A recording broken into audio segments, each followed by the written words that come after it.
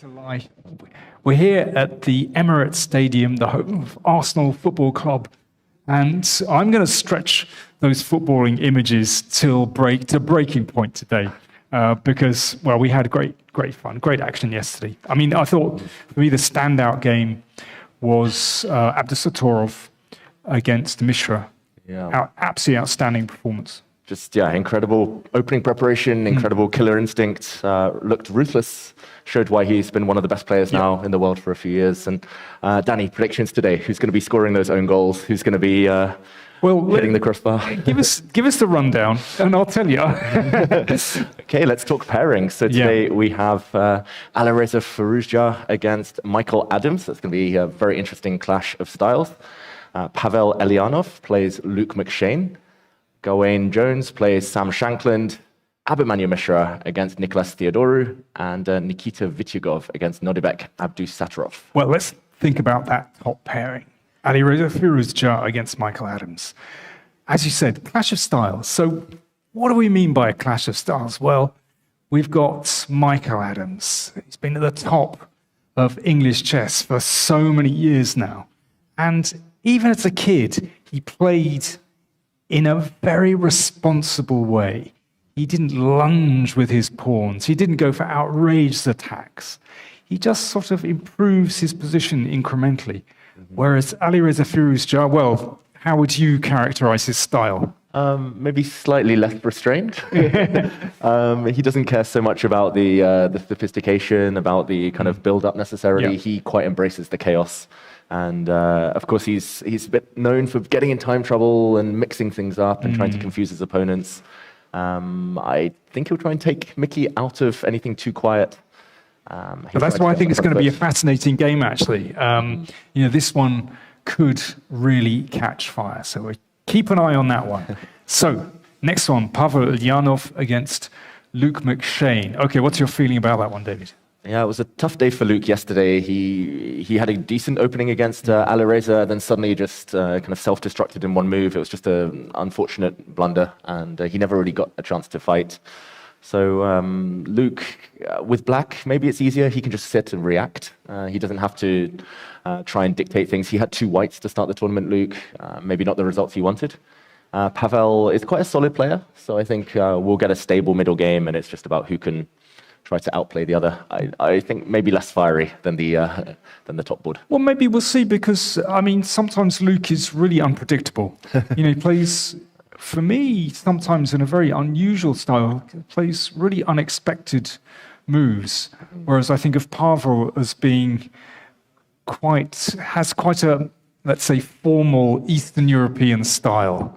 More classical. More classical, yeah. He's a very responsible player, like Mickey, actually. Whereas Luke is prepared to play, more unorthodox moves. I always think that there's a streak in him which is quite English, actually. Yes. He's sort of picked up stuff from players like John Spielman.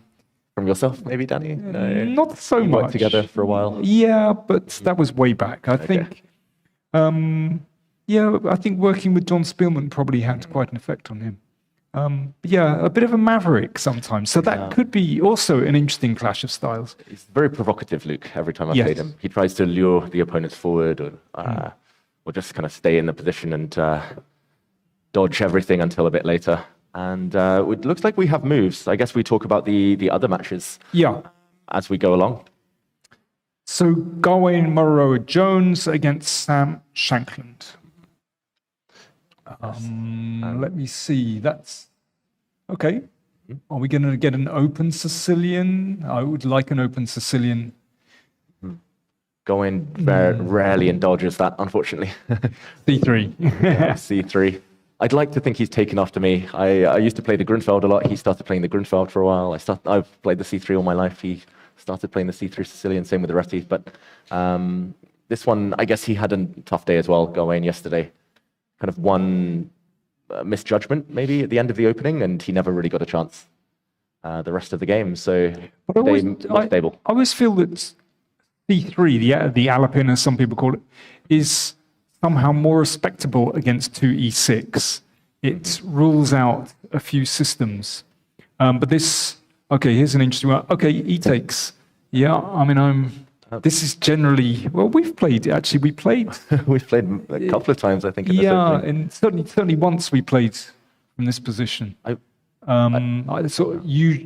Usually the way I handled it with black, because I like this isolated queen's pawn. Sorry to interrupt though, because it does look on the camera as if the board doesn't match. It looks like we've got the 4-knight Spanish on the board, but yeah, maybe there's been a bit of a glitch here. This position looks like it might be the game between Nikita Vichugov and Nodirbek. Abdusattorov. Okay, we'll try and figure it out as we go along. Either way, no matter who's playing this position, Danny, yeah, but it's likely that black's pawn becomes isolated very soon. Yeah. The main move. Yeah, I was always very comfortable with those positions until I lost. But yeah, generally my results were quite decent with that, actually. Yeah, we did have a couple of games. I'd forgotten. Yeah, there were a couple of games. Yeah, one draw and then you beat me once. Yeah, a long time ago. Yeah, very long time ago. Okay, perhaps we should move on until we get confirmation of which positions match with which players. I mean, we see these two players on the camera. If we keep the camera for a second, this is, I think, the position they're playing. Let's just ignore the names at the top of the and bottom of the boards. Okay. This matches the picture at least, and it's very symmetrical, Danny. It's 4 knights, but this is very old chess, isn't it? Very old. 19th century chess. And it's also 21st century chess, because just at the World Cup recently, I'm not saying that Gawain was necessarily planning this, but at the World Cup, Bishop b5 was played so many times, and after the move knight to d4, which is the most popular at the top level, White was always, kind of without exception, playing takes, e5, and it looks fun for a while, but after the knights come off the board, this tends to fizzle out very quickly. Well, it was a way it's been known for a very long time, this is a way for players to head to a draw very quickly. Mm-hmm. And yeah, it's interesting that Gawain plays this then, because after knight to d4, it's supposed to be, at the top level, a bit of a roadblock for White. There's very few ideas that haven't been explored before. Bishop c4 also was played at the World Cup, leading to some crazy forced draw lines as well. There's bishop c4 and all kinds of c4, bishop stuff. a4. Yeah. I think bishop a4, White is even worse in many of the main lines, according to modern computers. But Sam doesn't want to indulge in any of the memory tests. He puts his bishop out, and to catch up, castles, bishop takes knight, d takes, knight takes e5, and I predicted yesterday that the first game to finish would be Nodirbek against Abhimanyu Mishra. That was decisive. This one I'm predicting that it might not be decisive. Okay, but I have a funny feeling Gawain has some sort of little idea here to try and find a slight advantage. I'm not quite sure what it is. Yeah, knight d3 and then take some bishop f4 or something like that. Yes.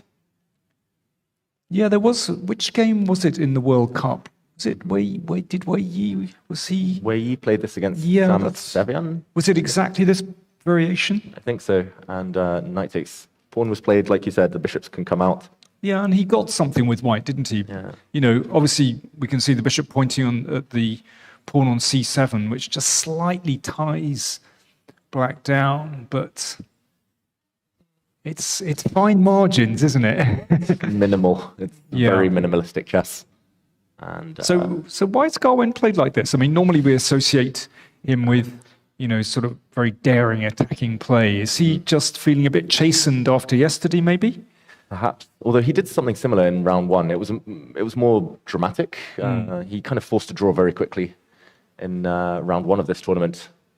And that was against Nodirbek. And it was a queen sacrifice and a quick perpetual check. It's a very different type of safe chess. But in this kind of, you know, closed tournament round robin, of course, if you're burning White, that can be quite significant.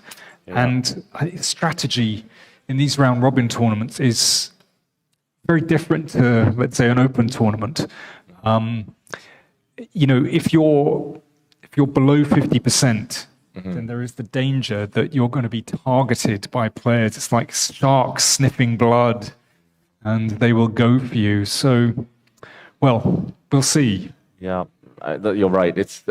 I shouldn't make the football analogies this early, but no, please. It's like playing at home and then playing really defensive football. Yeah. The fans won't enjoy it, and you feel a bit kind of internally. You feel like probably you should be trying a bit harder, doing a bit more. But you got to give the fans something to cheer about. Yeah. Exactly. Maybe not this game where it's super symmetrical, opposite color bishops as well, very level looking. But yeah, maybe Gawain will bring his bishop out, bring his queen out.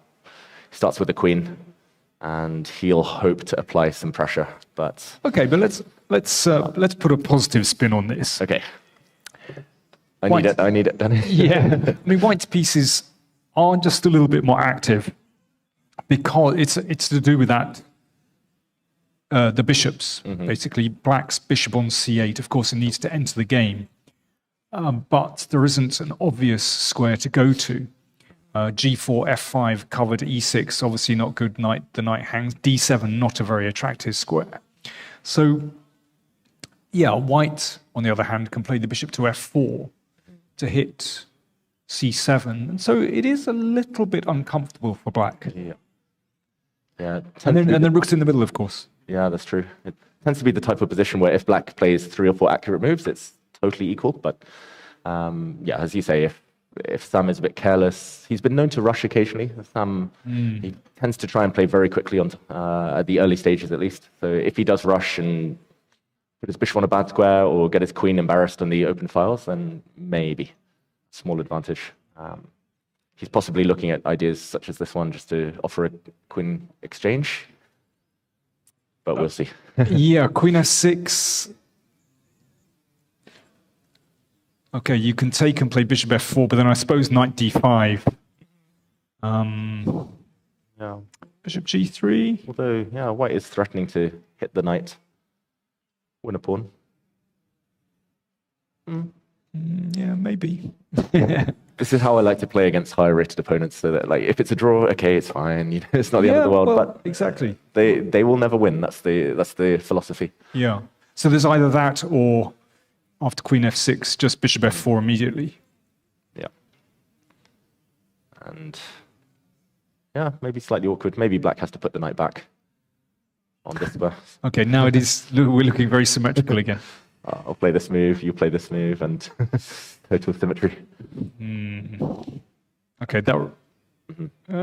Bishop e5, queen g6. It's not really helping, is it? Yeah. No. Probably just equal. Yeah. But okay, maybe we come back to this. We'll come back to that one. It will liven up. And okay, we have the boards corrected, so I can safely click on this one and action replay. This is the live position. Okay, so who was playing the c3 Sicilian? It was actually Abhimanyu Mishra against Nicholas Theodori. And nice to see a youngster play the c3 Sicilian. We're very proud when that happens. Okay, so you've played it for decades. 30 years. What's the attraction of the c3 Sicilian? Why do you obviously feel really comfortable with it? Yeah, it's not the open Sicilian. I think that's the beauty of it. It's no forcing lines. White never gets attacked directly, at least. In the open Sicilian, often, as we saw yesterday with Luke, you castle queenside, and there's the semi-open c-file. If things go wrong, they go very wrong. In the c3 Sicilian, if things go wrong, you tend to be equal, and yeah, the damage doesn't tend to be too great. So yeah, I totally understand the strategy, and especially in a round robin of playing this type of opening. Well, that's true. But I mean, my qualm with it would be that sometimes, main lines with knight f6 or two knight f6 or d5, they're just too stable. You need to work really hard to get anything at all. Not I agree. never an issue, or Yeah, it is sometimes is. I think the argument that C3 Sicilian players make is that if the opponent's playing the Sicilian, they want a really bloody battle. You don't give it to them, and ideally, you know the structure is slightly better than your opponent. But I agree. I think it's kind of telling that he only plays C3 now after E6 has been played, because that cuts out some of the more forcing lines after knight to F6. And here after D4, black doesn't have the very quick knight C6, And D6 variations. And likewise, after C3, if black wants to play the D5 systems with the queen coming out, black doesn't have a quick bishop to G4. Yeah. So it cuts out two of black's most attractive lines against the C3 Sicilian. Yeah, I mean, that's how occasionally I play it with C3 against E6. Yeah. So move order is actually really very important. Yeah. I used to play a game of chicken against my opponents. Like I would play knight F3 just only against people who rarely play D6. If they play D6, I'm like, no C3 Sicilian for me then. Whoops. Bishop B5 check? Yeah, and then I had to resort to giving some checks. Okay, so the game, let's see where we've got to. Because basically we've reached an isolated queen's pawn position. You can see black's pawn on D5. Can't be supported by another pawn. And that means that the square in front of it, D4, can sometimes be occupied by a piece. But I've always felt very, very comfortable with these isolated queen's pawn positions because it carves out more territory for black. And, you can bring your pieces further up the board. My queen might sit on D6. But the bishop on C8 can easily come out to F5 or G4. So that's the compensation that black has for a very, very slight structural defect. But I play both sides of this position, so I'm very comfortable.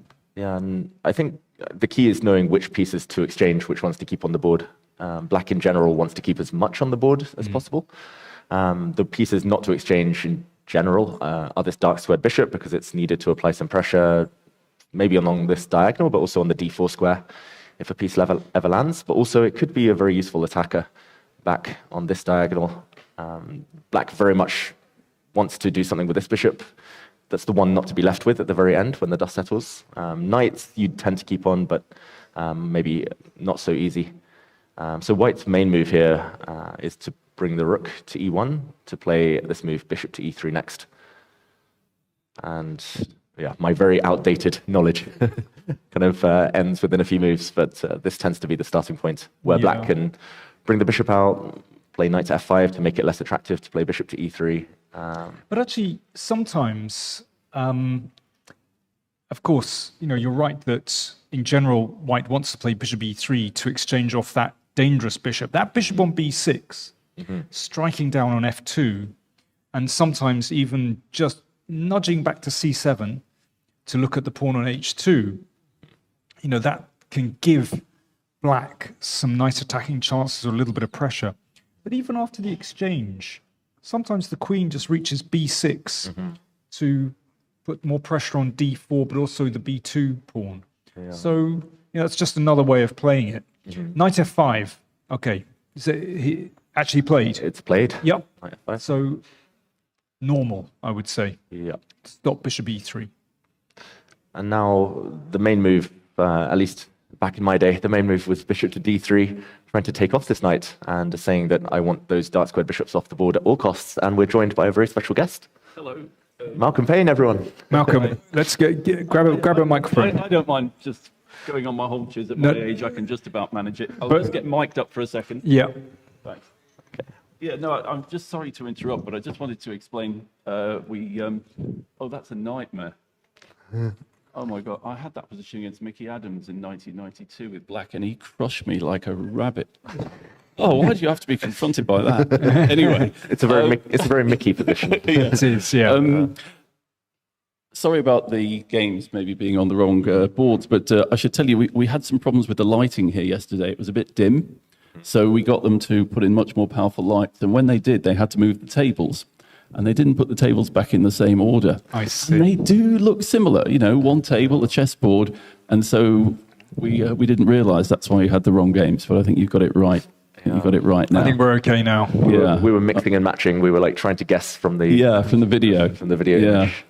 Anyway, good. I'll leave it to you because I really don't want to look at that position anymore. I thought they were just changing a light bulb. How many Arsenal players? Or indeed, how many Arsenal players did it take to change a light bulb? Anyway, we were. Okay, so Malcolm, not with fond memories of this position, Danny. Actually, I get that because usually when I played this with black, I shied away from playing knight f5 precisely because I didn't like this move bishop d3 and attacking on the diagonal. And also felt, I didn't like that bishop on c8 to be blocked. And, I was more comfortable putting it on f5 and then to potentially e4 or bishop g4. It's just another way of playing it. Yeah. I mean, you can also play rook e8 and leave options open instead of knight f5. And, just holding fire actually is possible. And Nigel Short played this against me, rook to e8 once, many, many years ago. London Chess Classic. Yes. Yeah, which year was that? It's flooding back. Yeah, 2010 or 2011. It ended in a draw, I think. It did. Yeah. I had like a half chance at some point, but other than that, it was it's a very stable game. If black is kind of switched on to the strategic pitfalls, then I think it's playable. Yeah. I was kind of inspired to play this by Viktor Korchnoi, actually, who had an incredible record with the black side of this. There was this match against Karpov in 1974. This is my childhood. And I mean, this turned out to be a world championship match, actually, because Karpov won the match and then Fischer didn't turn up for the final. But Korchnoi was incredibly successful in that match with this variation. Yeah, and Karpov couldn't make any progress against him. And it's also very relevant because it can be a direct transposition from the French defense. Yeah. As you said, like that match, often Victor was playing. Of course, it came via this move order. Yeah. Yeah. Just for everyone at home and here with us, d5, and if White plays knight to d2. Actually, the reason I played that line against Nigel in the London Chess Classic 15 years ago is because we once had a training session when I was 14, and he said knight to d2 is a mistake here for White because of c5. And this pawn structure, as Korchnoi showed, as he told me, was totally fine or more for black. And I was determined to prove Nigel wrong. So, well, that's very reasonable. Yeah, Nigel tends to be quite dogmatic in his views. Or at least in those days, I don't know. So yeah, either way, that Tarrasch French and this Alpin Sicilian, they tend to converge and become the same pawn structure at least. And I'm very much expecting bishop to d3 here. And just one variation, for example, black's main move, I believe, used to be h6, just a bit of a waiting move. Sometimes there are tactics, Greek gift sacrifices on h7, don't want to really allow the bishop out.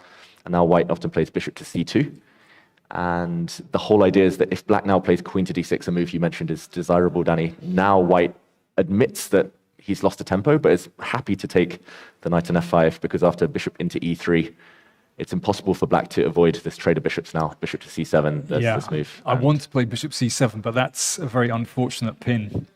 And so, I mean, black can hack around and try to... Let's just put it back with the bishop. Yeah. So if we just... To show the strategic pitfalls here. So if black isn't switched on, let's play some really bad moves for black. I don't know, rook d8 or something. Let's play some really bad moves. So knight d4 and exchange on d4. So this is what white is aiming for. This good knight against the bad bishop. The bishop is bad because the pawn is on d5, and that basically restricts the bishop. The knight on d4. Oh, nice emoji. The knight on d4 can't be shifted. And then, well, white grinds forever, and it's a very pleasant position. Not yet winning, but excellent winning chances, basically. Yes, like this is a 2-result game. Black is suffering for eternity, and I think at the top level, this is considered the ultimate nightmare, where you're just passive and However, that was, of course, very, very cooperative. And once Black understands that this is a really bad position, then you fight with all your might to avoid that. And, you sack pawns, you find some activity somewhere. I think that's what I quite liked about Black's position, that sometimes it was absolutely clear that you had to find an active move. Otherwise, not good. Yeah. So it sort of forced me to be creative, actually. And interesting to point out that Theodoru with Black has played every move pretty much instantly, whereas Abhimanyu Mishra, who was described yesterday by Nodirbek as being an expert in openings, he said it himself, 6 hours a day, every morning before games. He loves his openings, but at least he's on his own. So that's probably good news for Theodoru. Yeah, that's true. Probably looked at this position recently. Interesting. I'm a bit biased. I like White's chances after bishop to c2. And frankly, I do. I was, like I said, I was never comfortable with playing it in this way because, White gets pressure here. And, sometimes Black has to play the move like g6 after queen d3 to sort of block the diagonal, but then the pawns are a little bit sensitive. And yeah, this kind of thing, exactly. Yeah, it never appealed to me, I have to say. Yeah, this was my old trick back in the day. Yeah. I've had so many games in this variation, queen d3, and Black can actually wait a little longer, queen f6, because g4 will be met by a pin. And yeah, I mean, this type of position, h3. H3. And the whole idea is that White drops back the queen and pressure. But I do remember this is probably back when I was more active as a player. It's probably about 5-6 years ago now. But computers would regularly suggest playing a move like d4. Really? Probably Even not here? immediately, but I think it might have been a few moves down the road. But for example, d4, and I think the idea is the same, that essentially Black gives up a pawn and argues that if you take with the pawn, Black will have the two bishops, maybe an outpost later. If you take with the knight, then computers were saying that this type of position is just holdable for Black. Pawn down, but everything else is healthy. Opposite color bishops, the bishop will sit in the center. I hope this isn't what he's got in mind, Nicholas Theodoru, because it wouldn't be the most exciting game. But no, but actually a very practical way to play. Yeah. Because in that kind of position, Black's moves are fairly easy. Yeah, you can imagine that bishop on f5, if we just move it like a rook to d5. And there we go. Very hard to make any kind of progress there for White. yeah. So I think this is the type of idea he has in mind with Black. Okay, that's really interesting. So, but I'm just wondering after d4 whether White would be forced to actually take this, or can you? I mean, is c4 out of the question? Yeah, it's definitely not out of the question right now. Doesn't look very attractive. Yeah. I guess if White can establish a blockade on d3, like if White gets one more move and plays like a3, gets the queen to d3, it's probably quite nice for White. But knight, yeah. I mean, of course, White would have to consider moves like knight b4 and d3 or whatever. It starts getting very sharp. yeah, and probably he doesn't rush with d4. I seem to remember it was something along the lines of this, and only when the queen gets to d3. Or positions such as this one, like d4, might be possible. There's some tactics. And Okay. it gets very, very sharp. Right. So maybe interesting stuff. This is one to check back in on when Abhimanyu makes a decision here. We'll return to that one, but at the moment the players are just kind of keeping the ball very tight, stroking around the black back four. No one's sort of going over the halfway line. Like I said, I'm going to stretch this one. Yeah. They're waiting for the set pieces. And yeah, exactly. Well, the long throw. I was thinking, Abdusattorov's 32 move set piece yesterday and that was all worked out on the training ground. Incredible. It was, yeah. Actually, that's the perfect analogy for it. Yeah. It was just. But it was. That's the incredible thing. And okay, let's switch to another game, and maybe one of the headline games of the round. Let's go to that clash of styles, clash of generations. Alireza Firouzja against Michael Adams. And okay, it's an Italian. Alireza's been doing this since he broke onto the scene. He killed my candidate's dreams by beating me in the Italian as well. Oh. This opening. When was that? 2021, in the penultimate round of the Grand Swiss. If I'd won, I would have qualified with a round to spare, pretty much. But I was black. It was never really on the cards to win that game. Tough day. Yeah, but at the time, I mean, this is a long time ago now, 4 years, but he was playing the Italian exclusively, nothing else, ever. And he was getting these slightly odd-looking positions, and he was just beating all the best players. He knew the ideas inside out. And But what struck me from chatting with him after the first 2 rounds was that he seems to be really improvising his openings. I mean, he said, "Oh, I haven't played classical chess since August," and against Sam Shankland in round 1, so it was a Grunfeld, very sharp opening, and a line which, I mean, I'm certainly no Grunfeld expert, but I know that from some particular position there was a lot of theory, and this is at one point quite topical. And he said, "Well, I don't really know it." So he was improvising. yeah, It's extraordinary. And yesterday, also, it felt like he was just sort of punting something in the Najdorf rather than really well worked out.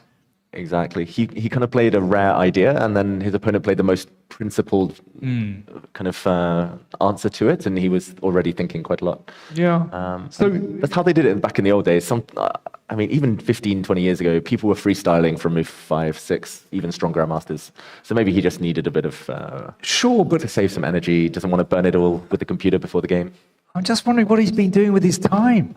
Seriously. Well, that's the bullet chess, Danny. Well, exactly. He's playing a lot of online chess, a lot of speed chess. But the contrast with, say, Mishra or Abdusattorov was really stark. Yeah. Day and night, the preparation. Yeah. And I think that's the one thing that's held Alireza back. I mentioned the candidates. He's played, I think, 2 candidates tournaments now. Both have gone not according to plan. Yeah. And that's mainly because he's starting off on the back foot in every opening and against the very, very elite.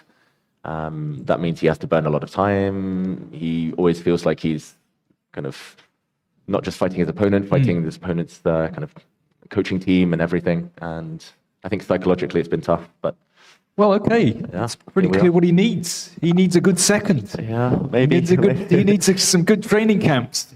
He does. He does. He's had some good seconds over the years, but I think it's just not in his. Not him. Not in his blood. It's just not him. I think he just enjoys the thrill of fighting as early as possible on his own.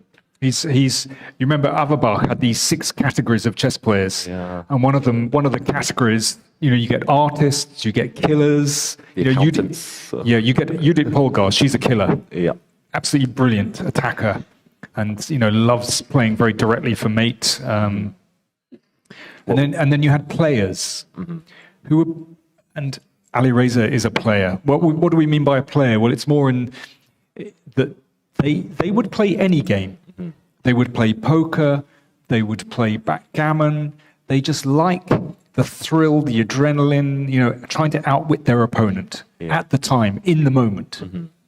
Seems to me that's how he is. I think that's a good definition. What would you classify yourself as, Danny? Oh, golly. What's your nature? Well, actually, one of the categories was, I think it was something like researcher. Okay. Or I can't remember exactly how he named them, but I've actually always quite enjoyed the theoretical side. So I could see that with your YouTube channel. You enjoy analyzing and getting to the heart of a position. Exactly. Yeah, I really enjoy that, and that's why I enjoy coaching and studying positions with students. I think it's just really interesting. Yeah, getting to the heart of a position, but also finding little opening wrinkles and thinking, I could try that. I can't remember the exact categories. I think it was researcher. I'll have to look them up. I can see that. I think that's a good one. I can't remember either, but there was one. It was like, was it the accountant or something along those lines? Not the accountant. It was not the professor. I'll look them up. How about you? How do you feel? I would be somewhere between the player and that accountant type thing, but I can't remember the exact name, as you said. Just I like to, I don't know, make things as strategic as possible, slow things down. But I also like to hustle my opponents, and I will play any game, and Right. I prefer to kind of just freestyle the opening of it. Yeah. So it's somewhere in between those two. But I think, I mean, everyone is a mix of these things. And I think, when I was playing professionally, then I definitely switched to being the player. Yeah, you have to, right, to Yeah. embrace the Exactly. You have, yeah. Okay, let's maybe delve a bit deeper into this Italian game then, because Alireza, if we just do a quick replay, because move order is so important in these Italians. Mickey, without fail, always brings his bishop to c5, so I think it's quite attractive for players with white to play the Italian against him. They can predict his first few moves. Knight here, and okay, a4. There's so many moves here, Danny. There's normally white castles these days, but white can also play b4. Bishop to g5 is super trendy. Knight to d2 is a bit of a cunning waiting move. Bishop to b3, just to kind of brace for impact again when d5 happens. a4, he's asking for a strike in the center. Mickey says yes, please. I haven't seen Mickey play this so much, this early d5, because it gets very sharp. And after castles, knight b6 is the idea, hitting this bishop. And here he's played a5. But playing with d5 is quite ambitious, isn't it? Mm-hmm. Because, we can see that black has a space advantage for this pawn on e5. But, okay, why do I say it's ambitious? Well, because, black is trying to claim more of the board, but it's also quite risky because that e-pawn could be vulnerable to attack on the e-file. And when it's defended, white has this lever, pawn on d3 to d4, which could break open the position at any moment. And then white's pieces could flood into the game. So it's a risky way for black to play, actually. It is, definitely. And I mean, my main memory, I've never dared touch this with black, but maybe I should have done, because when I nearly won the World Junior title in the final round, it turns out a draw with white would have been enough for gold, but I played this line with white, and I didn't play a4, I castled, and my opponent then, it was kind of frowned upon. He played d5, and this was a bit of an Indian speciality. It was Abhijit Gupta, an Indian grandmaster, but he played this line, and here, after knight takes d5, rook to e1, it's very similar, but white doesn't have this a4 move, and we'll soon see that these moves are included. Like, maybe they change it a little bit, but this used to be the main line, and now after the bishop drops back, knight to d2, now knight to b6, and this has got nowadays a decent reputation for black, although it was quite new. Okay, is that because, okay, so basically d3 is hanging, you can't play bishop b3, is that the point? Bishop to b3, I think you can play bishop to b3, but it does become very, very tactical after knight takes e5. Oh, yes. And, this is quite well-known theory. This rings a distant bell. Yeah, but let's not touch this. Yeah, okay. My point is that it's very similar, but if we go back to the game, okay, I think the big difference is the bishop isn't on g4. This pin is not available yet. So the big question is, like, why didn't Alireza take a free pawn while he had the opportunity? He could have taken the knight and now taken on e5. That would have been my category, pawn grabber. Is it queen to d5? It's very Marshall-esque, where black gives up a pawn in the Spanish and gets two bishops, gets open piece play. Bishop pair. So d4 is on its way. So the question is, do we preempt that and just drop the bishop back to d6, or you'll move queen d5? Yeah. Don't know which. Let's say dropping back. Okay. And go on, take it. Go on, Dave. Yeah. Take the pawn. I said I was a pawn grabber, but probably I stop at one. I've got a full stomach. Yeah, I mean, those bishops look quite tasty now, don't they? I mean, probably this one. Queen d7 possible as well, but queen h4 this is more Marshall-esque. Yeah. And g3, and just the concept of this makes me scared. Yeah, not surprised. Okay, so I mean, knight c6 obviously is pushing it perhaps a bit too far, but okay, instead of taking on c6, so what does white play? Yeah. Bishop f4 maybe, or is that too much? Oh, queen f6. f4, this might be a double attack. Too much. Okay, yeah, forget that. rook e1, or going back, probably we just get pinned. Maybe that's slightly awkward. Let's say rook to e1. I mean, could we go active anyway and play queen h4? Because after knight 3, we can always just step back to h5. Well, with a bit of luck. Yeah, maybe. It's interesting, Alireza. We talked about the preparation. Maybe he's freestyling a bit, but he did spend quite a long time debating whether to take this pawn. He spent over 6 minutes. So if you're well prepared, you know that probably Mickey doesn't sacrifice pawns without a concrete reason. So you probably know Mickey's prepared. I think psychologically he was just too scared to go into it. But if he'd looked at it, he might have made a decision quicker and felt a bit better about it. So you played knight d2, did you? He just played knight to d2, and this is the live. Oh, bishop to d6. This is the live position. Okay, I mean, frankly, I would shy away from taking that pawn. Yeah. I mean, what about you? Unless I'd looked at it in detail beforehand, I think I trust Mickey a bit too much. Yeah. Bishops and weakness on d3. Too much. And normally the idea with black now is to play, if given the opportunity, to play knight to e7, and c6 will force this bishop to be exchanged. So if white plays like h3 or something slow, then knight to e7 already black is doing quite well. I think after c6, the knight will come back around to the square. Looks like a healthy position. So white has a small window of opportunity, maybe.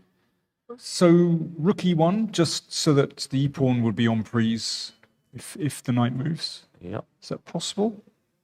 I wonder whether this transposes to that variation I was talking about. Bishop out to g4. Yep. Maybe you nudge me back.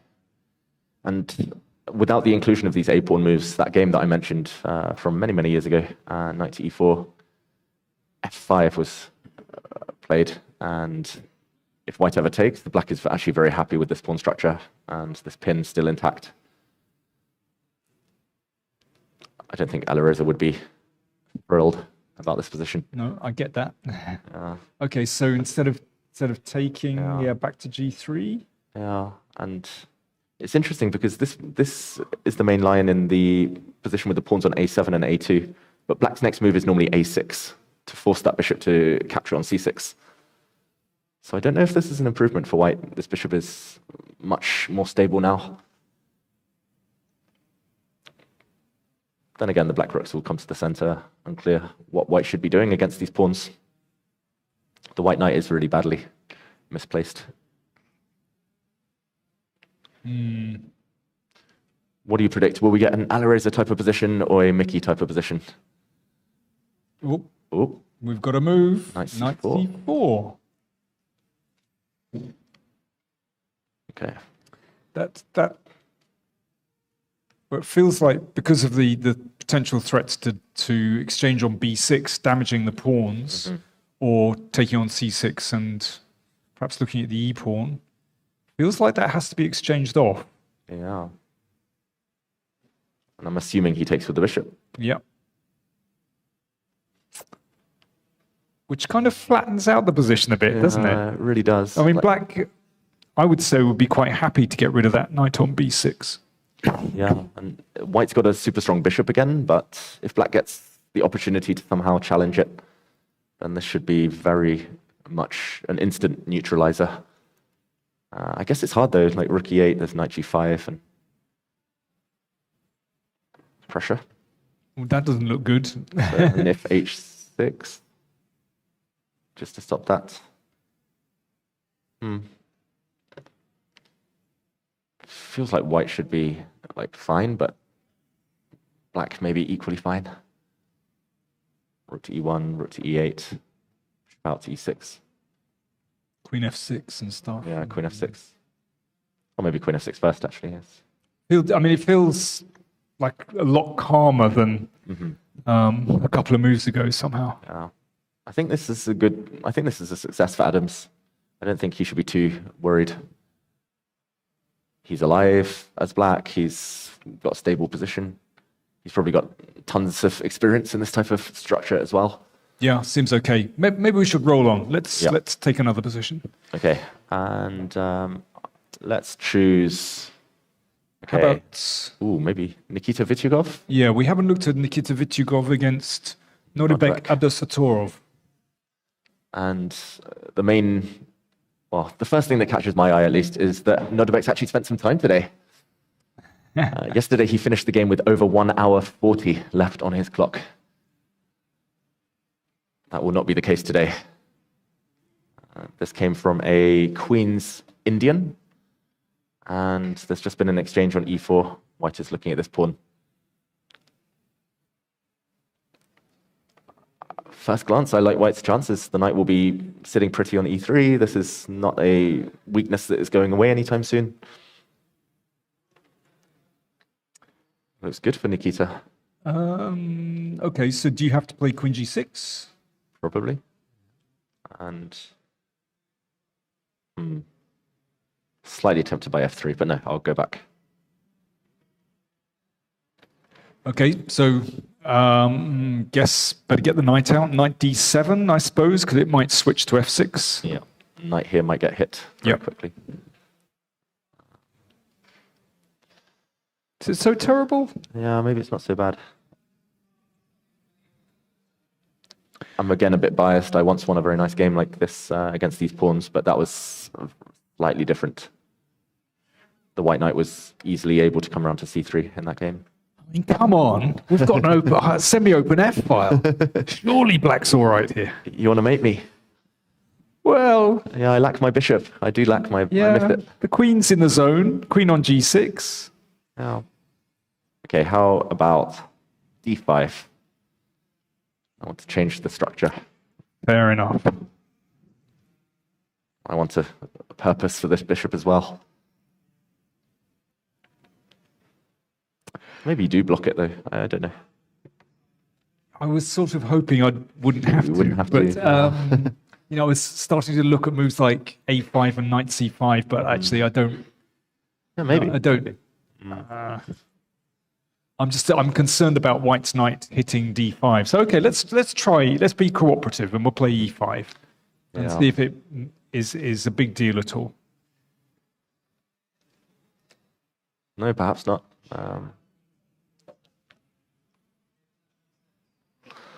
Yeah. What's White's plan? I kind of want to play knight to d1, knight around to c3 just to put pressure on this pawn, but I'm slightly scared once the knight moves away from the king side, you'll just kind of mate me.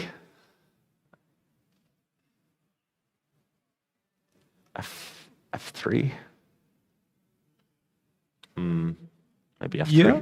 Okay. So Asking for the queens to come off, please.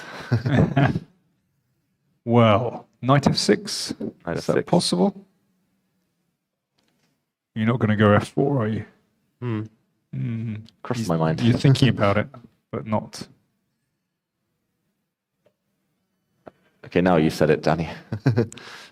I'll steal your idea. Yeah, I think it's actually a bit annoying. Yeah, okay, forget Knight F6. Okay, let me see how bad is it if I take on F3. Takes. Yeah, perhaps it's not so bad for black. Like, this bishop can come to g5 very quickly. Maybe plant the knight on E4. Yeah, I'll think about it. that's true. Right round. Knight C5. Yes. Doesn't look too bad.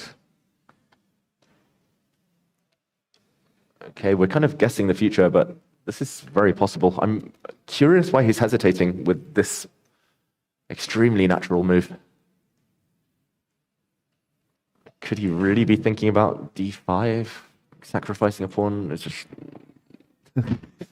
I don't It understand. gives away lots of squares. I mean, that's why I'm sort of curling up my. Yeah, I mean, it also probably just gives up a pawn that white Yeah. should definitely contemplate taking. I don't really understand. Like h5, the knight is going back to e3 anyway, and black queen will need to come and defend e4. So a bit of a strange moment to start thinking. This looks automatic. Yeah, and there's still quite a lot of play in the position, actually. Even in those end games, they can be, when it's a closed position, things it's just quite tight. They can be little subtleties there. Let's move on and have a look at the other games. Just to mention, after h5, white can also just take on e4. Probably that's very strong. So queen g6 has to be played, and we'll come back if and when that happens. That leaves us with just one game, I believe, that we haven't touched on so far today. And that is between Pavel Elyanov and Luke McShane. This brings back many memories. Luke, we talked about freestyling in the opening. Yeah. Whenever he wants to dodge too much theory, he plays this Bogo Indian. With c5. With c5. Yeah. So if we just show the opening, especially I've noticed when the opponent plays g3, so he can't play the Queen's Indian by Fianchettoing. Since white gets a hit on the diagonal first. So bishop d4 check, bishop d2, and like you said,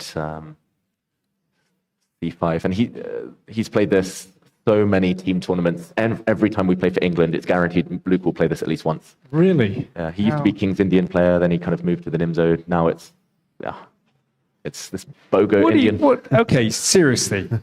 Would you ever touch this opening with black? No. I don't like double pawns unless I have to, and especially away from the center. Do you know, I played it once, again, for exactly that reason, that basically I wanted to dodge a lot of theory, and I'd never done it before, and I just thought, right, just do it. Yeah. It'll be completely unexpected. And I duly got a miserable position after about 20 moves. But it was unbalanced, and then it kind of kicked off. Yeah. So clearly, that's what Luke wants. He likes imbalance. He likes to shake up his opponents. Get them on sort of unfamiliar territory, slightly unorthodox positions. I remember a conversation at dinner with the England team, and someone was saying, like, why do you keep playing this? You should only play this if you're trying to beat a lower-rated opponent, because it is imbalanced, and probably it's not fully sound, but. Luke just smiled and then kept on playing it. That's the only response you can have. I think openings are such a personal matter, actually. If it suits you, keep going. Do you know what? I'm really curious. I'm going to look up and see what Luke's results are like. They might have come from a different move order with the knight on f3 rather than pawn on g3. Okay, I'll try and bear that in mind. But let me see. Just for everyone wondering about this Bogo Indian with the pawn on b4, at least it does take away a very nice square from the white knight. And if white ever plays a3, which if we just catch up with the live position has literally just happened, then okay, no more double pawns. a3, and black will happily take and say, yes, white has more central pawns, but black is breaking out in the center, releasing the bishop on c8. And he's also forced Elyanov into a bit of a think, which is probably a good thing. Okay. Good sign. Luke's 30 minutes up on the clock. Just a moment. Yeah. Let me see if I can find this.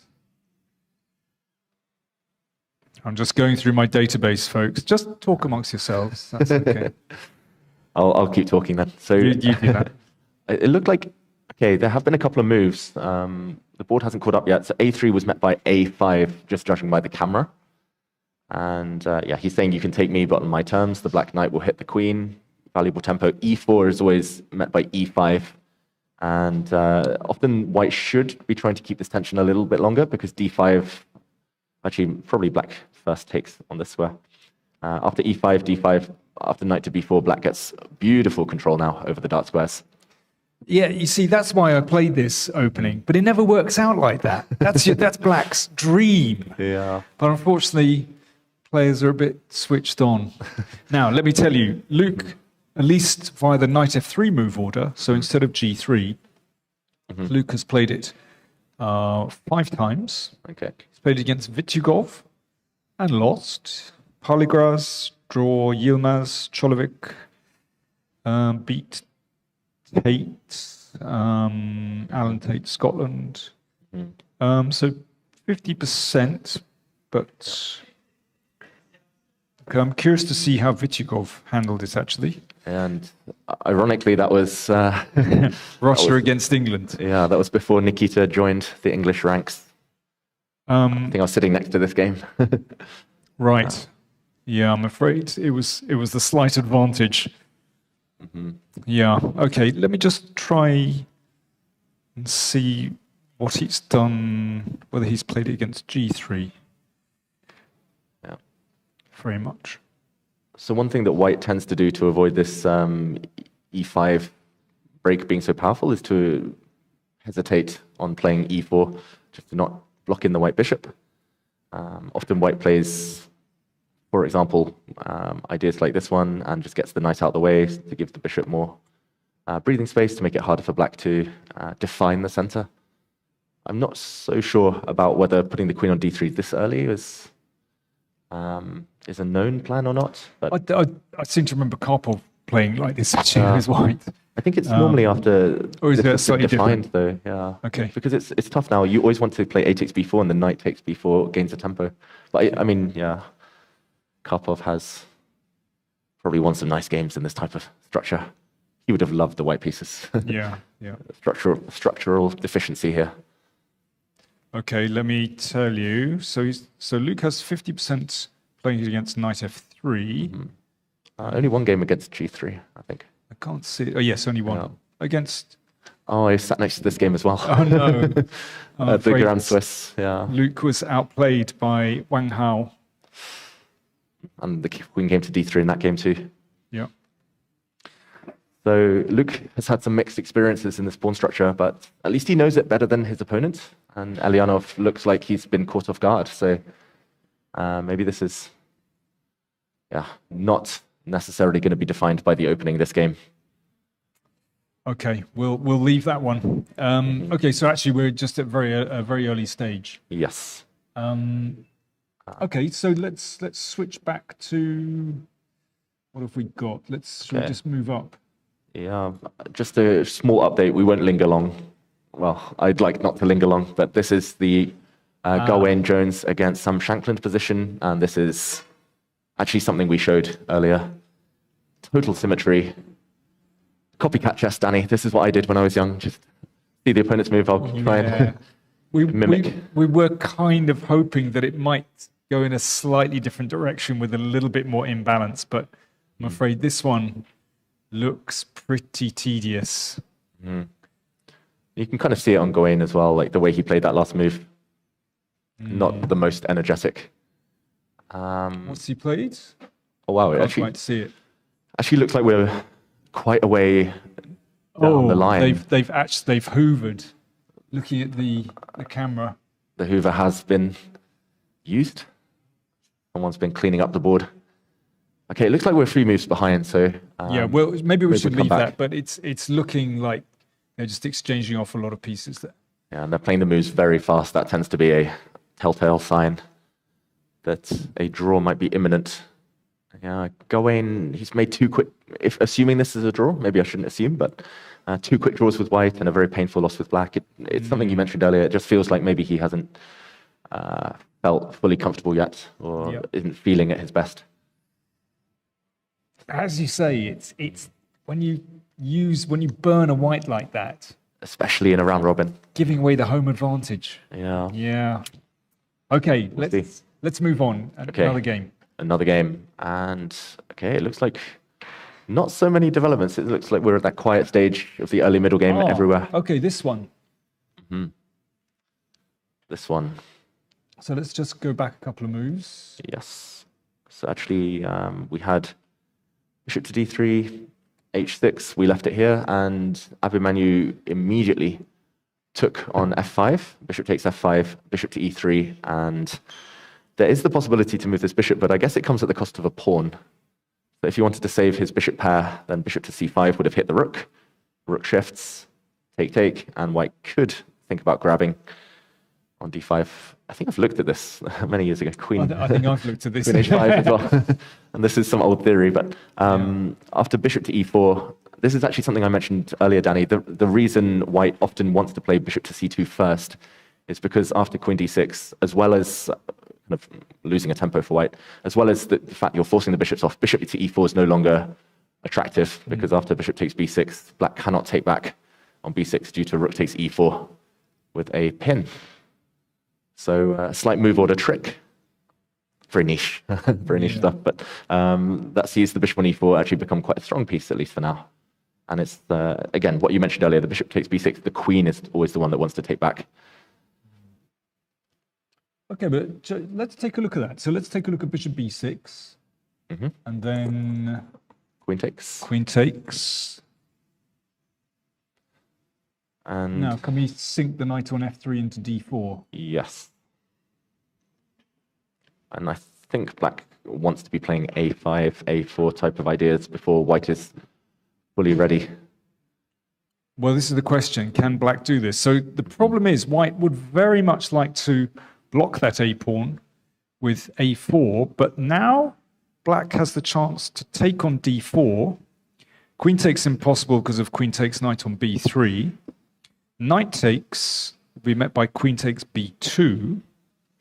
And black can get away with that pawn grab. The bishop on e4, beautiful piece, controlling b1.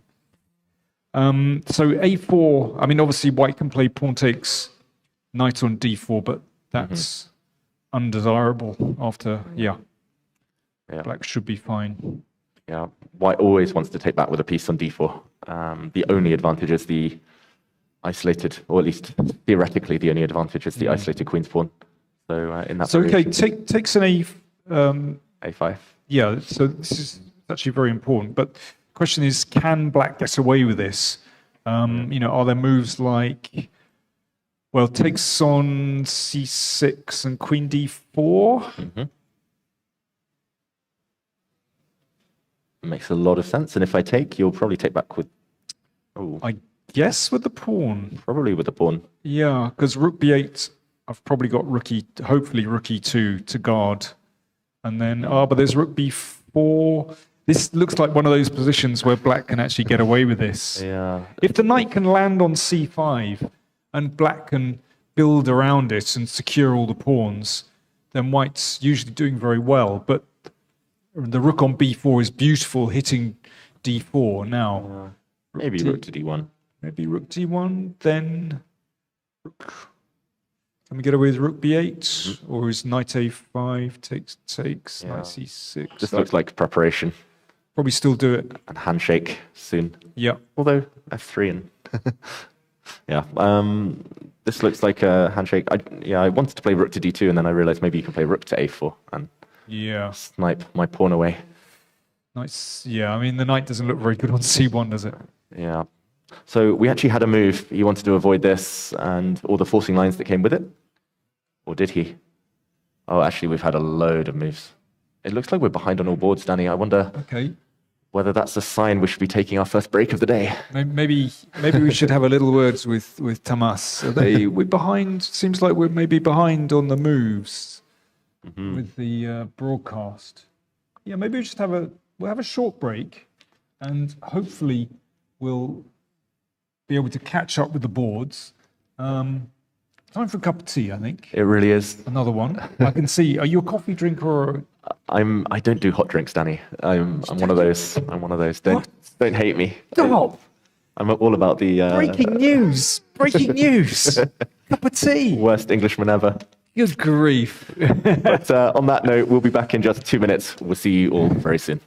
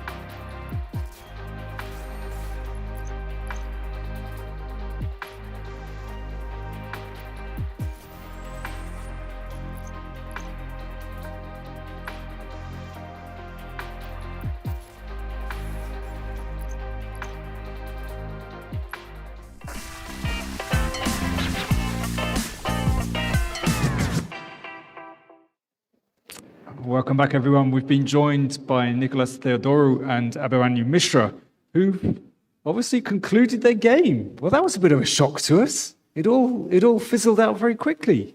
Tell us, Abhimanyu, tell us what happened. Yeah, he played this 2.36 Sicilian. I checked this a bit in the morning. I decided that, okay, I'd play c3. I haven't played this in a very, very long time. And c3 is kind of an interesting move. Like if black goes knight f6, you have options to, let's say, either you play e5 and go into some kind of, let's say, alpin. You have like extraneous options like knight d5. I've seen some people play a3 like recently as well. A3 here? Yeah, like a3 here. I've seen some lines, like some ideas. You play some d4, c4, whatever. And you have like, you can also go to main alpin. There's like a bunch of other sidelines. I was planning to try one of these. I mean, d5 is of course one of the most principled moves. He brings this back to like a standard alpin. Actually, it looked more like a French defense, like after ed5, d4. It kind of reminded me like of this like knight d2 French. And the issue is, I played this mainly to get a game. Like Nicholas has actually in the past prepared like 40 moves against me. I thought like, okay, this line, like it's not so much preparation based, but the issue is like out of the opening, I just couldn't see any way to even fight for an edge. Like let's say, okay, knight b3, bishop b6, I went rook e1. Now, my dream was like somewhere if I can get like a knight on d4 versus like a bishop on d7, then I could play forever. But like bishop d3, h6, I tried, okay, I played bishop f5, bishop f5, bishop e3. So, of course, the point is like if bishop c7, I have bishop c5. And I win a pawn at least, like rook e8, queen e8, queen d5. Even this, I'm pretty sure, like, engine will call this equal, but practically, okay, I have a pawn, I can pretend for a long time. But the issue is, like, in the game after bishop e4, like, I feel like the only way, like, how white can ever press is, let's say you trade off the bishops, like bishop b6, queen b6, and somewhere you need to be able to put the knight b on d4 and play, like, queen d2 somewhere. Or you need to... Because, okay, I thought like knight f4 is the most natural here, and I thought like a5. Somehow I'm just never in time. Like a4, he has knight takes d4, and everything is falling. And if I go... We were looking at that. we looked at exactly this. And instead of a4, like if I go knight c6, b6, queen d4, I thought like there was some rook b8 or something. Like or even queen d4, I think. Yeah, we were looking at queen to d4 as well. There was some line like something like this in like rook b8. Okay, he's always in time. Rook e2, rook b4. And Yeah, I mean, I think if white isn't careful, then black can easily take over as well. I think actually initially after bishop e4, the engine shows like a small plus for black, but Oh, really? Even a plus for black? I mean, it's obviously zeros, but Yeah. You're right. That's extraordinary. Because we were arguing about this position because I've been very comfortable playing this kind of position with black, and David traditionally is a c3 Sicilian player. All my life. Yeah. Can I ask what you had prepared, Nicholas? You don't have to share it with me, but after bishop to d2, the old main line. Yeah, I'm pretty sure d4 is the the best move here. Well, it's funny, David was mentioning this as a very sort of reliable way to try to equalize straight away. It's been many years since I looked, but I guess modern engines say it's full compensation. And it's just equal basically, but of course white can try to press. That's modern chess. I guess another issue is like once you take bishop 5 and take everything on d4, like there's always the risk of black just making a fortress. Yeah. It's just a lot of drawish tendencies overall. Yeah, very much so. Yeah. Black bishop will just sit on, I think I've played this with black online, and well, I'm pretty sure this is Dubov's favorite line as black against the Alapin, or one of his favorite lines. And there's one trick actually before bishop d3. Well, if white isn't careful, like let's say h3, then bishop takes f2 is a nice trick. So. Easy to blunder. Check. And I'm pretty sure I've had this online, maybe in some Title Tuesday game, but I could be wrong. Okay, I can imagine blundering this in Title Tuesday, for sure. And Abhimanyu, I guess with white, it may be frustrating to run into a roadblock like this, but Definitely. I guess after yesterday as well, the kind of it's understandable to want to avoid preparation. Yeah, I mean, it's unfortunate that I wasn't able to get anything because I was hoping for like a long game somewhere I put a knight on d4 and just like slowly play around, but that was just not happening. And also I was down half an hour on the clock. I didn't see any, let's say, viable way to press. So I thought I didn't see really a reason to play on. But of course, like this is not how I want to be playing games in this tournament. Yeah, yeah, it's that dilemma with white. It's like how hard to go, and I guess it depends on the mood. And Nicholas, for you, how satisfied are you? Relatively painless draw with black? Yeah, sure, I'll take it. I mean, at some point, black might start getting tempted to play on since Abhimanyu was burning so much time. And I think I recall like rook e8 being fine, or sorry, bishop c7 instead of bishop e4. Yeah. So the line we looked at earlier, let's say bishop c7, bishop c5, rook e8, and then just giving up the pawn on d5. And I think this is equal, but I mean, why risk it? Position like this, like why play Maybe on? some like bishop d3, queen e2. But it seemed unnecessary. But yeah, there's also like knight bd2, I guess, with threats of rook e1. You have to be a little bit careful. Although knight e5, I have knight e, yeah, knight e5. Yeah, you're Very complicated. not going to rush into this with white, are you? Really? Yeah. Because if you're not familiar with it, it could go really badly backfire. Yeah. Yeah. So But it's interesting, you know, you're very well known for your fantastic opening preparation, but how often have you played this kind of position? You know, it's basically a French Tarrasch of sorts, not Yeah, I a haven't. bit unfamiliar. Yeah, I mean, okay, like the general structure overall, it seems pleasant for white, but that's like if you make it to the middle game. Yeah. But like in this game, I wasn't able to get like the setup like that I've seen all these. Yeah.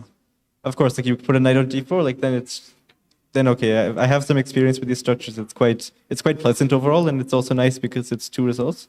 Sure, Because- but as you say, Yeah. getting to that Getting there is- reduced position that's the whole fight, of course. Yeah, we yeah. were earlier we were talking about the match between Karpov and Korchnoi in 1974. I realize this is prehistory for you, but where Karpov and Korchnoi battled out this exact variation, basically.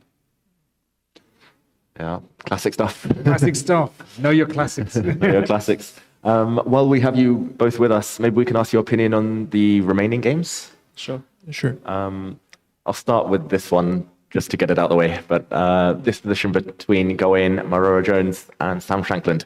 Predictions. It doesn't doesn't look like anything too exciting is happening.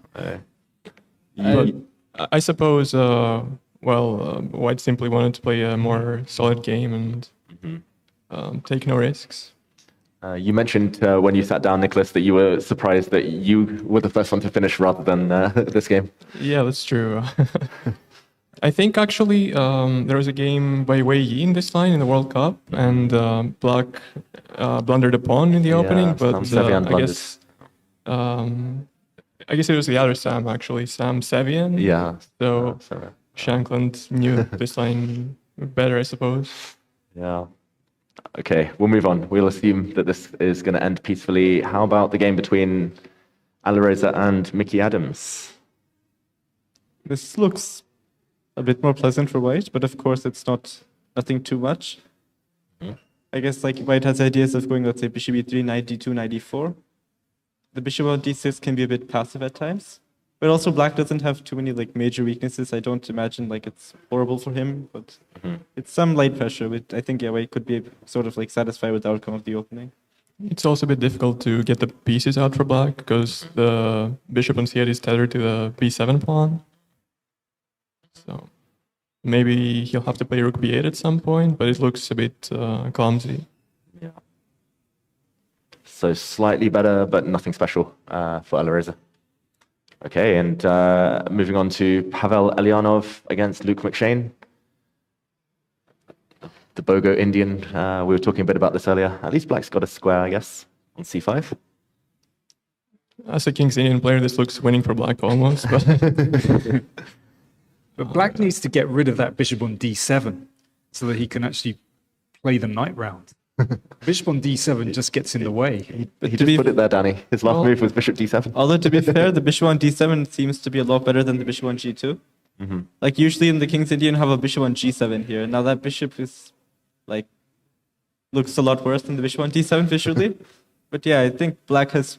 I mean, I don't think white's in too much danger as such. Like, okay, black can play like knight c5, like rook ab1 has been played. Like, black can go knight c5, but let's say white just plays queen e3 or something. White still has ideas of going, let's say, h3 and f4, and on the queen side, it's not... Like, it's... I think this is maybe like around balanced, but it's not overall like too bad for white. Visually, it looks quite pleasant for black, but it's not so easy to come up with an active plan. So I guess he'll just have to wait passively for a bit and see what white tries to do. That's classic Luke McShane, like just keep the pieces on the board, one good piece, play around and wait. And, I guess it comes to life a bit later. Okay, so if you had to choose, I get the impression you'd rather be black, Nicholas. Sure. And Abhimanyu? Maybe I'd actually pick white because let's say after knight c5, queen e3, there are ideas of white. Let's say white played knight b3 at one moment. Like as you mentioned, this knight on c5 is like black's one good piece, and as Danny was mentioning, knight f d7 would be a very nice resource. But unfortunately, there's too many pieces for one square. Traffic jam. And what about you, Dave? I would say I'm more used to these types of positions as black. Like you carve out a good square and then you just move around for ages. But I don't know. I quite like white's flexibility. I like this. I like white space actually. Yeah, the space, the flexibility, both sides of the board, maybe. Yeah.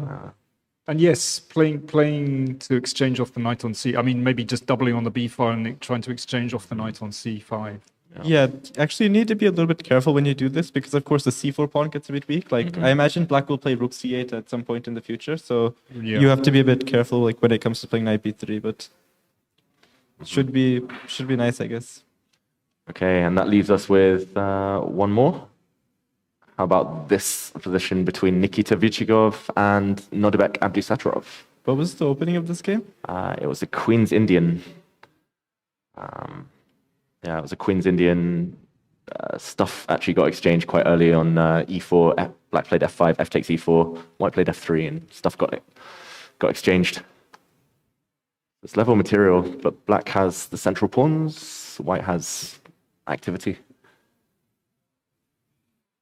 Who are we picking? Or is it just balanced again? I think white should be a bit better. Black can obviously try to create some pressure along the b file, maybe also by including a5, a4 at some point. But the pawn structure on the king side looks horrible with the double g pawns and the weakness on e6. And if black ever plays e5, then the d5 square becomes extremely weak. And f4 could open the position up for white. So it definitely looks better for white, I would say.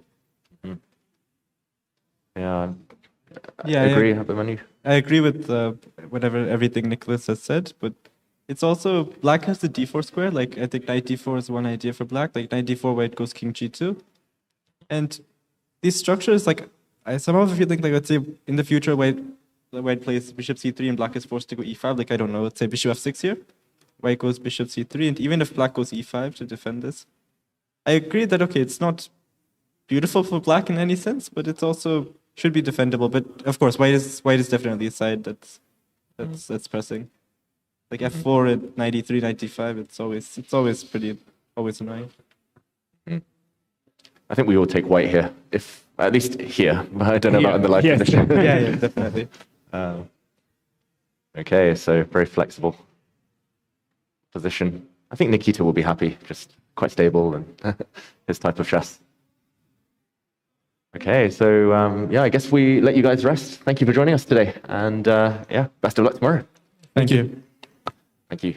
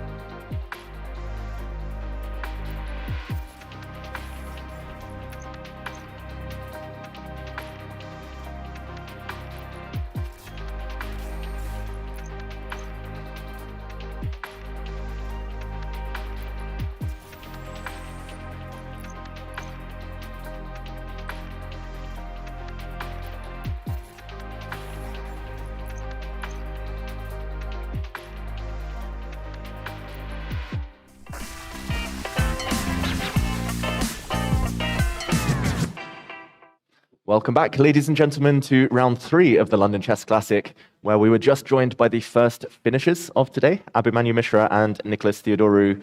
Quite an uneventful draw, I would say, Danny, but yeah, there's always a lot beneath the surface, right? But what I found fascinating was the way Abhimanyu looks at a position. Yeah. Whereas I think, back in my day when I was preparing, then we tended to look at openings chronologically.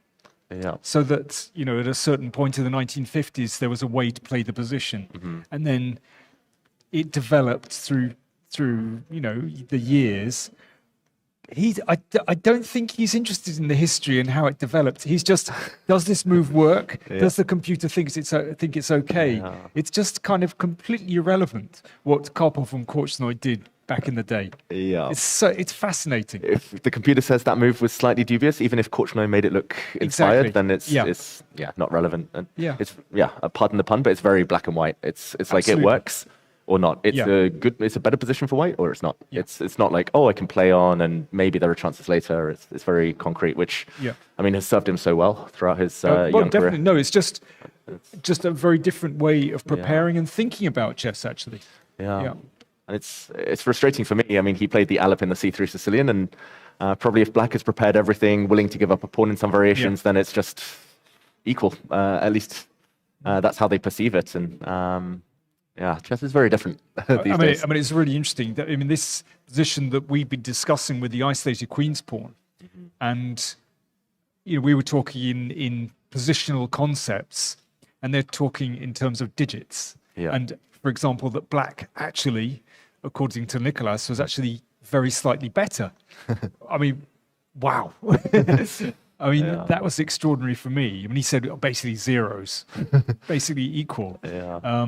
But he checked it all. I struggle with that language still. Like people regularly say to me, this looks like a 0.2 position. And I have just no idea what that means. I'm like, is it is it better long term? Yeah, exactly. What's the plan? Long term, can we perhaps exploit a weak pawn structure? Can we play against the king? But no, it's just digits. It's digits. And there's different types of 0.2 positions. Some it's like even +2, +3 positions. It's like some are just winning for one move. Some are winning long term. Yeah. Some it only tells half the story. But I guess the players, they work so much with computers, they understand it. And that's the main thing for them. Yeah. And concretely, this position we saw earlier just turns out to be just difficult for white to make progress in. And therefore a draw by repetition for those of you just joining. And again, I thought it was fascinating that this move that you mentioned, pawn to d4, just giving up the pawn, and you'd realized this some time ago. Yeah. And we had digital confirmation with Nicholas saying, that's the move. Yeah. Just whereas before, as you said, bishop c2 and queen d3, this was always a very dangerous line, and I never enjoyed playing this exact position with Black. But if d4 works, that just rules out a whole load of theory, basically. That's problem solved. And again, that's very modern chess. I think even 10, 15 years ago, without engine confirmation, players were reluctant to give up a pawn and sit there and suffer for 2-3 hours. But now, if in your mind okay, I give up a pawn and it's dead level, it's fortress, you don't even need to stress. Then people are happy to do that. So very, very interesting kind of mind games. Between these two. So this is the equivalent of the low block in football. Exactly. We've got to bring the park the bus. Park the bus. Park the bus. The low block. Just shut them out. We've got to flog the football imagery to death. Yeah.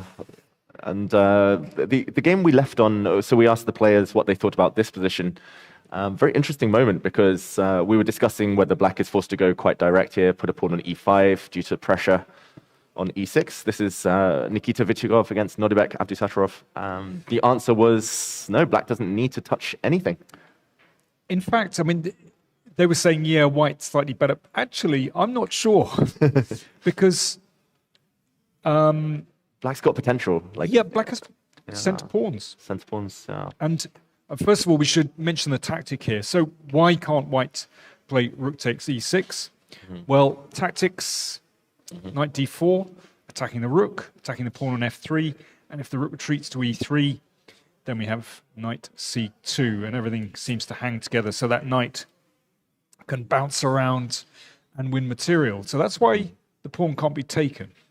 But if the pawn isn't taken, then black has time to play the bishop to f6, get the bishop to the good diagonal, and then potentially secure control over d4. So yeah, I mean, I was wondering about this, putting a piece on d4, and if knight takes f6, then those center pawns just look amazing. Yeah. I always joke about connect 4, but like the flexibility of these pawns, like they can all push forward at once. Maybe just d5 is enough. Maybe even now e5, now that white has no knight to sit on d5. And then the knight comes in. e5, f5, e5, knight, f5. knight d4, potentially g5. I mean, this is... a5, Well, a4, minority attack. There's a lot of people talk about a queenside pawn majority as being important. And of course, in some positions it is. But this is one of the cases where you have a central pawn majority and you just try to roll them down the board. And that is absolutely beautiful. I mean, you know, as a Sicilian player with black, that's the kind of thing you dream of in an endgame. Don't know, what openings do you play where you get a central pawn majority or the potential to get it? Good question. I guess, for example, even a queen's gambit declined when white plays c takes d5, e takes d5. White has the e and d. Black has the c and d. So it's easier for white to play f3, e4 later on. Right. And, what other openings? I just need to look at Keith Arkell's games. Yeah, absolutely. Keith Arkell, every opening he plays, he gets Caro French. Yeah. He gets central pawn majority, especially with white. And That's right. that was a bit too cooperative, by the way. We don't need to take on f6, but yeah, I mean, if I were Nodirbek, I wouldn't be thinking, you know, how do I sort of put the shutters up? How do I make a draw? You can potentially fight for the advantage here. He's definitely playing for this for a win. Yeah. Like his opening choice, like keeping a lot of tension. He believes he's the better player. Like he'll want to keep it alive. And bishop c3, the most natural move. Now threatening to take this pawn since knight to d4 is covered. And black's going to surely play bishop to f6. Okay, so... Yeah, I was wondering about rook to f4 briefly, but... Right. Black has a lot of options there, though. You thinking, is g5 possible? Yeah, g5. At first I wasn't sure because of knight takes f6, but Right. after takes, just takes. Probably white doesn't even want this pawn on f4. Yeah, but the g Maybe. pawn may be weak. Yeah, that's true. Depends how quickly the rook can switch over to the h file. Yeah, actually. I guess white's got rook d1 to put some pressure here. And, okay, let's say black doesn't want to give up a pawn, even if it's not the worst. All right, that was. Okay, maybe here I would put the knight round on f5. And Yeah, that's actually, maybe that's healthy. that's a very healthy Yeah. position. Even if black just plays like a5, a4 as well, like. Yeah, okay, we'll come to this, but rook f4. Let's say black doesn't want to give up a pawn Okay. and plays. Oh, I don't want to play e5. But No. king e7. Do you know what? I thought, king e7 is possible. Yeah. I was really reluctant to suggest it.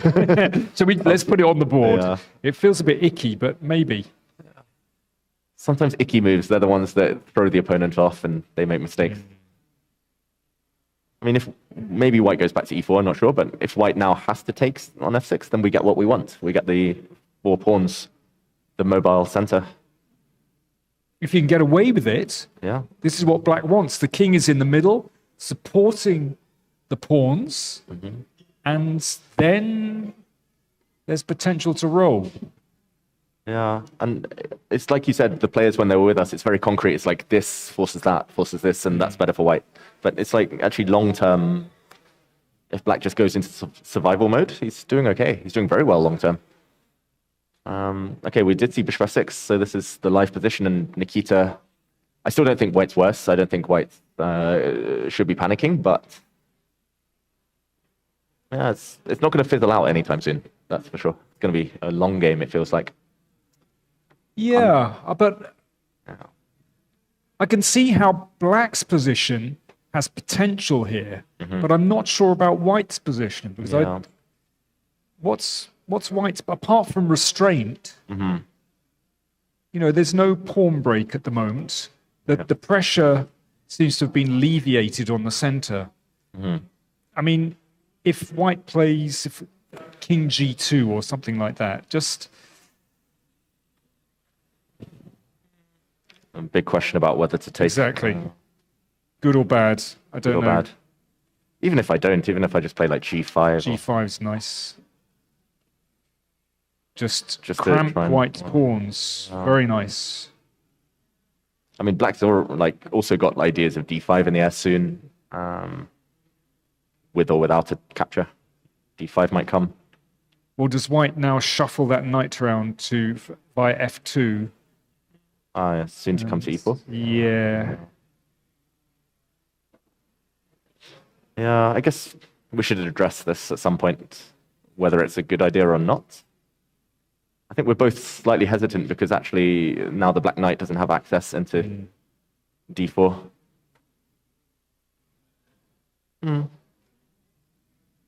It's a lot of high responsibility, like positional decisions.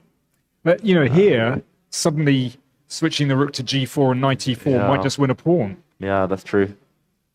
Maybe feels wrong to take actually on c3. Maybe g5 is not necessary. Maybe. Okay. Or just a5.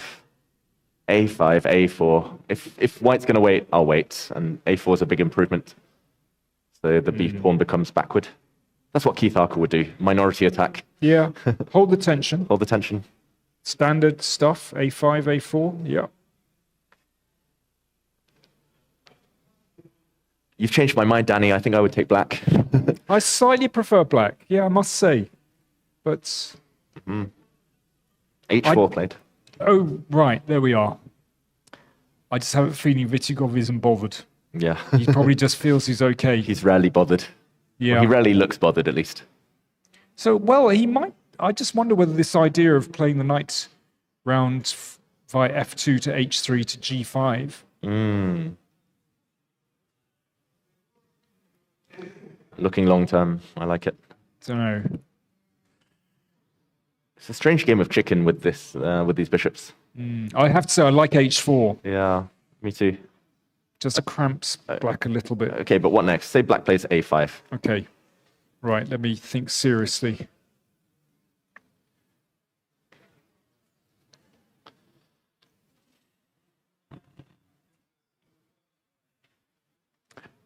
You see, I have a feeling he's the kind of player that before doing anything, he'll just play king g2. Yeah. That's a sign of a classical player. Normally, if you play g3 and you don't have a fianchetto bishop, it's always good to play king g2. Yeah. Just every position. Yeah. Yeah, unless you're getting hit on the long diagonal. But okay, I'll play a4. Okay, so we're... Consistent. Yeah. My next move, I want to play a3. Okay, and then that'll... Maybe. Yes. I'll force you to decide what to do. Fair enough. We see, yes, a3 comes just in time because I was considering playing f4 and then rerouting the knight by h2 to f3. Ooh, nice. Round. But a3, I think, is a very good idea. Mm-hmm. And I don't want to take on f6. Yeah. Yeah, maybe I've been a bit slow. Yeah. Maybe it's still fine for white. Like take probably b3 rather than taking the pawn. Yeah, the black rooks come later. So b3. But it doesn't feel like white's playing for the advantage here. No, I would be nervous about straightening out those pawns, but maybe there's no other option. I mean, I think we can say that black is absolutely fine in these kind of positions. Yeah. Black is certainly not worse. Yeah. And there is potential for those pawns to advance in the middle. So nice pawn on a3 as well. Yeah. Clamping down, carving out squares. h4 and a5. We're predicting the plans. Okay, this is interesting. This isn't Nodirbek's normal style, I would say. Like, he's quite direct, I think, by nature. Just we saw it with his preparation. He prefers to resolve things, maybe. But this is the position he has. He'll look for the best moves. Okay, now controversial move. Okay. a4. a4. Yeah. Interesting. You fixed my pawn on a dark square. You've said if we exchange, then actually it's white with the outposts. There we are. I like it. Yeah. Well, I don't know if it's a good move, but I mean, obviously, I like the concept. it leaves some big holes in the position. But I want to gain some time with white. Now I've sort of discovered a plan of f4 and rerouting the knight to f3, where I think when it controls d4, it might come to g5. I'm sort of feeling a little bit more comfortable. So it's about buying time, really, and buying security for the bishop on c3. Yeah. It's rare to see a position where like black is reluctant to double the white pawns, and yeah, obviously white doesn't want to undouble the black pawns. It's like a weird standoff here between the bishops. Maybe black plays a check. I'm not sure. Okay. I mean, Let's try. Yeah, king g2, of course. King g2, and we don't want to take on d4. yeah, don't let my knight in. But also, then white's pawns on the queen side without that bishop would be a complete catastrophe. Yeah, just to show. Yeah. Oh, this is disaster. Yeah. Now a4 looks like a big blunder. So we don't do that. So king g2. Where do I want this knight? I don't know if I can move it. I'm really reluctant to play e5. I don't know if you hit me with f4 immediately. Maybe you do. Can I play d5?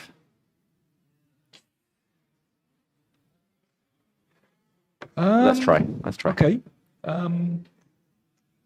Well, if I exchange everything, is that terrible?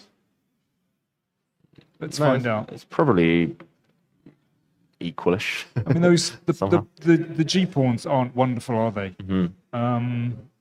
They do slow white down from making a pass pawn, I guess, but yeah, not great. F4, king f3. Yeah. Very unclear who's better here, or who's fighting for the advantage. Now, time to get the knight back. Yeah, I've probably just taken away a good square from it, but... I don't think black is risking too much here. It's probably equal. Yeah, probably equal. Yeah. Maybe the position in general is just equal, but open to interpretation. Okay, but this is an interesting moment, actually. I have a feeling he's going to find a far more elegant way of dealing with with a4, a3.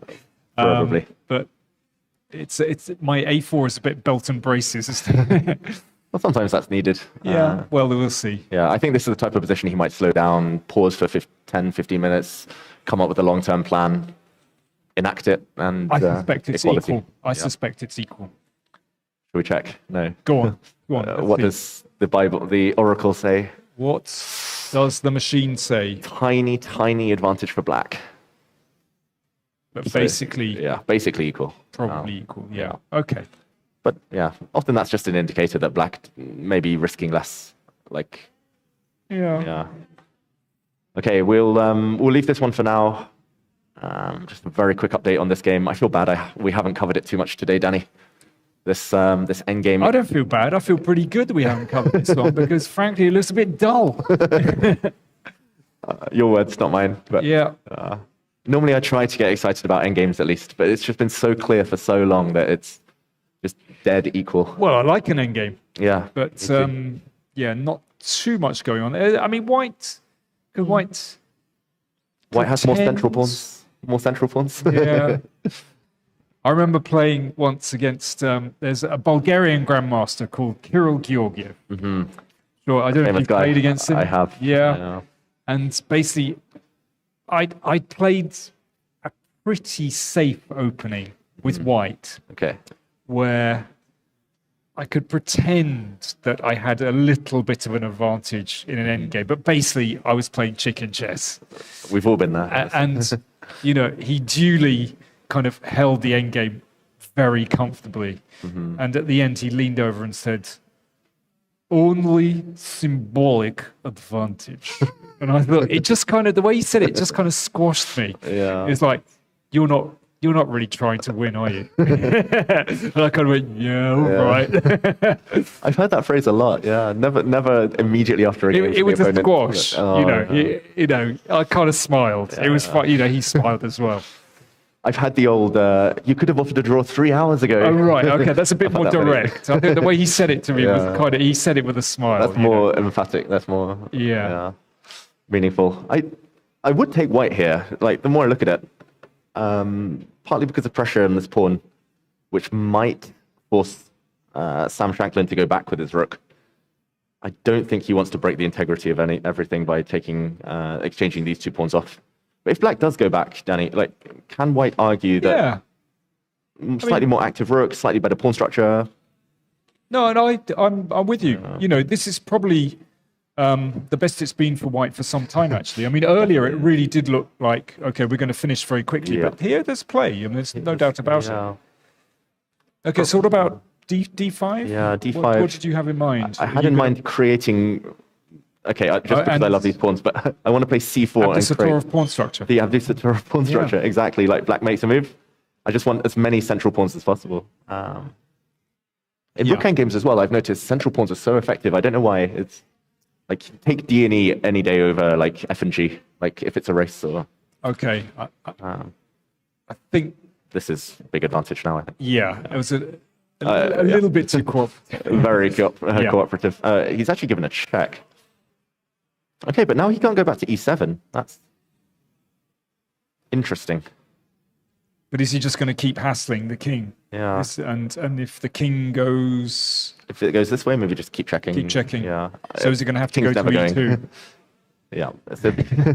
Okay, I'm not going that way. If king goes to E2, is he really going to chase this pawn?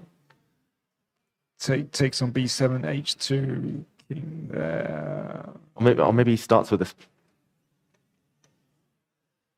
Oh. He starts with this one, maybe. Okay, let's try. Rook takes A5, rook takes B7, and now he goes across.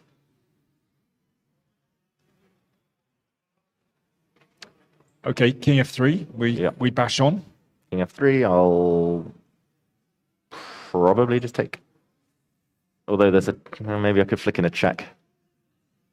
Oh, now black is actually a pawn up, which now that I count them. Yeah. Although, okay, taken rook A6. Taken rook A6, and it's those central pawns again. Like, if you get one of these two, then take the 3 connected any day over the 2 separated pawns.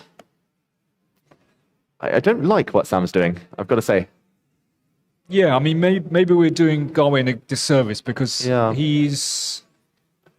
I mean, he played it with a draw in the pocket, but with ambition that he can try.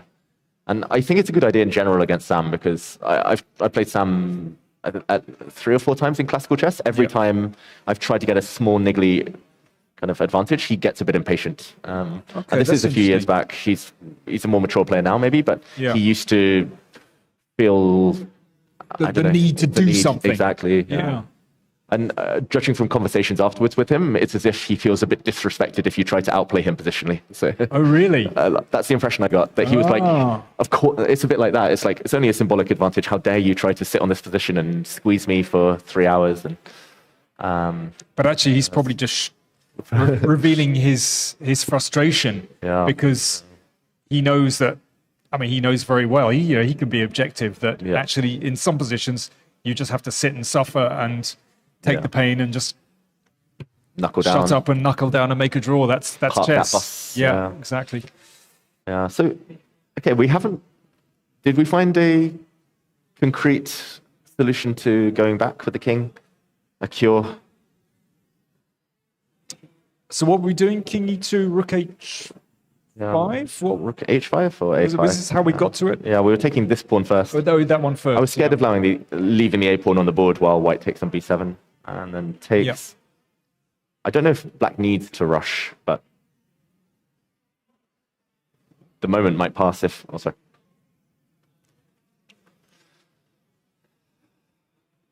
Yeah, lots of basically. I mean, what we're playing on here is that black has lots of split pawns. Yeah. Lots of pawn islands, whereas white has this central clump, B2, C3, D3, E3, with the king behind them.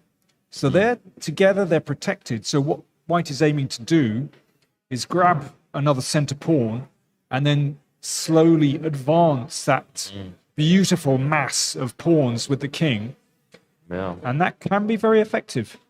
Yeah. White will take one of these two, and these look like just amazing pawns. I think Yeah. white's a big favorite in this type of position. You know, there's a passed H pawn, but on its own, it's not that effective actually. Yeah. Whereas the center pawns protect each other.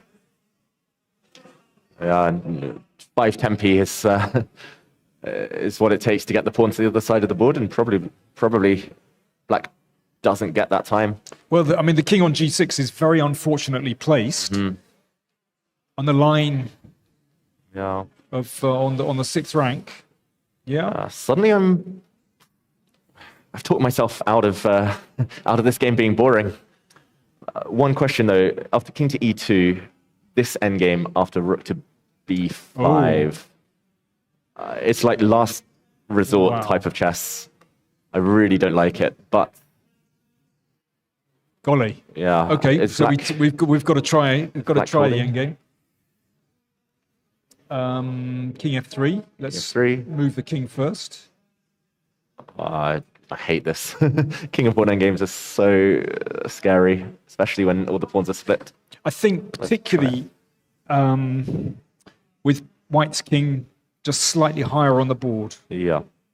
One feels there's potential, but it might not be winning. So king f4, king f6. Yep. King f4. Let's just try.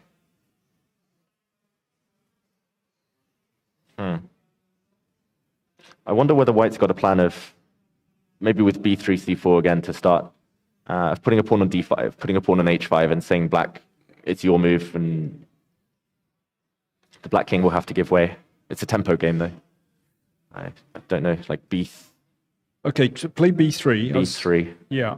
Now h6. h6, c4, Take that. take. Now I've got to go b6. Well, I will play b6. Yeah, I don't know b6. if I have to. I don't know. Plant it on a6. I want to. It's a Go queen. on. It's a Do it, do it. princess. Yeah. She'll be crowned. Now, king e6. King e6. So I'm relying on the fact that the king is just shuffling. Yeah, I'm slightly concerned about this, but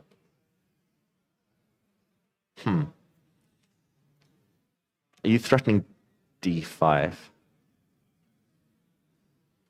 Oh, this Not is sure. I was just looking at e4 Oh, takes okay. king e4 d5 check. Oh, this one, yeah. And takes king d6. I just couldn't work it out. And then king d4 b5. b5, and then I have to play h3. Exactly. Then yeah, should be winning. Yeah. Yeah, take. I don't know. Is it? Is it winning? I don't know. The king goes for this one. King goes here. Oh, interesting. Oh, maybe not. This is all forced, everyone, Yeah. ladies and gentlemen. This Okay, is- that's amazing. Yeah, the a pawn. Oh, you should have taken on b6. Yeah. Then it would have been over. Yeah. I mean, either way, like if Sam is really relying on, But that's Okay, but- touch and go. yeah, I mean, you have to touch say and that go. really is touch and go for black. yeah, for black. Black Yeah. is the one, definitely. Black is the one that's on the edge there. Gawain has moved his king around, and this is not because he's playing for a draw. It's because he's slightly lower on time. He's got 24 minutes against Sam's 1 hour 13. And yeah, he just wants to get to move 40. This is now move 31, so Gawain's clock probably not an issue anymore. And Okay, but in these kind of endgames, very often, for example, going into a pawn endgame, the kind of endgame we've just been looking at, Yeah. you have to calculate so deeply that you need the time. you do. These are not intuitive decisions. This is just cold. Does it work or doesn't it work? Yeah. And you can only do that through cold calculation, and for that you need time. So spot on from Gawain. Yeah. Just buying some time, basically. Yeah, just again, action replay for everyone. He got checked, and maybe the best move, or the winning attempt at least, is king to e2, but he moved his king around, he got checked, he allowed it a few times, now he's going back, and after rook f5, maybe he'll even go king g2, king f1, king e2, buy a bit more time. But okay, he's going to get the same thing, just 3 or 4 moves nearer the time control, gain 30 seconds. David, you know, this times in a row. reminds me of an endgame from Hastings, Ooh, 1936. you were there, right? You, one of your own games, Danny. Listen, this is very tenuous, but basically, I just wanted to have a quick shout out for the 99th Hastings International Chess Congress, which takes place in the end of December and runs through to the beginning of January, 28th of December to Sunday, the 4th of January. And of course, this is the traditional post-Christmas Hastings tournament that has been going, well, since 1919 or even earlier. It was earlier. I mean, 1895. That was a famous I beg your pardon, tournament. 1895. Yeah, I was thinking of the kind of modern iteration, modern but era. 1895, of course. Yeah. The classic tournament, 1895, that Pillsbury won then and had Ahead of so many Steinitz, of the best players. in the world. So the 99th edition takes place 20th of December, starts 20th of December, and well, I warmly recommend it. Yeah, so much history there, and Stuart Conquest is our friend. Our good friend. Is organising, one of the organisers there. So do check that out. You can find details online. Yeah, just wanted to mention that because it's such a traditional event, part of the English chess fabric. Yeah, it's always been my local event as well. I was Of born course, in yeah, I yeah. was born in Sussex. I Yeah. played Hastings more times than I can remember. It's a real family feel. It's quite nice. Like it was a tradition. I always celebrated New Year's Eve there, like Yeah. fireworks above the pier. And Oh, really? It was always it was cold, but it was nice. It just felt, I don't know, just part of the chess calendar Yeah. automatically, and And so many- highly recommend. So many famous games played there with Yeah. the strongest players in the world, basically. Capablanca, Alyakin, Yeah. Over, Exactly. all the great Steinitz, and so on. And yeah, I mean, if people are getting hooked on chess now, it's nearly Christmas. What better Yeah. way to spend the holiday season? You can find details online Hastings. if you just Google that. So there we go. Right, let's Okay. get back to another game. Back to the chess, and it looks like we're headed down those lines, or at least very similar to the ones we mentioned earlier. Sam Shankland is thinking. So, okay, we've had quite a few moves elsewhere. Nothing too much fundamentally has changed. Just to very quickly mention that this game we predicted, right? You said it, Nikita Vityugov, King G2, that's his type of move. Cover the squares, Yeah. protect your pawns, and A4. You don't push, I was wanting to play F4 with some indeterminate reason, but you don't push pawns unless you have a very good reason. Yeah. So that's King G2 is his thing.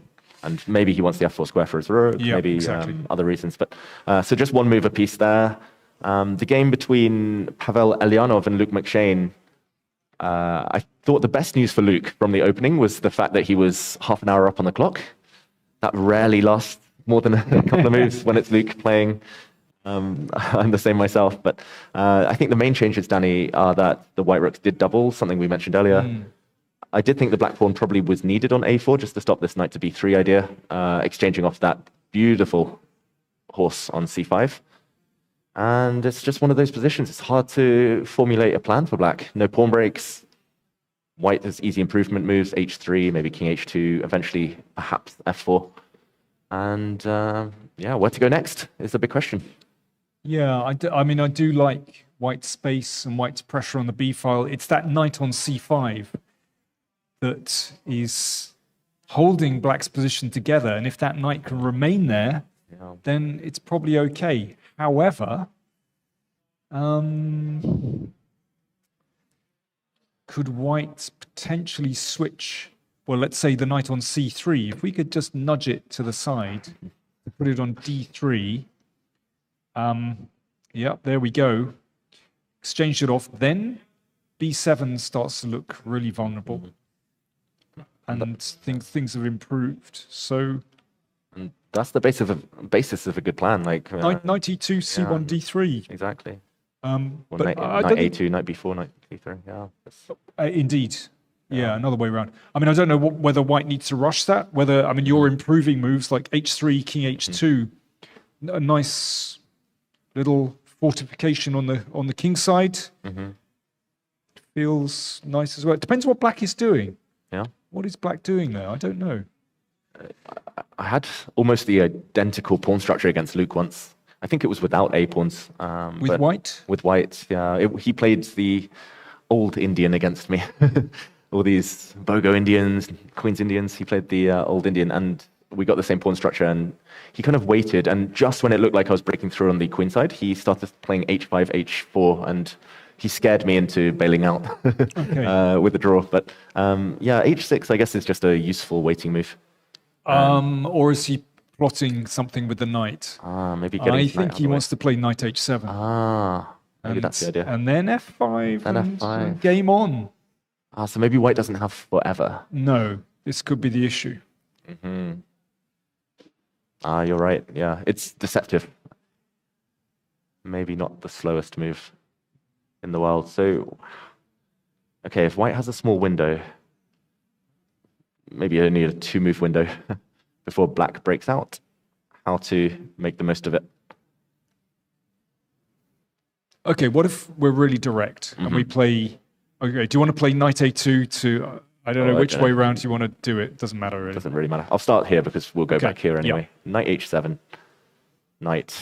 Okay, knight c1. Yeah, doesn't matter. f5. Okay, let's see. So I'll play knight d3. And now I regret Critical. putting my knight here instead of on the d7 square where I can replace the... Yeah. Yeah, this is critical, but looks quite good for white. No? Black just doesn't look ready, like the pieces for action. Like the rook wants to be on f8, probably. The knight doesn't want to be on h7. Rook on a8, maybe should be defending b7 already. This is one of those positions where, as black, I want to be able to play f4 and give a pawn and get some initiative on the king side, but it's not happening, is it? Yeah. So I don't think it's happening. No, I mean, with b7... going to be on prise very soon. As an example, like white will take and take. If black could put a knight on h5 and put a queen on c5, Exactly. rook on f8. So many things he needs. And a bishop to f1. Wow, that is very mysterious. It is. What's the idea?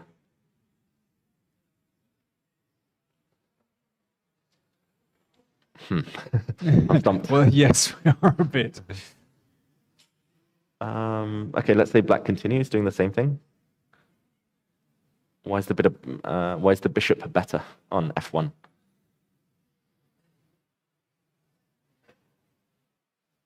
And I like the fact that we were going with this knight, because if the other knight goes around to d3, then black will put the knight on b3 to block. Yep, So, exactly. is he just going to put his bishop on d3 and bring it back to c2? Saying, you will not take me. Just to stop f5, basically. Just to stop f5, or at least deter it. And he's going to put his king on g2, he's going to put his pawn on h4, or pawn on f3, and he's going to slowly just, I don't know, do something. Slowly wrap around and go for that knight d3 plan once he's ready. Yeah. It's funny, I quite like the bishop on g2, Yeah. though. You know, I like it next to the king. The king's nice and secure. Yeah. So slightly surprises me. You know, can, for example, the knight come to g5, or I mean, I'm casting around for ideas to get in on the king side somewhere, or create some weakness. Yeah. Okay, I've got to go back now, unfortunately. You created a weakness from but g4. exactly, maybe I can spin around to g4, I don't know. Yeah, let's say white keeps the bishop. You come round and... Yeah. I don't know, with black I wouldn't be too unhappy to see these pawns just sort of creep up in front of the king. Yeah. And that's also what Luke does. He kind of provokes the opponent forward. He's like, take 2 tempi and I'll mate you later. Yeah. That's interesting. I think in general, Pavel quite likes these positions as well. Like He likes the squeeze. Yeah, he likes the space, the squeeze. Very classical, especially with white. With black, he started playing some quite interesting stuff. But with white, it's d4, like power d4, like take the space, put a pawn on d5, squeeze. Okay. All right. Well, we'll come back. let that one brew, but we're slightly surprised by bishop f1. Let's see how it works out. So let's move on to. Okay, let's move on to Alireza Yep. against Mickey. Alireza. Not so many developments, which is quite No. surprising, but yeah, we should check in and update ourselves. It's been a very slow game. Alireza's down at 28 minutes remaining. He's only made 16 moves. And I mean, we were last here after h6, the queen came to b3. So we were here with the players, Theodoru and Mishra. What was that, 45 minutes ago? And Yeah, 45 minutes 45 ago. minutes ago, we've had 2 moves since. Yeah. Queen g6, very logical, hinting at some sudden route 1 attacks. Bishop h3, but bishop d2 played. That is odd to my eyes. Like, why is the bishop a good piece on d2? Why is it not better than e3? Maybe he just doesn't want to walk into later attacks. Maybe wants to keep the e-file open. Okay, bishop d7. The trap is queen takes pawn. This is ensnared now, the queen. So rook to d1, and here we are. Oh, Mickey's just played rook d8. Logical. Still trapping the queen if the pawn is captured. Yeah, but not many developments. Yeah. Nothing too much has changed there. So it's a slow burner. I should say, according to my records, they've only played once before. Okay. I think it was actually a blitz game. Oof. Or blitz or rapid, but Mickey won that one. Okay. There we are. It's dominant record. 100% against 100%. Yeah. I wonder how old Alireza was at the time. Oh, well, that's, yes. Can't remember. I lost to him in the World Blitz Championship when I think he was 14, Alireza. Oh, but he was already quite good, wasn't very good. he? Yeah. Strong GM already. Yeah. So, Okay. All right, so not too much going on there. Let's spin around here. Good news for Mickey, though. Yeah, good news for Mickey. Yeah. Pawn on b6. Mickey kind of position, very stable. Stable. Piece is working very harmoniously. Slow improvement. Yep. Yeah. Okay, so that's good. Okay, and elsewhere. Okay, ooh, maybe we do discuss the pawn endgame. I'm reluctant. Yeah, okay. Let's just go to Vichugov. So we've both been kind of correct. Like, the knight was going to improve. Okay, there was an interesting moment where it looked like Nodirbek rejected a repetition. We left it after a4. Vichugov played rook f4, trying to force a commitment on the bishop. King to e7, not touching black's pawns, rook e4, and no draw. King to d7. What do you think? I'm pretty sure Nikita would have taken the draw to king I think f7. he would have, yeah. Yeah, I don't think he would have hesitated. Yeah. Okay, but now he sees his chance because after knight f2, I suppose he wants to play rook g4 and attack the pawn on g6, which of course is no longer protected by the king. So he's crafty, isn't he? Yeah. You know, why on earth did I suggest f4 earlier?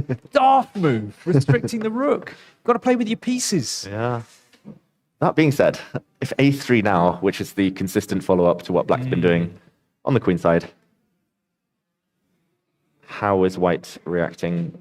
Probably got to take the bishops off, I guess. Finally. I don't see anything else. Bishop takes. I assume pawn takes. But now the question is, I mean, b3, white's one move too slow to put the knight on b3. Knight b4. Yeah, knight b4 looks, that's Looks good. fully immobilized now, white's pieces. Well, I mean, surely white isn't going to play like this. It looks Yeah, too weird, doesn't it? Too poor, really. Yeah, and now, as opposed to earlier, we were talking about the rooks off, like rook exchanges, black just wins. This is what like Magnus and other great endgame players do. They put pawns on a3, a6, and then they just queen. So if a3, maybe his intention is to take and just take on a3. Oh. Okay, so we need to be able to play rook to a8. Yeah. But at the moment, Sixes. Although, yeah. that's not. No, because Yeah. rookie 695. Very interesting. Whoops. Yep. And even if white is able to hold the pawn for a few more moves, like, I mean, c4 is weak. This just looks so bad. Okay, so what's he's What's his he's intention? got something else in mind. Let's have a look. So A3.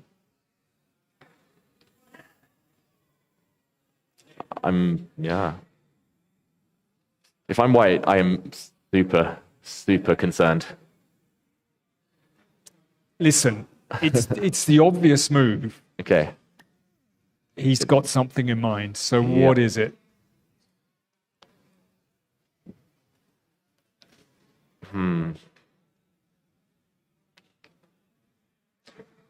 What is it? Okay, knight D1. Obviously. Obviously. Okay. I will take. I'm not proud of this move. Sometimes you got to do what you got to do. Just protect stuff. Yeah, protect stuff. I will take the pawn though. Okay, so I take with the bishop. Yeah. You just refuse to give me my my beloved Yeah, four pawn. I want to get you to Wedge. take the bishop because then I can attack the G pawns. Yeah. That's my plan of sorts. Okay. Is it rubbish? I don't know. No, I mean, it's very interesting. Yeah, rook g4 is a bit annoying in a lot of these positions. I wonder when the time is right to strike with d5. Get them rolling. Get them rolling. No, I'm not ready. Commitment issues. Let's take and just plant my knight on d4. I want to force you to play f4 so that your rook will not get access. Yeah, well.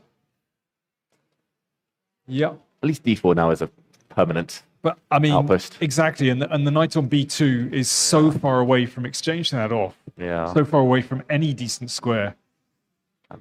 I'm going to slide. I'm going to switch everything. I'm just ashamed of knight d1. No, No, it's dreadful. maybe there's dreadful. just no good options. Yeah, but okay, you know, he must have a plan against a3. It's the obvious move. That's why he's been advancing this pawn. Danny, according to the computer, a3 is the best and a big advantage for black. So I don't think we're missing anything. Okay. I think he's maybe just underestimated how powerful this could be.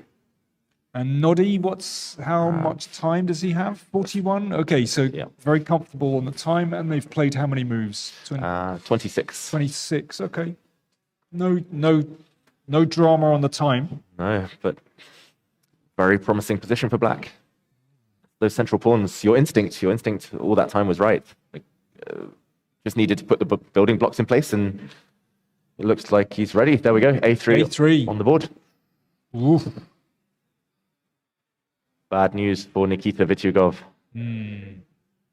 He's either going to have to shatter his own pawn structure in the near future, or he's going to have to allow a beast of a knight on b4. There are certain games, classic games, with center pawns that I really like. There's one that was in Alikin's best games Okay. from the second volume, which is 24 to 36, I think it is. Yeah. I think I've got that, but the game eludes me. There you go. It means nothing to these kids playing. Zamish Alikin. And it was an endgame of double rooks and bishops. Okay. Very similar pawn structure, except it was regular on the white pawn on e4 or e3. It's a regular structure on the king side, but basically Alikin did minority attack with. There was a white pawn on b3, and he went a5, a4. yeah, and just pressed. And I mean, Zamish didn't defend very well, but still, it was just a perfect game. And only at the end the center pawns came in, but basically Alikin just chipped around the edges. Yeah. It's beautiful. I mean, it's the kind of thing that Magnus would do. And he would know that game, and he would probably. I mean, it means a lot to him, chess history, and Right. And I like this kind of concept. Yeah, chipping away at the sides. Yeah. Like the center's so fixed. The center is I mean, only short-term fix actually, because black can probably break at any time he wants. But the center is stable, so you play on the. Exactly. You pass the ball down the wings, and later on you cross it in. And But you don't push too quickly. I think that's in the center. yeah, Don't push them too quick because they can become vulnerable. So just keep that completely secure, completely stable, and then find weaknesses at the edge. Yeah. So this is Abdusattorov is playing it perfectly. perfect strategy. Yeah, and this is a horrible choice. B3, permanent knight on B4, and with the pawns rolling, probably soon, or to just take this pawn off, and probably suffer. Like we said, rook to A8, just take this. Oh, this is. I think I would put the pawn on B3. At least there's like a dream at some point that after knight B4, white can kind of go rook E3, knight D3, and trade off. But maybe it is just a dream. Yeah, but I mean that's interesting. As you say, the immediate D5, because after the rook exchange, then the pawn on A2 is just dropping. So it's really, and now it's, as we say, concrete. Yeah. It just involves definite calculation. Maybe D5 he'll ignore and just. Oh, Okay, let's try. almost trapped there. Rook.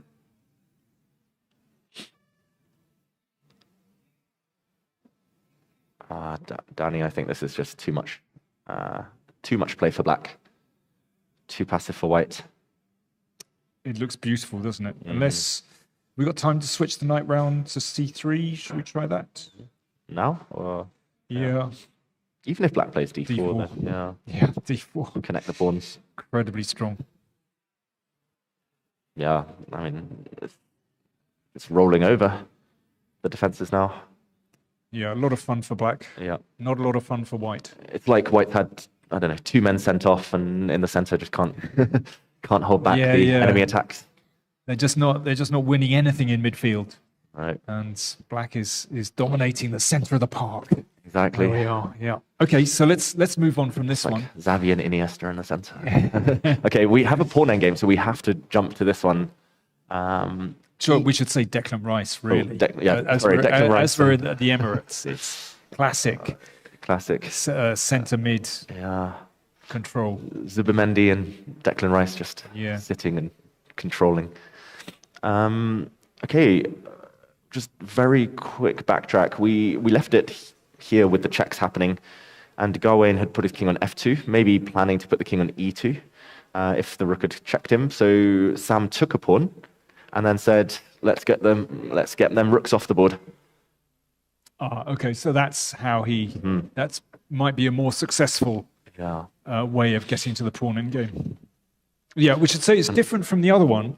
Very similar, but there's a tempo difference. Is if if white doesn't exchange on B5, but plays instead rook takes A7, then rook takes is check. So white doesn't have time to play rook A6 in that position. Yeah. It's actually black who Now, gets. now it's black's turn. Yeah. Black lines them up. Yeah. So that's the difference. So that's why the rooks came off the board, and Gawain here spent a bit of time, only 7 seconds. Wow. I guess he didn't really want to play B4. B4 is the move I want to play just to stop the black pawns advancing. I'm terrified always of like the outside pawn potential, but Gawain felt it was more important to perhaps open up a path for his king, take some space. This still in the balance. Yeah, this is anything. I mean, 3 results, I would say, on the table. Where to start calculating with black, though? Like A5 is a candidate move, F5 is a candidate move, King F6. I'm really surprised Sam has barely spent any time in this game. Like, he's still got over an hour, and he's taken some huge decisions. Yeah, I mean, this is massive. Yeah. Okay, you say 3 results are possible. However, 2 are more likely than the other, maybe. feels to me like Yeah. white is more likely because white has a bit of space, so the king can follow up. I mean, there's a clear threat of advancing to D5. And if black plays F5 to try and get rid of that, I mean, white definitely doesn't want to take because that brings the king up the board. But let's say I don't know which one. King e3, yeah. Mhm. Now again, black doesn't want to take because the king would step forward into the game. Mhm. So, well, it feels funny. King Yeah. f6, king d4. King f6. Although there, maybe there's f4 and there's Ah, a trick. whoops. Yeah. That was unfortunate. Now the white king is like zugzwanged. Yeah. Can't move. Okay, So that maybe was king f6. yeah, that was unnecessary. So king f4. Although- Yeah, king f4, exactly. Black has to take. I'm assuming with the king. I guess so. Yeah. Although, yeah. Okay, let's stay with the king. If king takes doesn't work, we'll take with the pawn. Yeah, Next time. we'll go back. Yeah. But here white can wait, like king d, maybe b4 first. Wait, do I have enough tempi? No. King d4. No. Then a5. I have no clue who's better. Okay, king d4 a5. Mhm. Say. King d4 a5.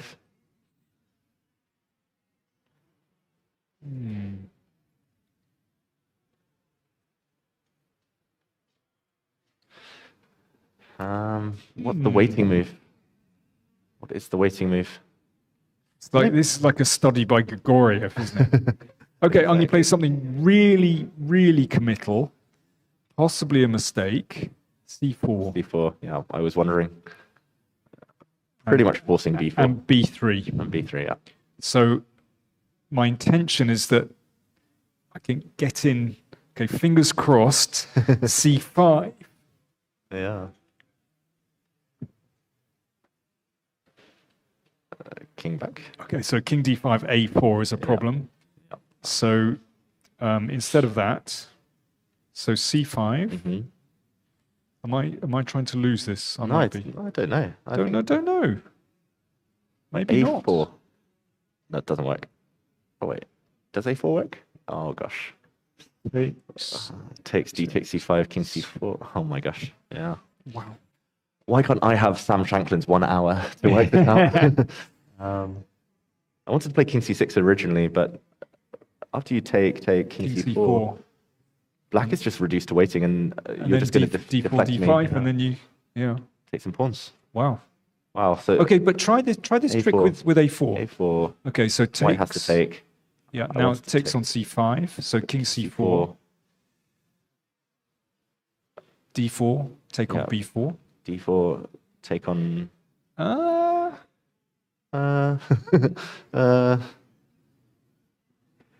take on d4. Take on d4. Yeah. Not b4. Help. It's 50-50. Who's got a coin we can toss? King takes d4. Let's start with this one. Okay. King b6. King c4. King c4 here. Well, this, yeah, so I can win the pawn basically. You can win the pawn, and probably you're quick enough to get over. Uh, Do you start now? No.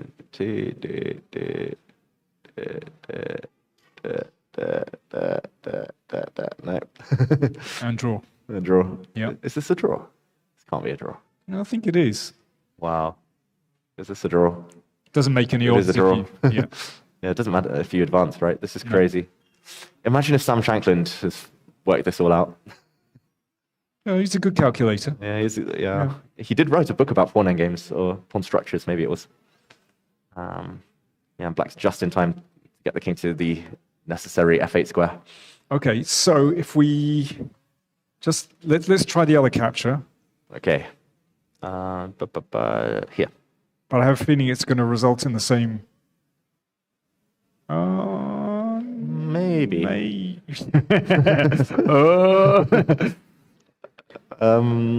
Should black hold the white king off a little bit first? Oh, King d5. black kind of wants the pawn down the board as well. I don't Yeah. know. King d5, a5.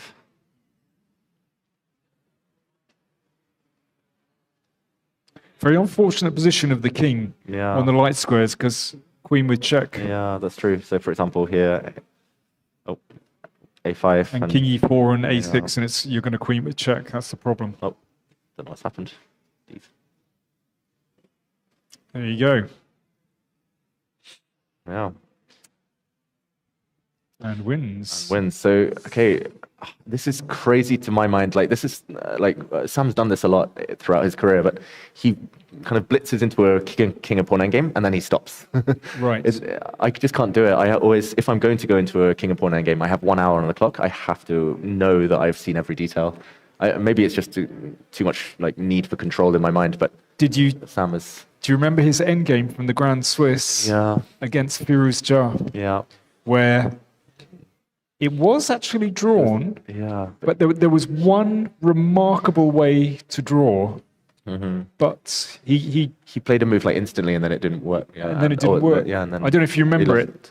It was basically he could have put a pawn on b5. It was very unusual. Yeah. To target a pawn. But anyway, there was one very, very deep and complex way to hold the position, but instead, I think he just thought it was lost actually, and wasn't looking for.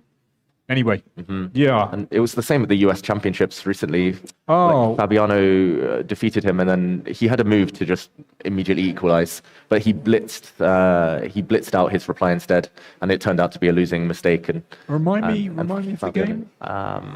Was it an endgame? It was an endgame eventually, but it was some bishop to e5 instead of whatever he played. My memory is like a sieve. I remember looking at it. We look at so much chess down here. Yeah, but okay. I mean, I remember that the pawn endgame against Firouzja from Samarkand was a bit of a shocker. Yeah, either way, like I think there is a pattern, and I mentioned the Fabi game because Fabi in Caruana, in his interview afterwards, he said Sam rushes. That's his biggest weakness. He rushes. He doesn't want the tension, and he makes mistakes because of it. So he said it was his clear strategy to try and give difficult decisions. And sounds like a good strategy against anyone. But okay. I mean, often if you give your opponent something concrete, they'll find it. But if you give them everything looks the same, but maybe if they keep rushing, the accuracy drops every move and builds up. But I mean, this is a fascinating endgame. Yeah. Well, we'll soon see. Let's find out. Let's move on. Or should we take a short break? Okay.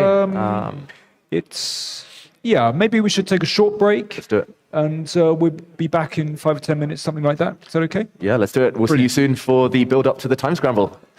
Back in a few.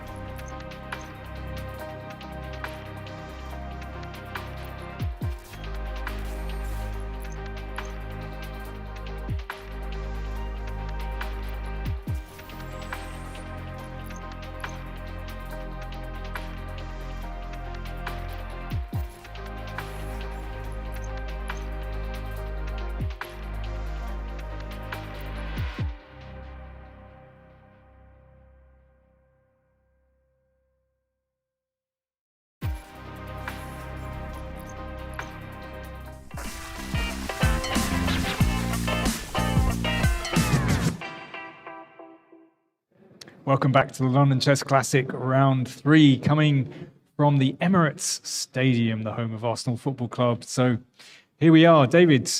We've had one game finished, draw between Abhimanyu Mishra and Nicholas Theodorou.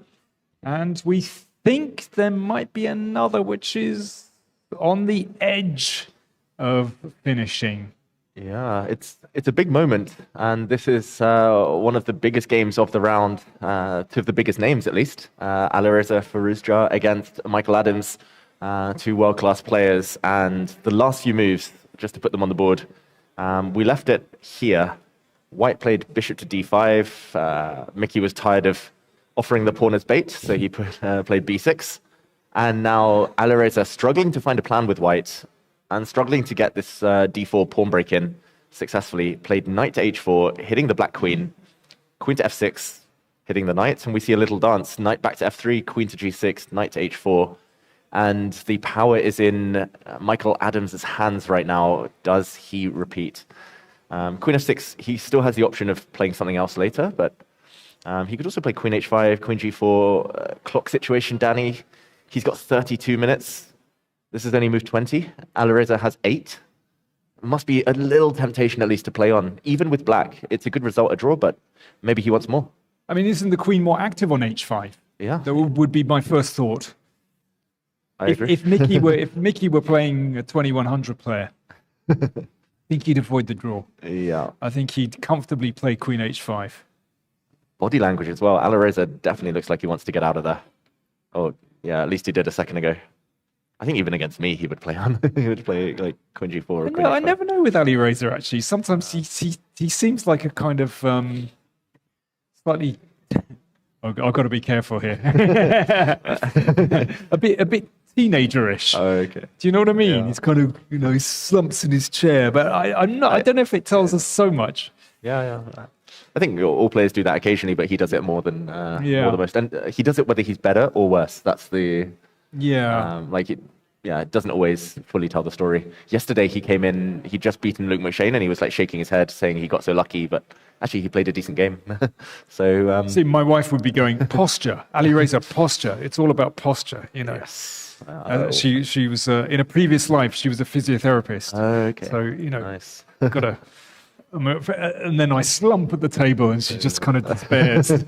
All chess players, we're Yeah. guilty. I've been told off by a coach as well for that. Yeah. For slouching. What about this one, Danny? Queen g4. Okay. I have an idea. Go on. Okay, so I'm going to go back. Knight f3. Now I want... Oh, it might not be a good idea. I wanted to play knight e7 to hit this pawn. Oh, okay. Well, that's And a very definite threat, and threat to the bishop as well. So what, bishop e4, you've got f5. Oh, no, it's still not f5. oh, it's not going to be relevant. As it Before- happens. It's happening. We'll go back to the game. They're doing a dance. Oh, This is the third time officially. The I position think they're has been checking reached. out. Mickey's looking up. He's giving that little glance up. Alireza looking around. I think they're checking out. Queen g4 is very interesting. Yeah. Oh, yeah. he's calling the arbiter. Alireza's claiming it. Yeah, they're claiming it. Just while they do, it is a repetition. We can confirm.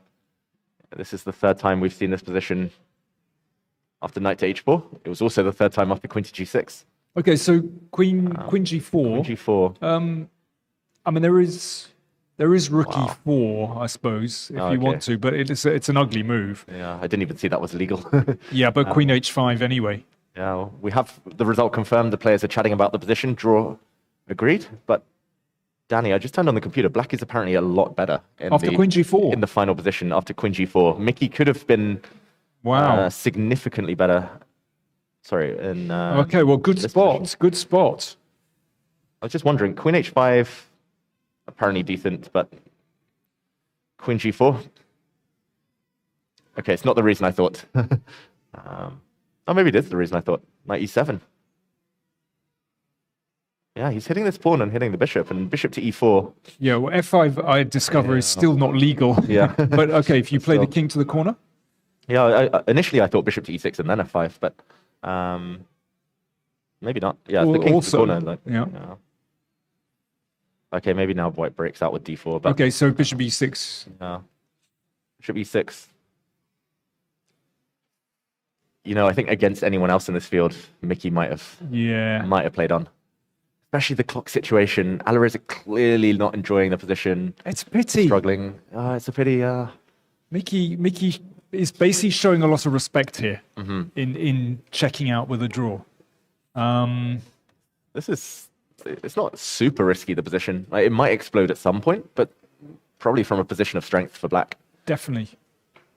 And like the queen on h5 as well, like even if the queen goes back to h5, f5, e4, there's all sorts of mating attacks. The white queen's just on the wrong side of the board.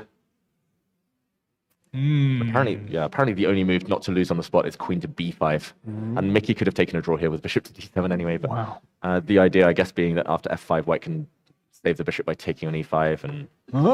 Okay, hang on. I mean, this is... Okay, I've got to count. So, okay, I take on e5. Yep. Oh, you want... Oh, wait. What? Wait. Take here? I thought rook takes e4, and then I was going to blunder my rook. Yeah. Wait, what's happening here? So, okay, I have blundered already. Wow. Oh, okay. Do you play... What is it? Do you play bishop f3 or something f3. silly? That's the trick. Okay. Which maybe Mickey had seen, but I think he was just happy to make a draw with black rather than... But as you say, I mean, you don't actually need to rush with f5 anyway. Yeah. So... Queen g4, knight f3, and knight to e7. Yeah, and as you say, don't need to rush with f5, like queen h5 first, or king h8. Maybe I quite like queen h5 actually, just because like d4 is less attractive now with the bishop opening up. Okay, well this is... I want to prepare like... This is something of a surprise. We'll have to ask them when they join us. Yeah. I have a feeling Alireza is pretty relieved. I would say so. Yeah, Mickey he can be very conservative sometimes. Well, okay, he's showing Alireza a lot of respect. Yeah. And yeah, it's pragmatic, it's understandable, but could maybe have played on. Maybe we should let's keep rolling. Yes. So we've got, what about Ilyanov against McShane? That game has changed. I'm very surprised that white happily allowed his knight to be traded off for that black bishop. The black bishop felt like it got in the way and black was cramped. Maybe I can just take us back a few moves very quickly. Because we saw, okay, actually, we joined it here earlier, knight to h7. We saw bishop to d3. First, he played knight b5. Luke held off for one move. Interesting. Bishop to d3. Only when the bishop came around did he snap off that knight. I mean, the knight was so strong, I thought he would just take it earlier. Could have saved some time, but now he comes back. Okay, I mean, at first I didn't really get why he was playing the bishop round c2. It just seemed over elaborate. But on the bright side, covers e4, stops black's knight coming to b3 in case the knight moves, and looks at a4, of course. So white's knight on d2 is now free to move. Yes. So it has options. Maybe could move to c3. Yeah. Could do something on the king side. I mean, black is still under pressure here. Black is under pressure. It's not just the b pawn, but the a pawn, as we're seeing, but also the d pawn, pawn on d6. So at some moment, rook b6 could happen. Yeah. At the moment, everything's protected, but there's pressure basically. I told you, Danny, like it was a matter of time before Luke played h5. He played h6. He looked like he was just going to sit. Yeah. But at heart, he quite likes this type of counterplay. Queen g5, queen e7, setting up sneaky trap. Knight takes d5 is the threat, since the queens look at each other. h4 defends the white queen, so no longer works. g6, king g2, king g7, very typical fianchetto type move. Yeah. Rook e1, and here we are. Luke isn't in such bad time trouble. 19 minutes. They're at move 28, 29. Okay, that's, I mean, for Luke, that's oceans of time. very acceptable, yeah. Well, I mean, I was talking about this knight on d2. Feels to me like, this is the one piece in white's position that needs redeploying. Yeah, you've just pointed out knight b1 c3 to attack that pawn. Where else could it head to? Yeah. Maybe e3, but you would need to protect e4 first. I'm not I sure was about sort of that. toying with that, but it's okay. So it's a one-move threat, and you move the king, and then- big deal, Then you get your queen trapped on g5. Exactly. Yeah. We have a move. Queen to c7. 1, 2, 3. So, yeah. I mean, just to point out, Luke, in the last 8 moves, he's played queen c7 to b8, back to c7, to e7, back to c7. So he's lost quite a bit of time, but I guess the center is blocked. So tempi not the most important thing here. I think that's very concrete. Knight to b1 now may in some well be met by like a knight a6 idea and the I c4 pawn. see. Okay. Maybe, although a4 would still hang there. Okay, interesting. Maybe you play knight b3 if the white knight moves away. Well, perhaps we should just adjourn this position for a Yeah. moment, and we'll leave that discussion for another time because we're going to be joined by Michael Adams and Alireza Firouzja. So we'll just do a bit of shuffling, but we'll be back with you very shortly. Give us 1 minute.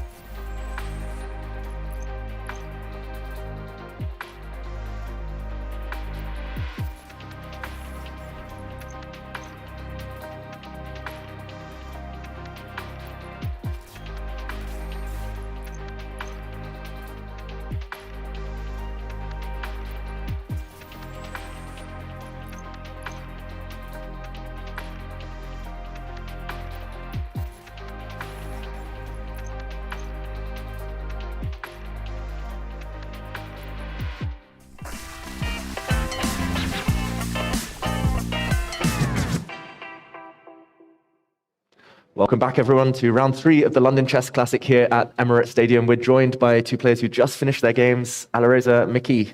It ended in a draw, repetition there. I'll start with you, Alireza. Are you happy with the results, judging kind of going on the course of the game?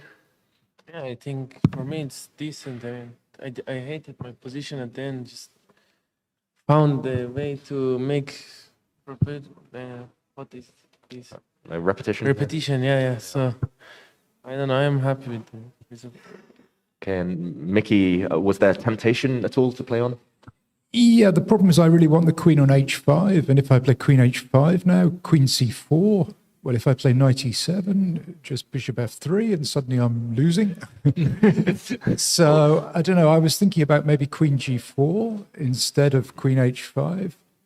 I wasn't sure. Maybe rook e4, queen h5, rook c4, it's a bit confusing. And there's still this bishop f3. I don't know, I wanted this to work, Maybe but I queen wasn't h5. so sure. Maybe queen h5 first, queen c4, bishop g4. I was thinking. Wow. I couldn't understand what is happening. I think we did miss this queen trap idea, so that was... But then maybe bishop some sense. f3, Yeah, but then I bishop- don't think I'm better, so I wasn't. Yeah, bishop so f3, it's safe. I was calculating bishop f3 like e4, but it doesn't work, right? e4. before here, Yeah, opening up some bishop tricks. g4, queen h4. I think I have bishop h3, or even h3. Okay, hanging together there. After queen to g4, I haven't looked in detail. We just saw a move or two, but it did say that black was doing quite well. The What's all-knowing, the relation? quite good for black, I think. or at least Yeah, a little no, bit. not much. Oh, it's gone down. But so knight to f3 being played. This was interesting though. Rook to e4, rook c4. Big threat. Oh, maybe now. Now bishop g4,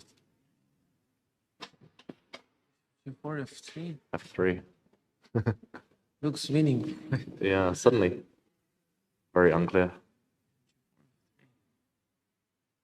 Okay, so Mickey, I guess your decision was based so partly on the concrete things, on the concrete side of the position. Yeah, I mean, if I got the queen to h5, then it's clear black is just better, you know, because I actually missed this knight h4. I missed that my queen was getting trapped, actually. You know, I didn't realize in advance. And then I was, because, okay, if the queen is just on f6, then it's not really so dangerous for white anymore, because then I don't really have this queen h5, knight e7, f5 plan. There's no, I don't think there's really much Here, much 97. there. Black is not better. What's the evaluation? Because then I thought bishop I think e4 and bishop e3, d4 maybe could come. Yeah, bishop on e4 is misplaced, I think, actually. Yeah, but how do I? But then I want to play f5 and my queen is in the way. Yeah, I thought knight g6, knight f4. Yeah, maybe. So you're just nervous in general, Alireza, about Yeah, I think struggling to move? everything went wrong for me. No, no, Life, not everything. I mean, I have no plan here. Like all black's pieces are in good place, and all my pieces are in bad place. And my pawn on a4 is weak. Everything is bad. My queen on b3 doing nothing. But okay, still I'm solid. But why can't you play like bishop e3, d4? Show e3, knight f4.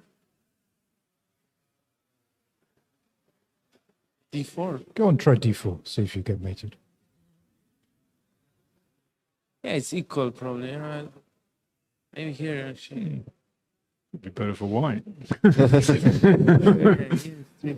Get that queen trapped again. Yeah, exactly. Okay, instead after bishop e3, I could go bishop e6. Mm-hmm. Queen c2. Yeah, maybe it's not so bad. Knight f5, its computer showed was interesting. Yeah, I But guess. it's not easy. Yeah, not easy. That was knight f5. I guess purely to stop d4, but yeah, Yeah, not but- obvious what's next. Bishop c5, knight d6. It's not easy. Okay, so Alireza, you said you felt everything went wrong. Was it the opening? Was it just how you're feeling the Yeah, just time? opening, I think. Knight b6. I think it's. I forgot about this line.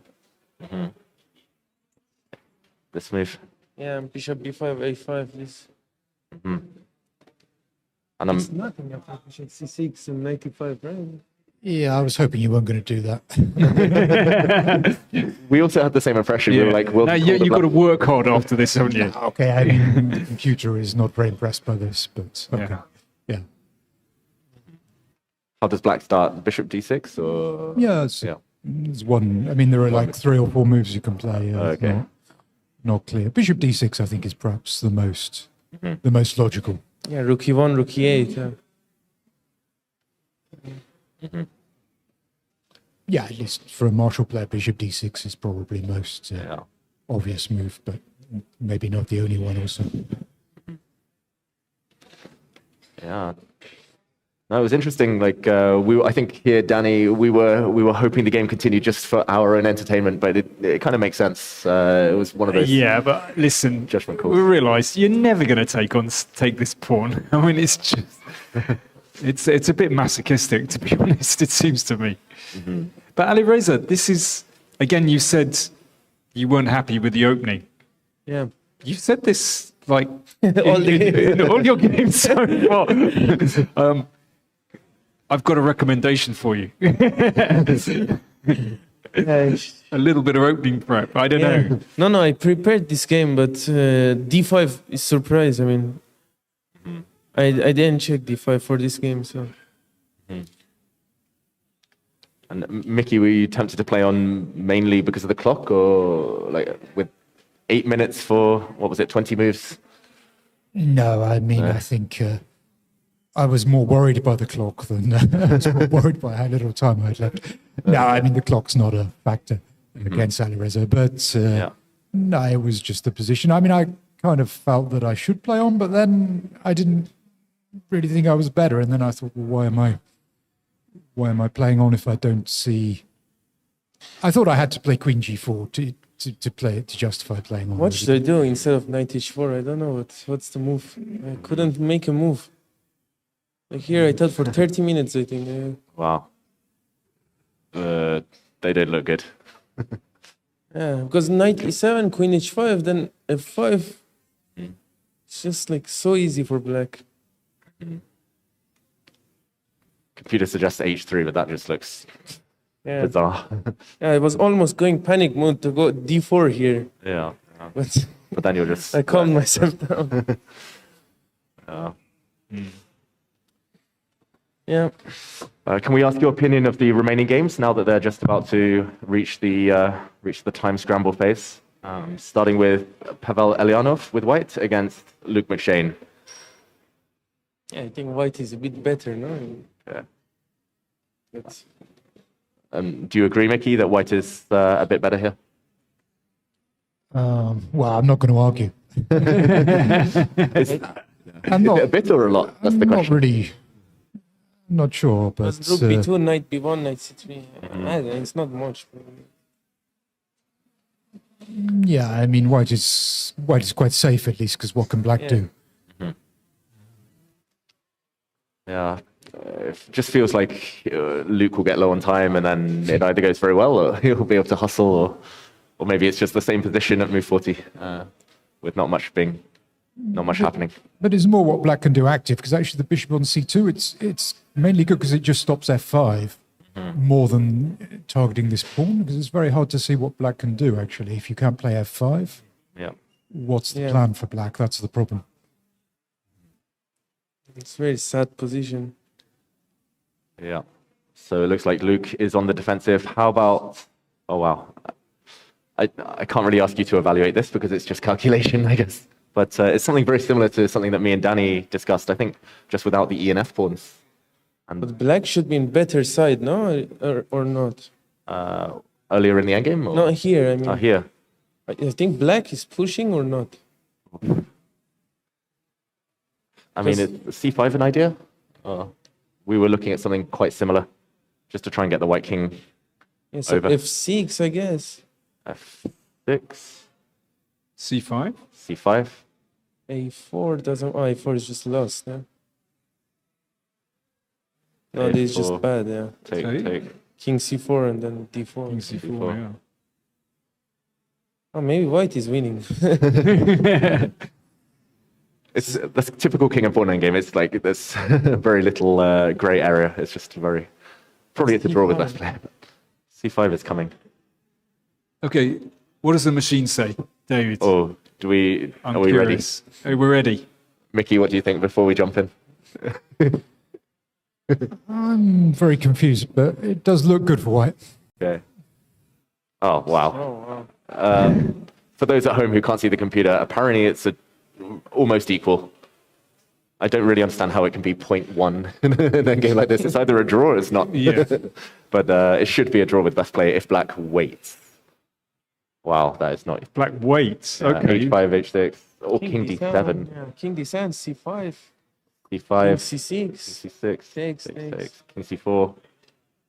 And wow, okay, now only move would be to come forward. Wow, C5, D5 computer. King E5 only move? King E5 now would be the only move. Really? Okay. And if King B5... Oh my God.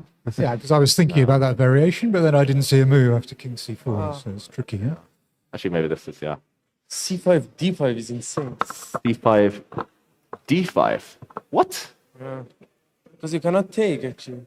Oh my gosh. You cannot And then black gets pawns. Why is that true? King E5 and A4. it could be a race, yeah? A4, D6. This is with some computer assistance, everyone at home. Takes. Well, D6 maybe? D6. Yeah, D6 takes. D7? I think I will be It's draw. queen with a perpetual. check. There's a draw, yeah, probably. Queen, queen, and all forced, and some kind of draw. Nodirbek is winning, right? Yeah, so the Gawain Jones game, it looks like maybe a draw, but black maybe the more accurate, the one who needs to be more accurate. You mentioned Nodirbek, and this is, not immediately lost. White is down a pawn, right? 3, 4, 5, 6. Yeah. Or even, yeah. Just to make it really bad. Oh, wow, that's why. Earlier, black had he doubled sacrificed and the then pawn to get blockade. Yeah. It's blockade, broke. How is black going to try and break the blockade later? I kind of want to bring the king round later and sack on b3. Maybe. Not easy. Yeah. Because you cannot touch the knight, no? On d4. Mm-hmm. Because of rook to d1. Yeah. You want to bring it round later this way?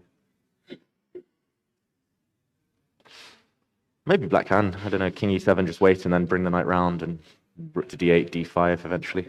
Yeah, it's a very long game. It will. White will put the knight back and a long game. Oh dear.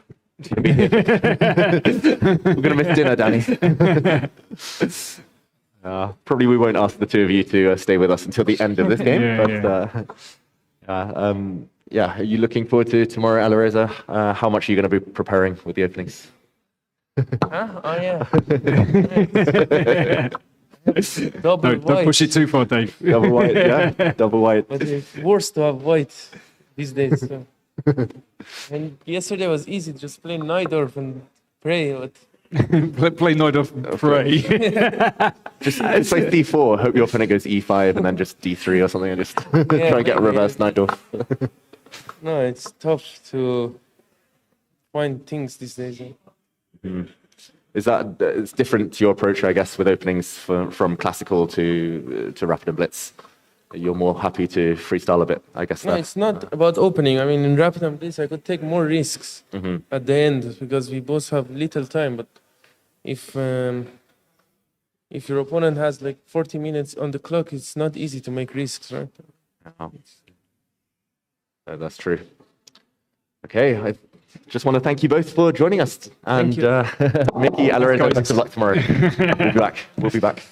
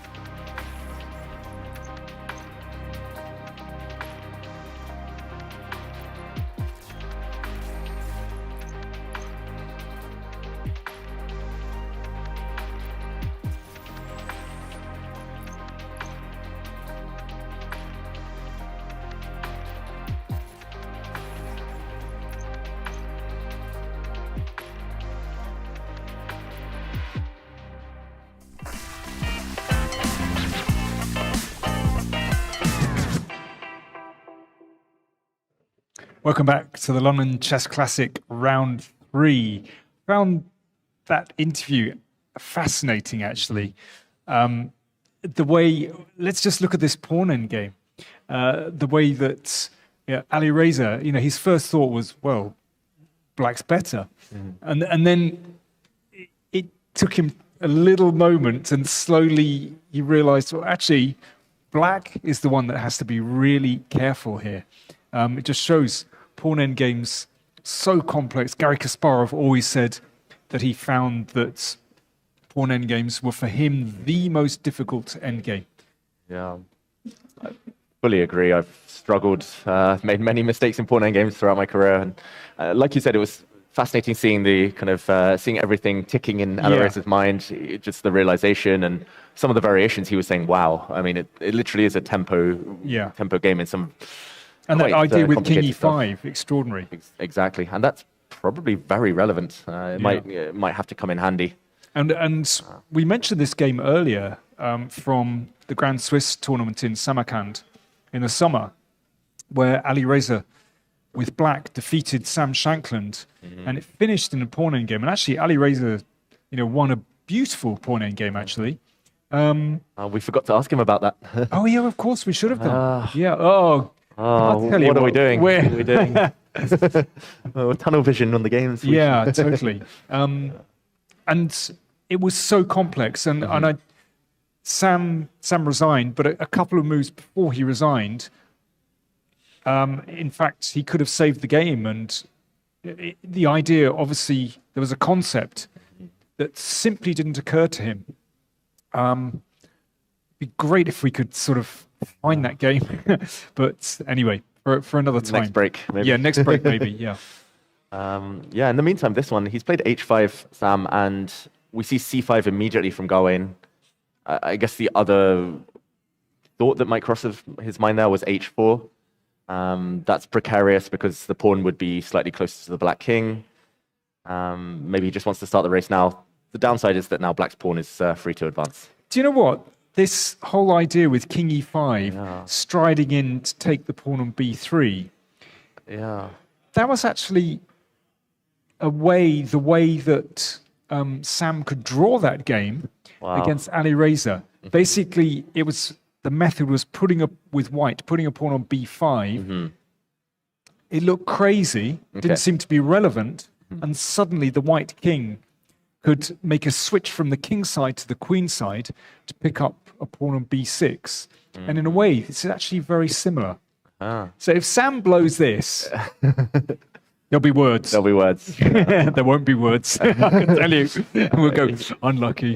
He might not join us if he blows this. But, I mean, chess players, we like to think we learn from these things, but especially with pawn endgames, it's hard to kind of draw the parallels. It's kind of pure, you see it or you don't, or normally with enough time, you should be able to see all the details.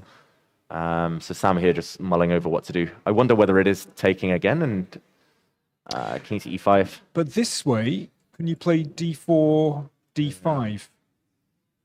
Yeah. Is this a problem? And it's a race. d5. a4? Yes. I'm a bit nervous that I'm on the same diagonal, the b pawn. Yeah. No, but that's... Yeah, a4 saves. Yeah. a4 saves just about, Probably white takes this one, actually. Yes, that, as you say, that is a bit nervy, isn't it? But yeah, and then we play another 50 moves, and that's okay. Should be a draw. No, that's actually very important. Yeah, so to take, and play king e5. So with the idea, king b5, king d4, I think, was it? Oh, no, excuse me, king d3, takes this way, and then you cut back and take on e4. Beg your pardon. I think that was it, wasn't it? Yes. Yeah. And then the f pawn runs. King c3 is probably the same after king a4. Now black has to take. Yeah. That was the concept I was talking about in the Firouzja game.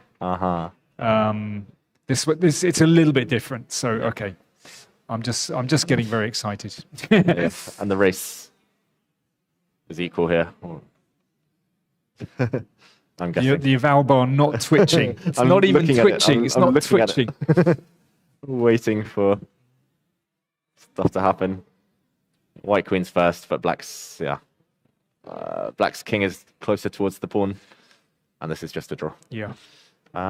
So, okay, it looks like this is the key idea probably for Sam to find, and then he should be fine. He's just counting in his mind. I mean this one, compared to some other positions, doesn't look too difficult. So that's said from our armchairs. And Gawain leaves the board despite it being his move because they have just reached move 40. Okay, and Sam played king e5 immediately. In this case, he's okay to rush. Yeah. But that's really interesting that you mentioned that, because you don't need to rush. And sometimes it's best just to check the details before you come in. And he slowed down at the right time. Like, he spent 17 minutes on h5, and he'd no doubt calculated all of this now. Yeah. He also spent a good old chunk of time on a5. He spent 21 minutes on a5, but I was just surprised he went into the king of pawn endgame with an hour on his clock. That was my point. And only calculating the details after. So using intuition and then kind of backing it up with calculation. Yeah. Risky, Definitely. but Risky. it's working out here. Should be a draw now. Okay, let's move on. We'll leave them to find the details. Okay. Now this one. This one, yeah, not too much happening on the Pavel Elianov Luke McShane game. A lot of toing and throwing, maneuvering. But yeah, as Alireza said, basically Vityugov has set up a kind of blockade. It's very hard. If Black's king could suddenly break through into the position, that would be wonderful. If the rook could break through, also wonderful. But White's king controls the entry points on the h-file. So it looks like he's perhaps preparing d5. Not a beautiful break. No. As it exposes the c-pawn. It's one of two things. He's either supporting d5 or he's just protecting his d-pawn so that he can go walkabout with his king. Yeah, more likely. And then frankly. maybe d5 later. Yeah. But the question is, like, once he gets his king to b4, like, what next? White will just sit. White will keep the rook, maybe even on c3. Just king g2, king f2, king g2 for eternity.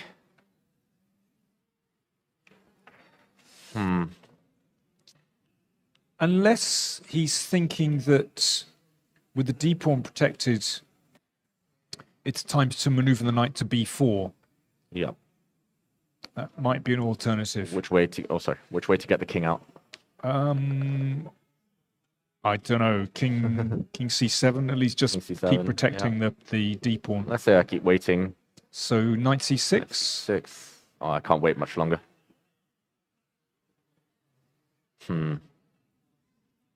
So rook back Yeah, rook to back. d2, I suppose. Yeah.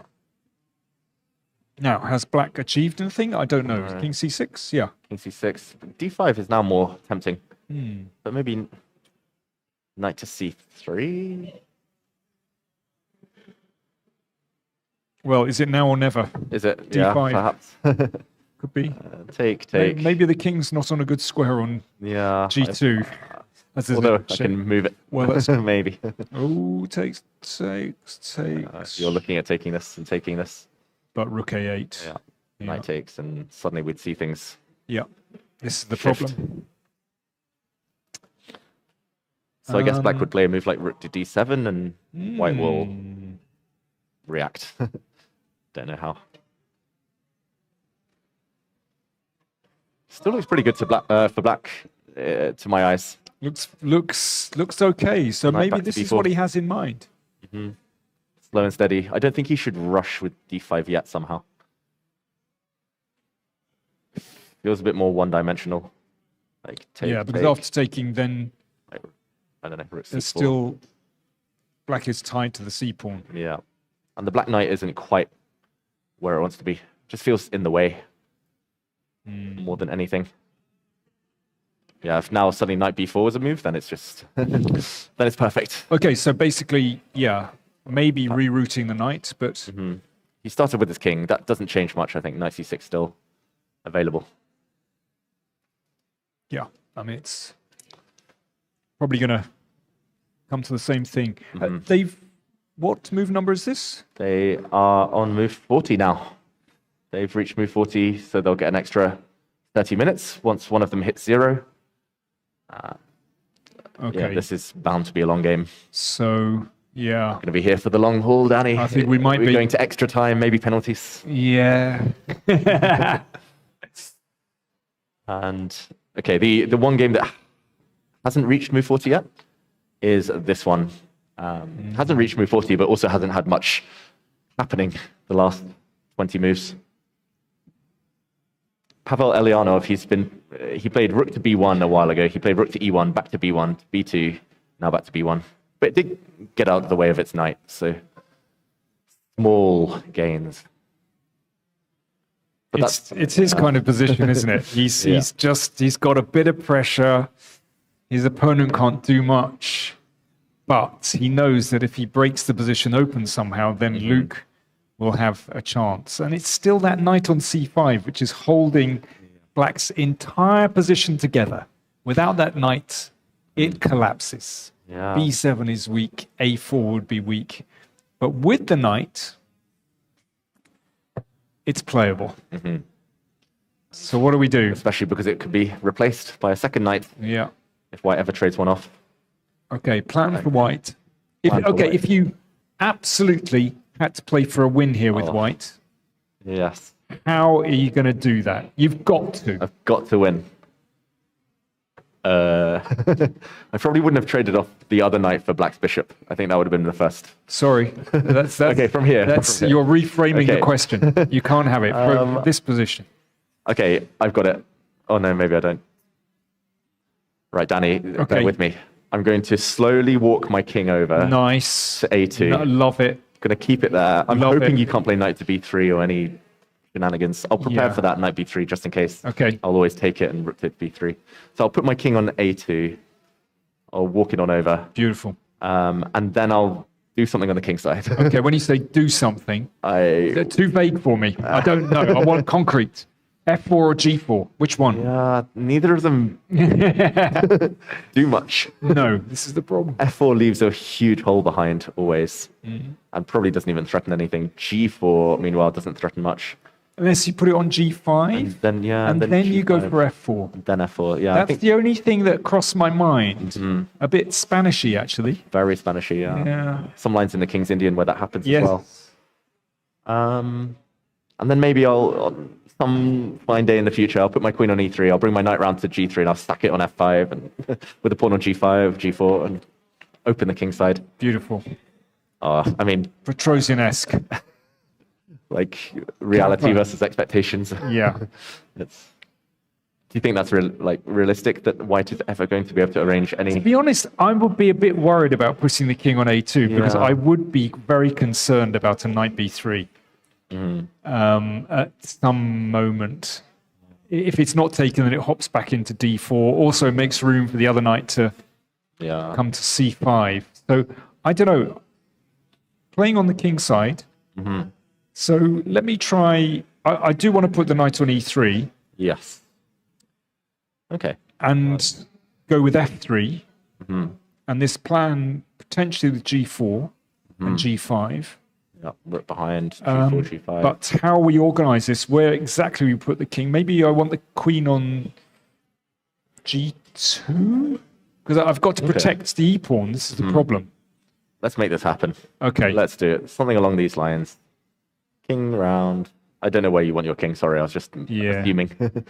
But Even knight b3 in these positions Yeah. is scary. Actually. although, yeah. I mean, what's white's queen doing on g2? Why did we put it there? I don't know. Who suggested that, Dan? I don't know. And then suddenly knight b3 No, v3. with the king on e2. How about? Okay, take back time. Yeah. I'm gonna suggest maybe this one. Oh wait, how do I get the? Yeah, I've got to play f3 first, but Yeah. that's such a... Okay. It's fine. Put the queen on c3. I know black's not doing much, but problem is anytime we go g4, this is why you want your queen back on g2, right? Play g4. Okay, at least you've covered knight b3. I've covered knight b3. But what next? I quite like the idea of like putting the king on a2. Really? You're still wedded to Yeah. that one? I'm a stubborn man. Okay, yeah, maybe. Let's Yeah, say, it protects a3. yeah, that's my one hope. Okay, but king b2 instead, because Oh, king after we b2. take it, won't be check. Yes, that's true. No, that's a good point. And now white wants to arrange something Still very difficult. very difficult. I'm going to predict a draw. I'm going to predict the draw. Yeah. I think Luke is happy to wait. He's found his plan. He's been playing queen back to d8. He's played knight fd7, knight f6. He's gone queen c7, queen d8 around. He's essentially sticking his neck out and saying, I've got a fortress. Knight fd7 played. Knight fd7 played. Okay, 3 more moves to the time control, and then we can take stock. What's Luke's time? Oh, sorry. Luke's time is 5 minutes. Okay, for 3 nothing, moves. no drama. No. I don't think there's any immediate questions to answer, so if in doubt, he'll play knight back to f6. Yeah, the Gawain-Jones game, the pawn endgame, no moves. He's been spending a bit of time there after move 40. Nikita Vichigov against Nodirbek, still no progress. Yeah, it looks like we're a bit of a standstill in all of the games right now. I think it's just that moment the players are deciding, do I take risk? Do I play on? Especially in this game, like, what is the plan? Nodirbek, what is the plan? I'm still trying to find some way for white to do something. Okay, so actually executing g4 is incredibly difficult. How about the other one? I like f4. I like. You want to go for f4? Yeah. Okay. I'm going to put my knight on f2 before I play f4. Right. Just to cover e4 and to cover And g4. cover g4. Okay. Yeah. And I'm not sure what will be the next step, but okay, knight to d1. It's also nice having the queen on e3. I have to say that's such a beautiful square. Feels like one of these two squares, like when the Yeah. action happens. Maybe e3. Okay. Say black comes back. Okay, so f3. f3. Finally. Knight d7. Knight f2. Yep. Knight, or maybe black should be actually playing something like this. Knight f2 and waiting. Okay. The e8. f4 still not possible because Yeah, probably not. Probably need to Okay. build and build. we're getting there. Slowly. Slowly. Wait for it, Danny. I'm going to bring my king to a2, and then we'll get there. Oh, okay. You can't resist it, can you? Get it out of my head. You love a king march. Do Yeah. even if it's got 0 point behind it, then feels safer somehow on a2 than g2 if we're opening up this flank. To me, there's still some jeopardy with the king on that side of On the that board. side, yeah. But maybe there's just jeopardy wherever the king is once f4 comes. True. And how do you think black is going to react if f4 ever lands? Just leave it? Don't touch anything? Or? Probably just leave it. Yeah. I mean, shall we listen? Let's Where enact it. do you want to put the king? Let's try it. We've got to try f4. Okay, let's wait. Wherever you want. King on b2 or king on Okay, g2. let's see how weak it is on the king side. Okay. f4. Finally, pawn move. Well, assume that I'm not going to take. I'll take back with the pawn. Probably every Russian schoolboy. Yes. No tactics. Let's just check. Probably no tactics.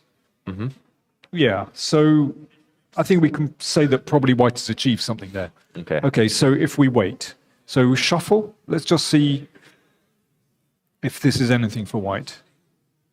I mean, I assume that we're going to push with f5. But I don't know. What's your? Yeah, I've left the knight in the way now. The knight wants to be on f3 or e3 or somewhere. Yes. But okay, let's say F3. Okay, so f5. f5. Then we could. No, we can't. I wanted to put the knight on g5 and something, but it's not. Yeah, Still not happening. This is just such a nuisance square. Yeah.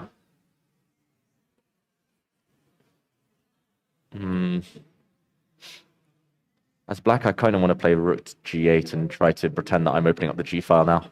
Yeah. Well, I mean, stranger things have happened. Yeah. Really. You know, white does risk something in playing like this. Definitely. Yeah. With that knight on c5, just holding everything together. Yeah, maybe this is just counterproductive. Suddenly white's pieces are tied down, like still tied down defending e4, covering g4. It doesn't feel like white's position has the energy to play f5. Maybe we needed the rooks on the f-file all along. Rook and f3, rook and f1 now. And But there's a problem, isn't it? Because actually white is committed to the b file. You can't leave that. Yeah. So actually you can't, because either black will break with b5 or indeed infiltrate with the rooks.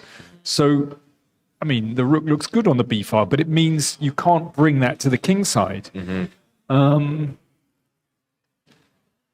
Yeah, and this bishop, like, it's nice on c2. I think in the game and other positions, it would also be nice on this diagonal, but just any time it moves away, knight to b3 is in the air.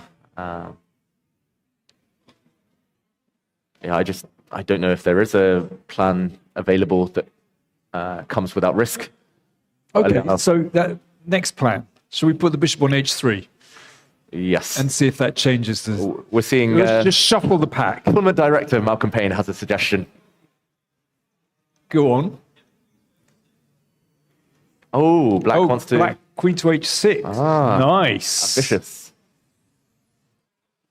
Oh, we've only been thinking about white breaking through, Danny. And we have to reframe this. Yeah. So I was saying to you, if you absolutely had to play for a win with white, but we should be saying if you absolutely had to play for a win with black.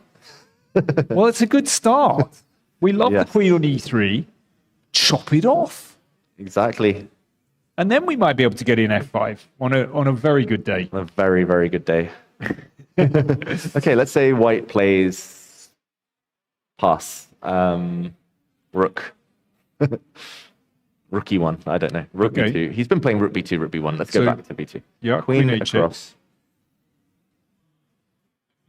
Okay, let's say, does white take? Is white frightened?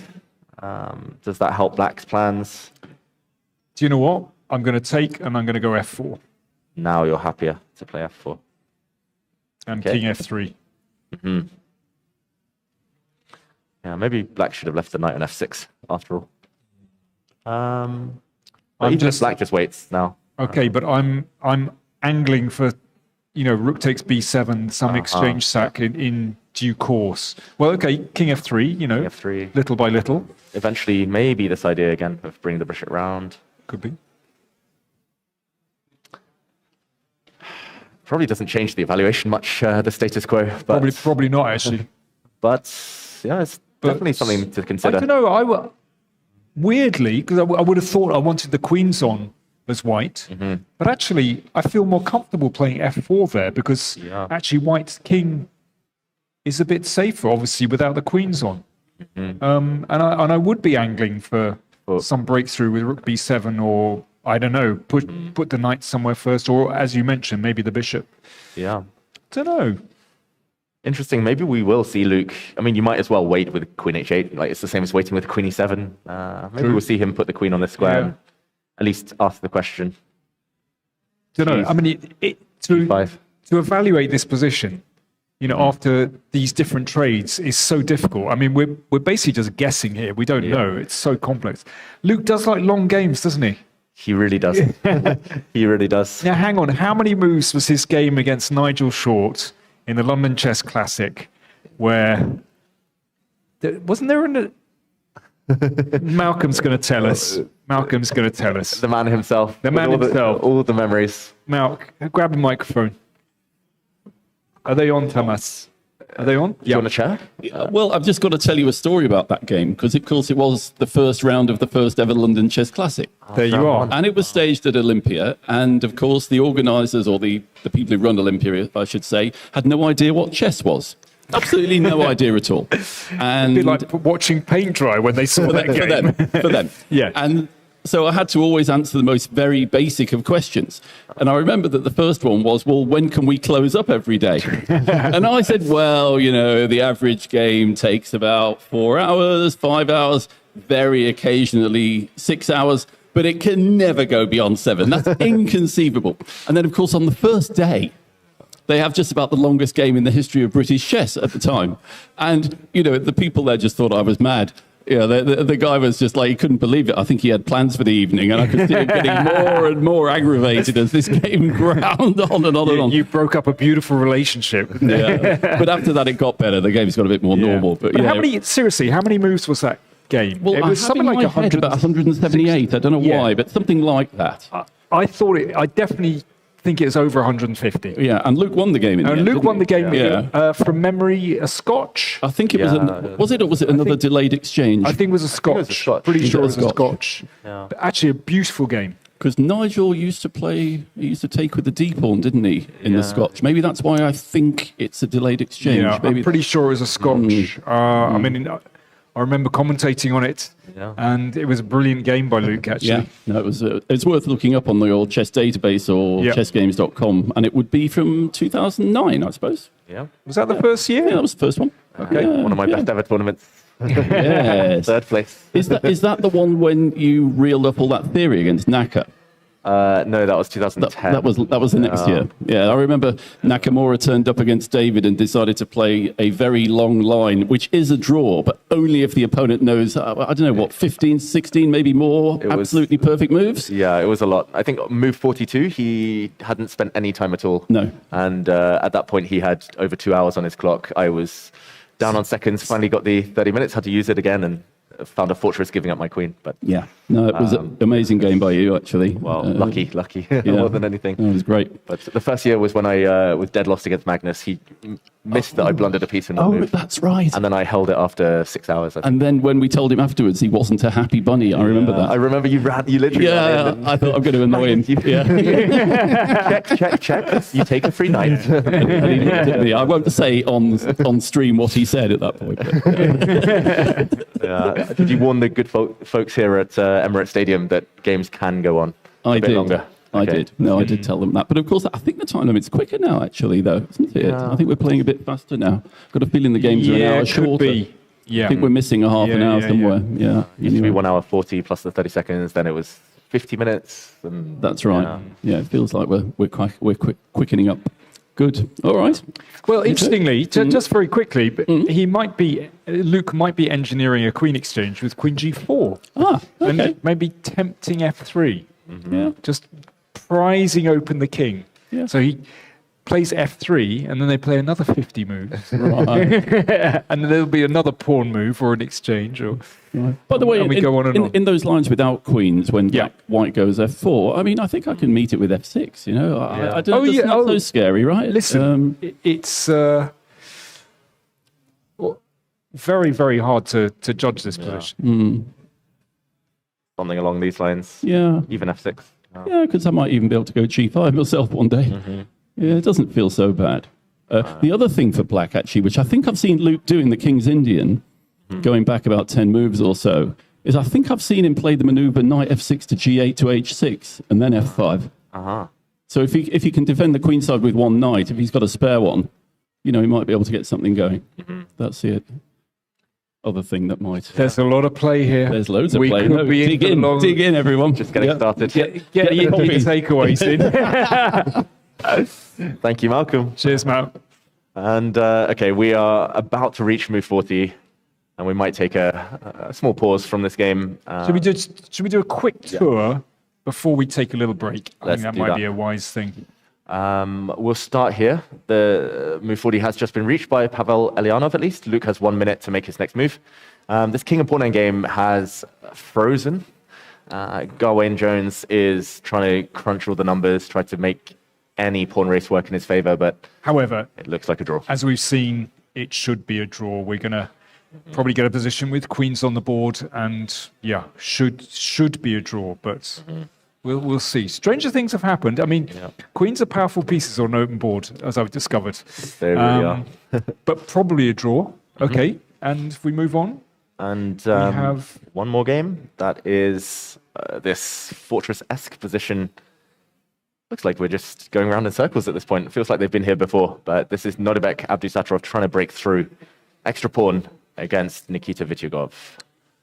Very tight, very tight. So that's, I mean, basically, it's a two-result game. It's either going to be a draw or win for black. I just wonder, was he concerned about White's rook coming over to H1. Yeah. And that's why maybe he couldn't go in for these maneuvers. I don't know. I mean, I'm just guessing. But anyway, we shall see. I think you're right. Like, as soon as White played rook c1, he flinched. He said, okay, I've got to go back. And White cannot take on d6 due to a check. So the White king had to shuffle. And yeah, we've definitely been here before, just with the Black king on a different square. So going round and round. Not going to be easy. Dave, shall we take a short break, maybe back in 5 or 10 minutes, and see if we have any more developments? So we shall see you shortly.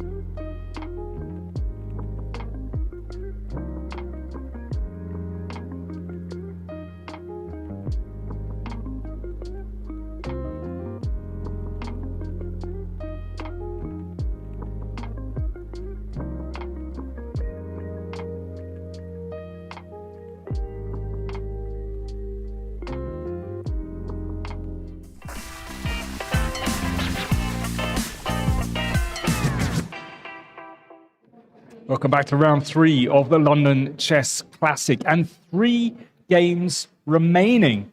So, Dave, give us a little update, because there have been developments. These games could potentially go on a really long time, but stuff has happened. Stuff has happened. Just as you said that, Danny, it's now down to 2 games remaining because we saw a draw. Breaking news. Breaking news. A draw between Gawain Marroa-Jones and Sam Shankland. This was the final position. They didn't play it out. We'll just show the last few moves. Danny, we were fearing a queen endgame and maybe another 3 hours of play. But after the very accurate play of Sam Shankland, starting here, king to e5, the only move to save the game, it looked, I think, destined for a draw always. We talked about the king race earlier, king important endgame.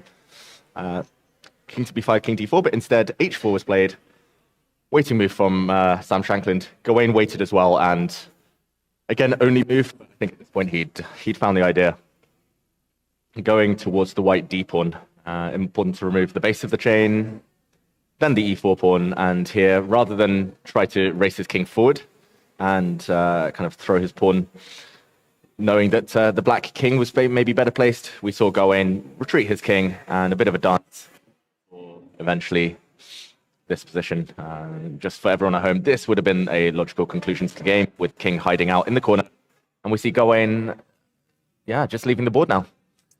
Now, that was really, really interesting endgame. And I mean, hopefully we'll be able to ask Sam. I wonder if he realized that this endgame was actually very, very tricky for him. He had to find some accurate moves there to pull through to get the draw. Yeah, it always looked like a draw is the most likely from the opening. I was actually expecting maybe 20, 25 move draw, but no, they fought it out to the end. And well, I think from Gawain's point of view, I think he can be very happy that he was able to press from this opening. You know, he tested Sam and came pretty close. So I think that's good for his confidence. Yes, always nice to get a few moves under your belt and feel like you've warmed up a bit. And in the meantime, that does leave us with 2 games. Precisely nothing has happened between Pavel Leonov and Luke McShane, as we predicted earlier. Just a quick touch in on this position. It feels like an hour and a half ago, we also saw the white queen on g5 and a rook on e1, and we're back here. Rook on e1, is he angling for f4? Yeah, maybe not while knight to h7 is available, but maybe he's hinting at least. Yeah. We've now seen, since the last pawn move or capture, it's been 20 moves. Not that I'm saying the 50 mover was going to decide this game, but it's starting to be a possibility. Maybe Malcolm's queen to h8. Yeah. Round. And we're actually going to be joined by one of our players who has just finished, Sam Shankland. So we'll be back very, very shortly. We're just going to get set up.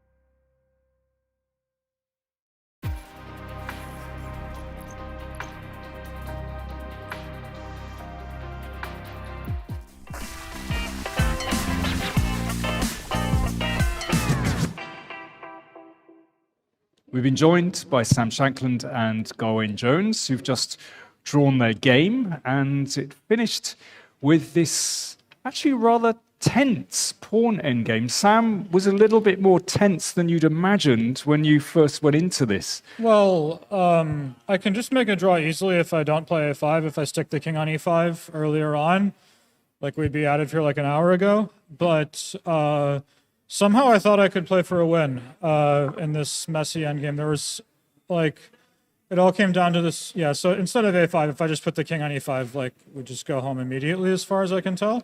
I wanted to play this. Okay, Some king e3 and b4. sure, and I'll play, yeah. What are you doing? Okay, I don't know, I'm guessing anything. the engine probably says 0-0, but I thought this I was. think it's going to be, I'm actually going to bet there's, okay, I'm going to guess a5 is the only legal move that loses. But, oh really, this is bad?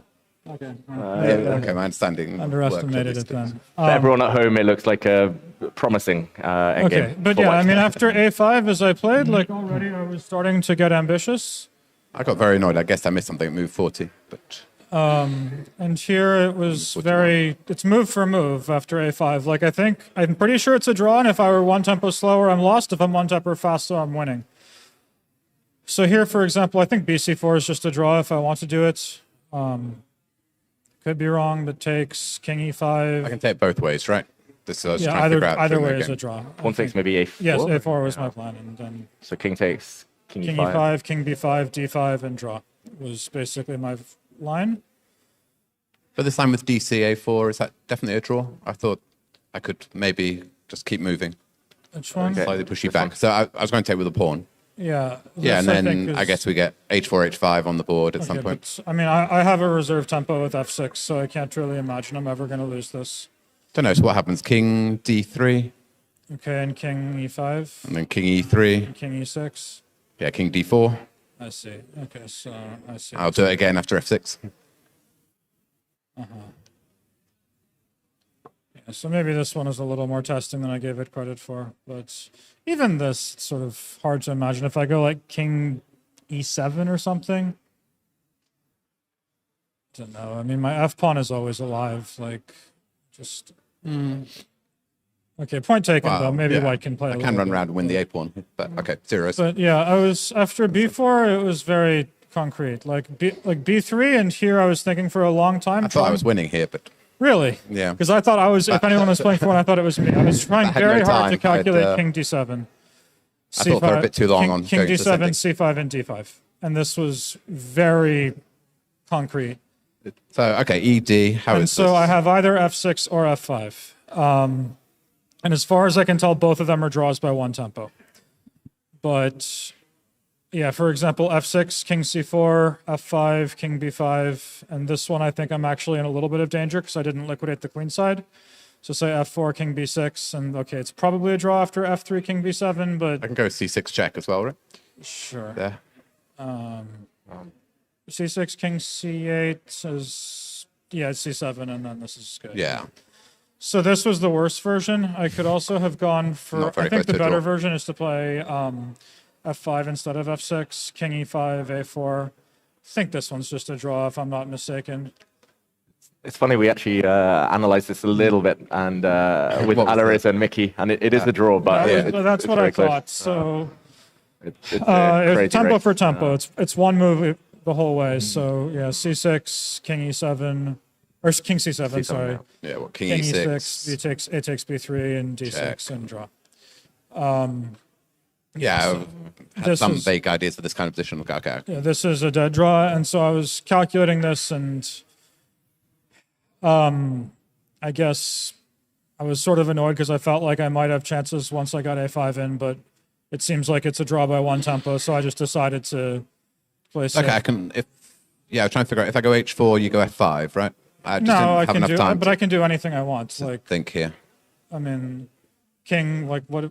I mean, any legal move draws. King d7, like what do you want? Well, c5 And next. king c6, and it's just the same thing, yeah. So I take on d6. And take it. King c4. King e5, it's just the same thing, yeah. Oh, what is the game? Yeah. Yeah. So no, Okay, I mean but I the don't game, think I was thought ever in I'd- any danger here, but yeah, I don't think I was. And what does the ever- engine say Draw. about this position at move 40? Oh, that's very 40. after Of I. course it's a draw. I think it was So always I thought for all my time here, but I couldn't quite find a win, which was annoying me. Okay. Yeah. And just to be clear, it was a draw after King D7, C5, D5. I just want to make sure. We will double check. Instead of H5. Sorry, instead of H5. Because this, I think, was the only really interesting moment, D5 here. And I believe it's a draw after E takes D5. Yes. Yeah.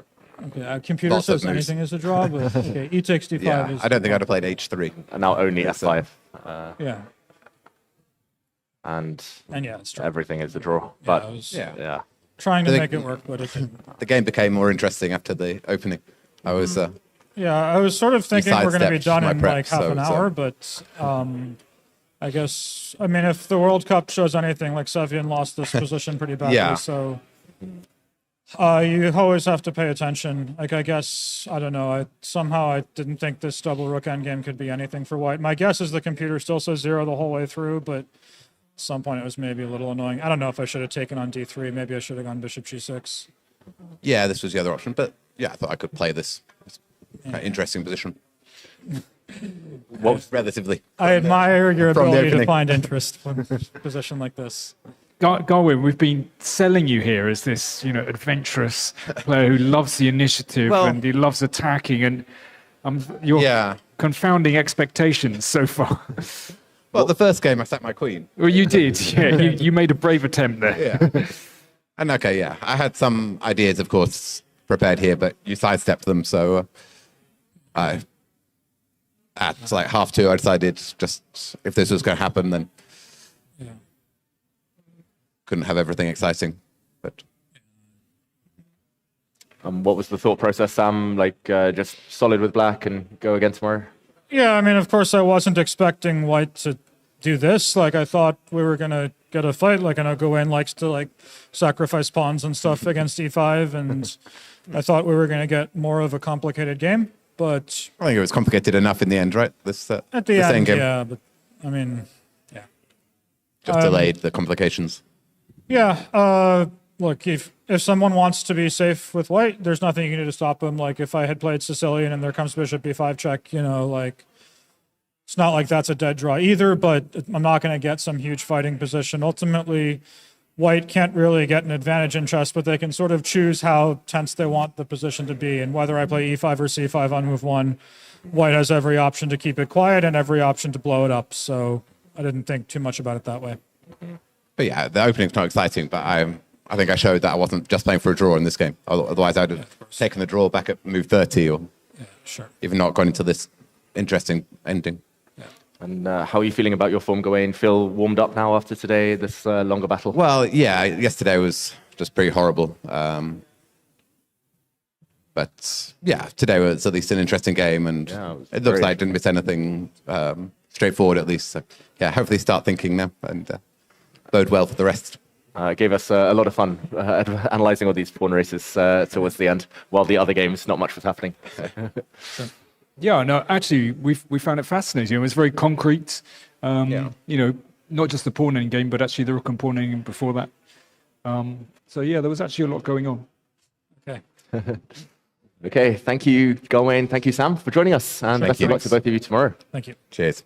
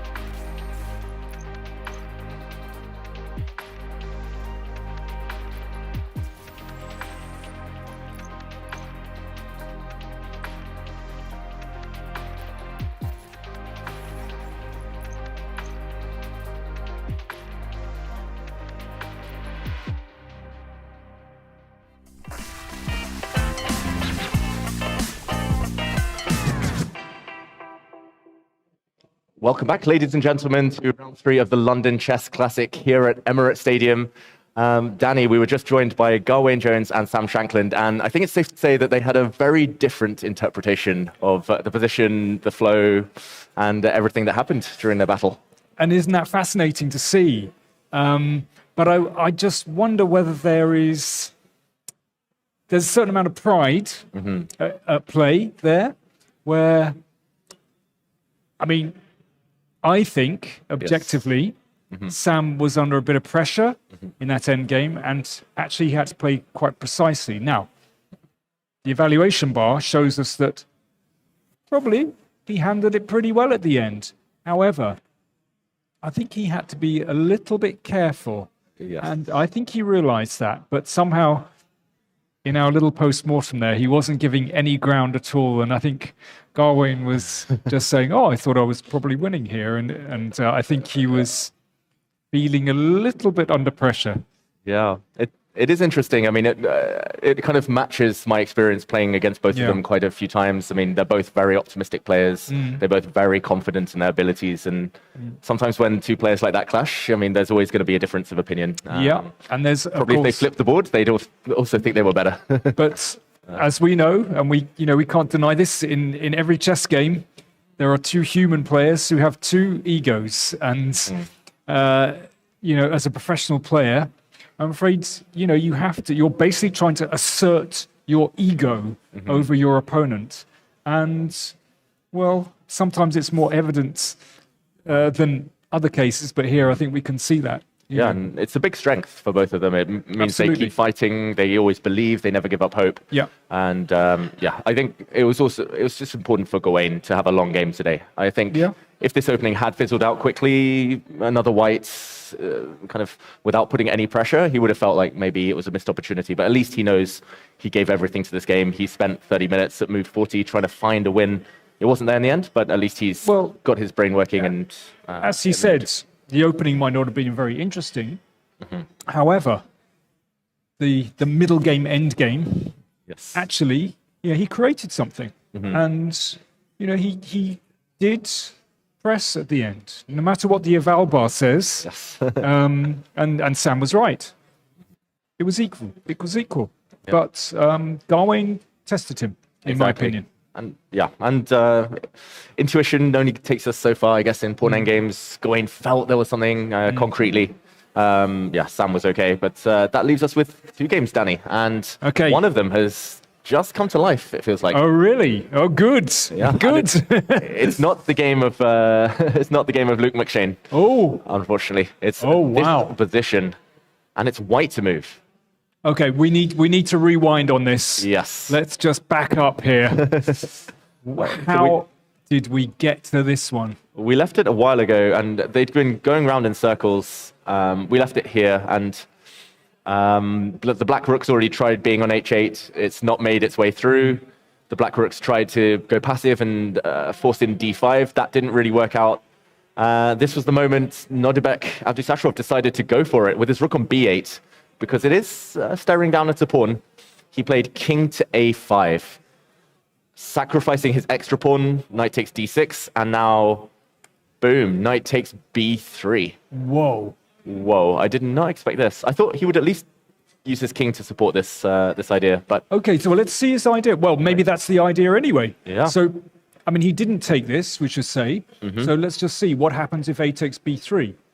Ooh, big question. Rook takes or king? Or king b4 was my thought. Can I try king b4? Yep. You could also maybe take and then king b4. But yeah, let's say king b4. Yeah, I don't know. Knight back to e4. a2. Ooh, a2. Wow, this is fascinating. Piece up for white, but I feel like I'm the one fighting for the draw. And maybe not going to get it. I mean, I'm just coming in with the king, king a3, king b2. Yeah. What I mean is if white defends passively with knight d2, then the king just waltzes in. Sneak in. Yeah. And that is decisive. Wow. Okay, I think we figured out why a takes b3 wasn't played. It was a pin and lots of moves, so maybe we try and catch up. Rook Okay. to b1, pinning the knight. The idea was rook to b6, getting out of the pin, hitting the knight at the same time. Knight c8. Wow, rook b7. That is sophistication. I guess arguing the knight is almost trapped, and same thing, if pawn takes knight, then the black king comes in. a2, king takes... Okay, so what happens on knight d6? Knight d6 was played. Okay. Rook to d7 now. And after, okay, knight to e4. I was wondering about this one, but rook takes b3, I guess. I mean, a2 is... Yeah, a2 is hanging. The king is up on g2. If rook takes a3, the black king comes in and takes this pawn. Wow. Black would be a pawn up still and definitely pressing hard for the win. So I guess knight to e4 logical, and rook to d3. Does he just not value knights? Does he not care? But it looks like he's just adamant that he just wants his king in.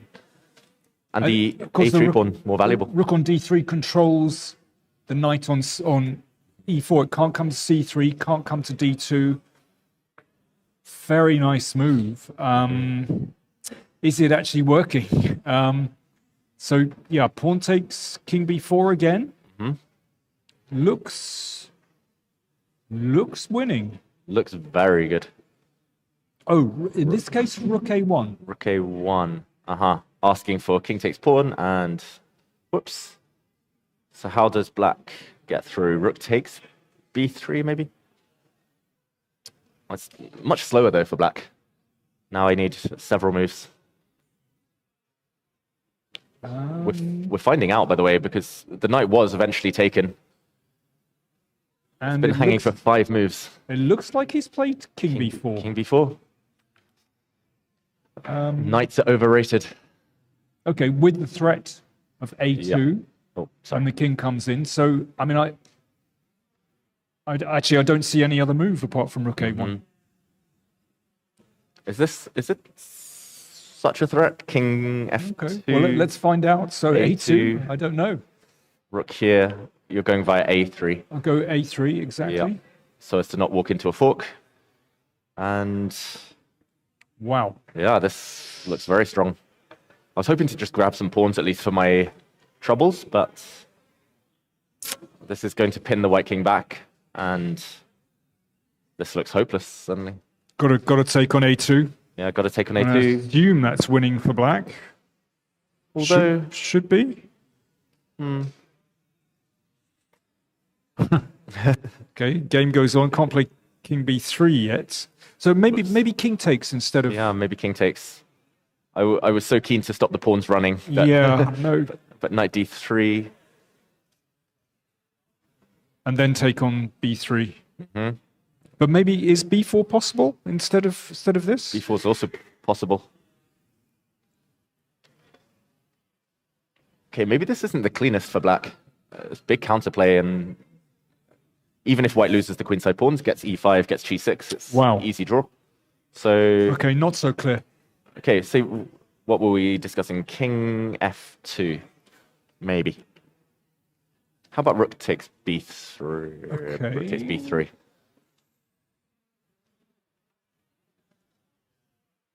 Knights are so bad at stopping a pawns and h pawns, and like rook takes rook, knight takes pawn check, king c. Oh wait, king c2 or king c3. Actually, can you not just take on c4? Or I think you just play king c4, to be honest. how you got me. I was trying to be too clever, but that's that's just a clear run. Simples. Okay, but so rook takes instead b3. of rook b3 instead. Rook a1, I guess rook a1, yeah. but then a check. Now the king is pinned back again. King e1, Rook h2. rook h2. Boom. But now check. Is that a maybe. boom? It's not a boom. I want to go round. Yeah, it's not a boom. Not okay. yet. That was a bit hasty. We'll put the rook back. Okay. Hasty A2. or Hastings? Hastings. Hastings, It yeah. was a bit Hastings. Great tournament. Yeah. Okay, a2. Maybe a2. Looks over, right? Knight d2, just Knight king d2, king c3. c3, knight check, king c.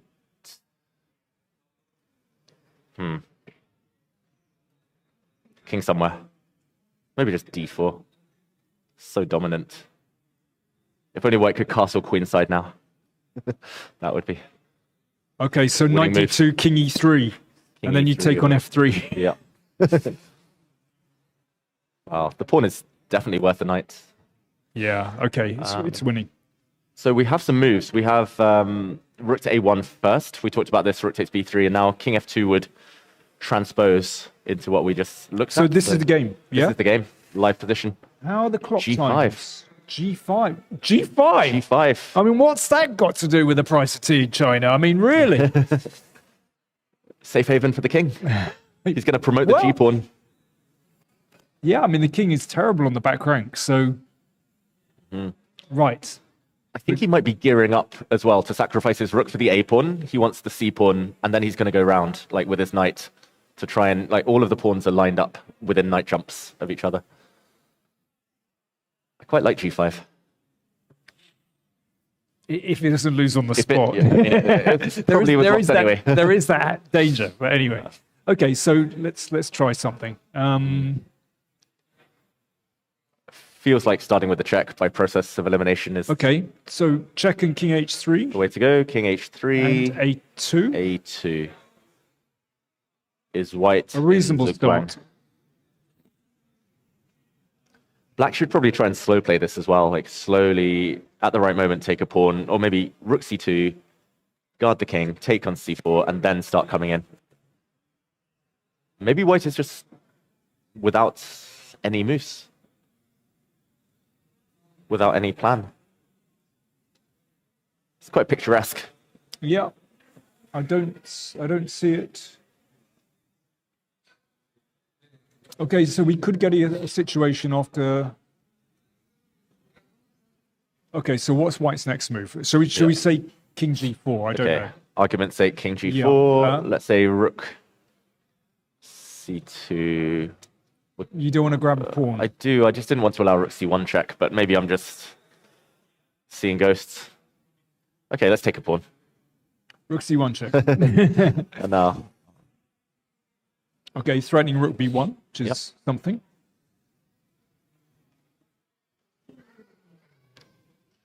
black suddenly got a lot of pawns as well for the knight. Suddenly it's 3 pawns. Okay, I mean, it's winning. So rook a1, you can just push the c pawn. In fact, I mean, this is Yeah. actually quite clean. It's quite clean. Yeah. Yeah, knight takes. I think this is over. Rook Yeah. b1.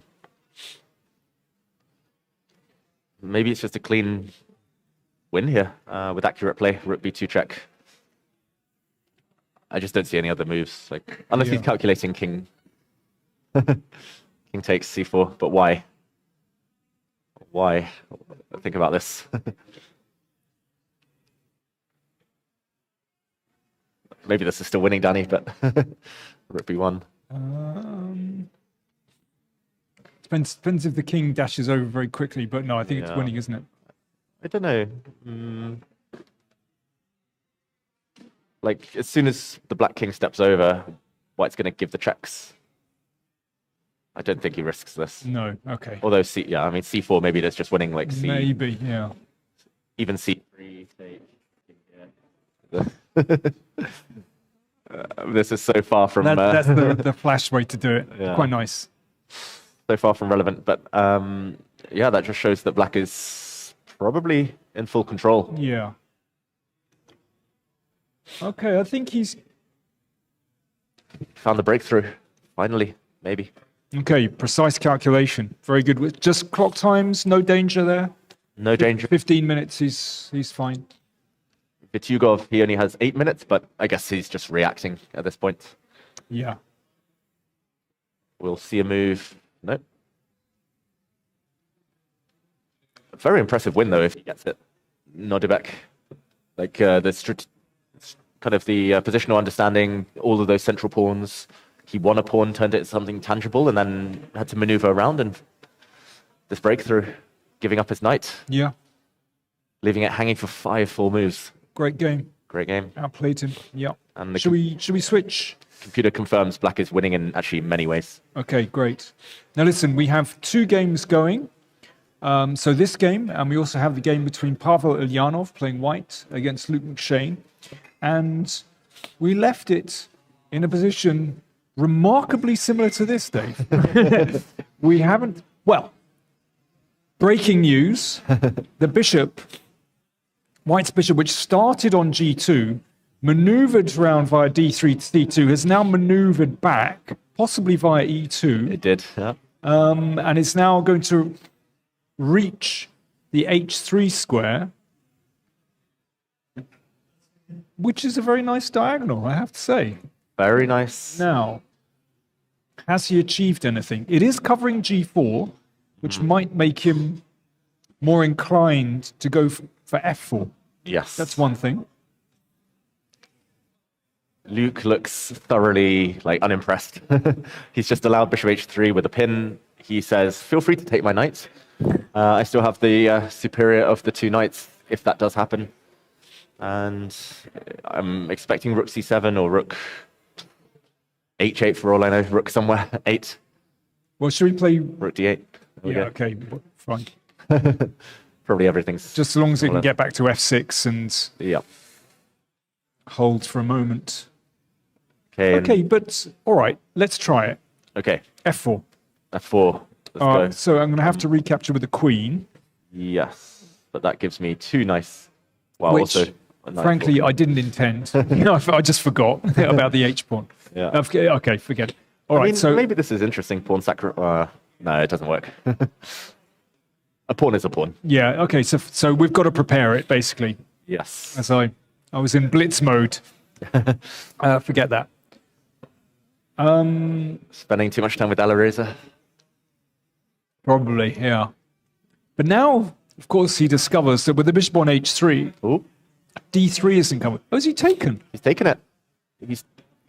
I was just about to talk about the 50 move rule. They'd made 30 moves without a capture or pawn push. And now we have to reset back to... Back to zero. Yeah, the counter begins again. And what's the thinking here? Because... Well, okay, just for a how's that moment. help? Yeah. Well, there's still this knight d3 move. I was just thinking for a moment the knight can't come to e5, so it might be time for f4 then. But in this case, yeah, f4 takes, and there's a knight landing on d3. Yeah. Problem. So that's one to avoid. So he must be playing this exchange as a winning attempt. Otherwise, he would do nothing and draw. So he must be ambitious here. But suddenly the white knight is kind of tied down to d2 because otherwise knight b3 maybe into d4. Okay. Possibly. But it does mean that if he goes for f4, there's no knight coming to g4. True. So... Now, victorious King March. No, I'll stop it. I'll stop it, Danny. Okay, let's put the king on h3. Okay, king on h3. Let's say black waits. Yes, and now you'll check me back. Yeah. I didn't mean that. But... All right. King, we'll leave it on g2 for the moment. Okay, I just want to get in f4. So rook h1. Yep. Let's say I just nonchalant, I don't know, rook a6. Calm. I just want to see how powerful f4 is. f4. Let's try. Okay. So black has two reactions: to leave it or take it. And if I heard someone say take it. Take it. Take. Everyone says take. Everyone says take. But now white has a beautiful, beautiful center. Mobile, e5, queen d4. That's a nice square. You sure you want to take it? I should explain to our online viewers that we have a gentleman in the front row here who's going, take. And then we recapture with the g-pawn. He's going, no, don't take. Pavel Elianov's best friend. Yeah. Yeah, white will be hoping for a capture. But if black just says pass, rook a8. Knight f3. Knight f3. Now take. Oh, now take. Yeah, take. Okay, so I've managed to blunder a pawn again. Oh, yeah. I'll come back. All right, so forget that one. Now maybe this rook, it's done its job. Maybe it's time to bring it round. Or sit on b6, maybe. Okay, I'm still fixated by taking on e5. Okay, let's try. Oh no, sorry, I wanted to play queen takes knight f3, but e4 is on prise again. So that's the problem. So all right, won't do that. Oh, sorry. So we were saying king g2, let's say rook h1, f4. Let's wait. And how to improve? Well, okay, you mentioned flicking the rook back. Maybe. I'm concerned that knight b3 is going to come. Yeah. And suddenly that one of these pawns, the a pawn or the c pawn, are going to be vulnerable, and now white's king is exposed. Yeah, so for example, something along the lines of knight b3, not yet, maybe, but... Getting close. Yeah, it's the question, I guess you're building up to taking on e5, but also a question about f5, maybe.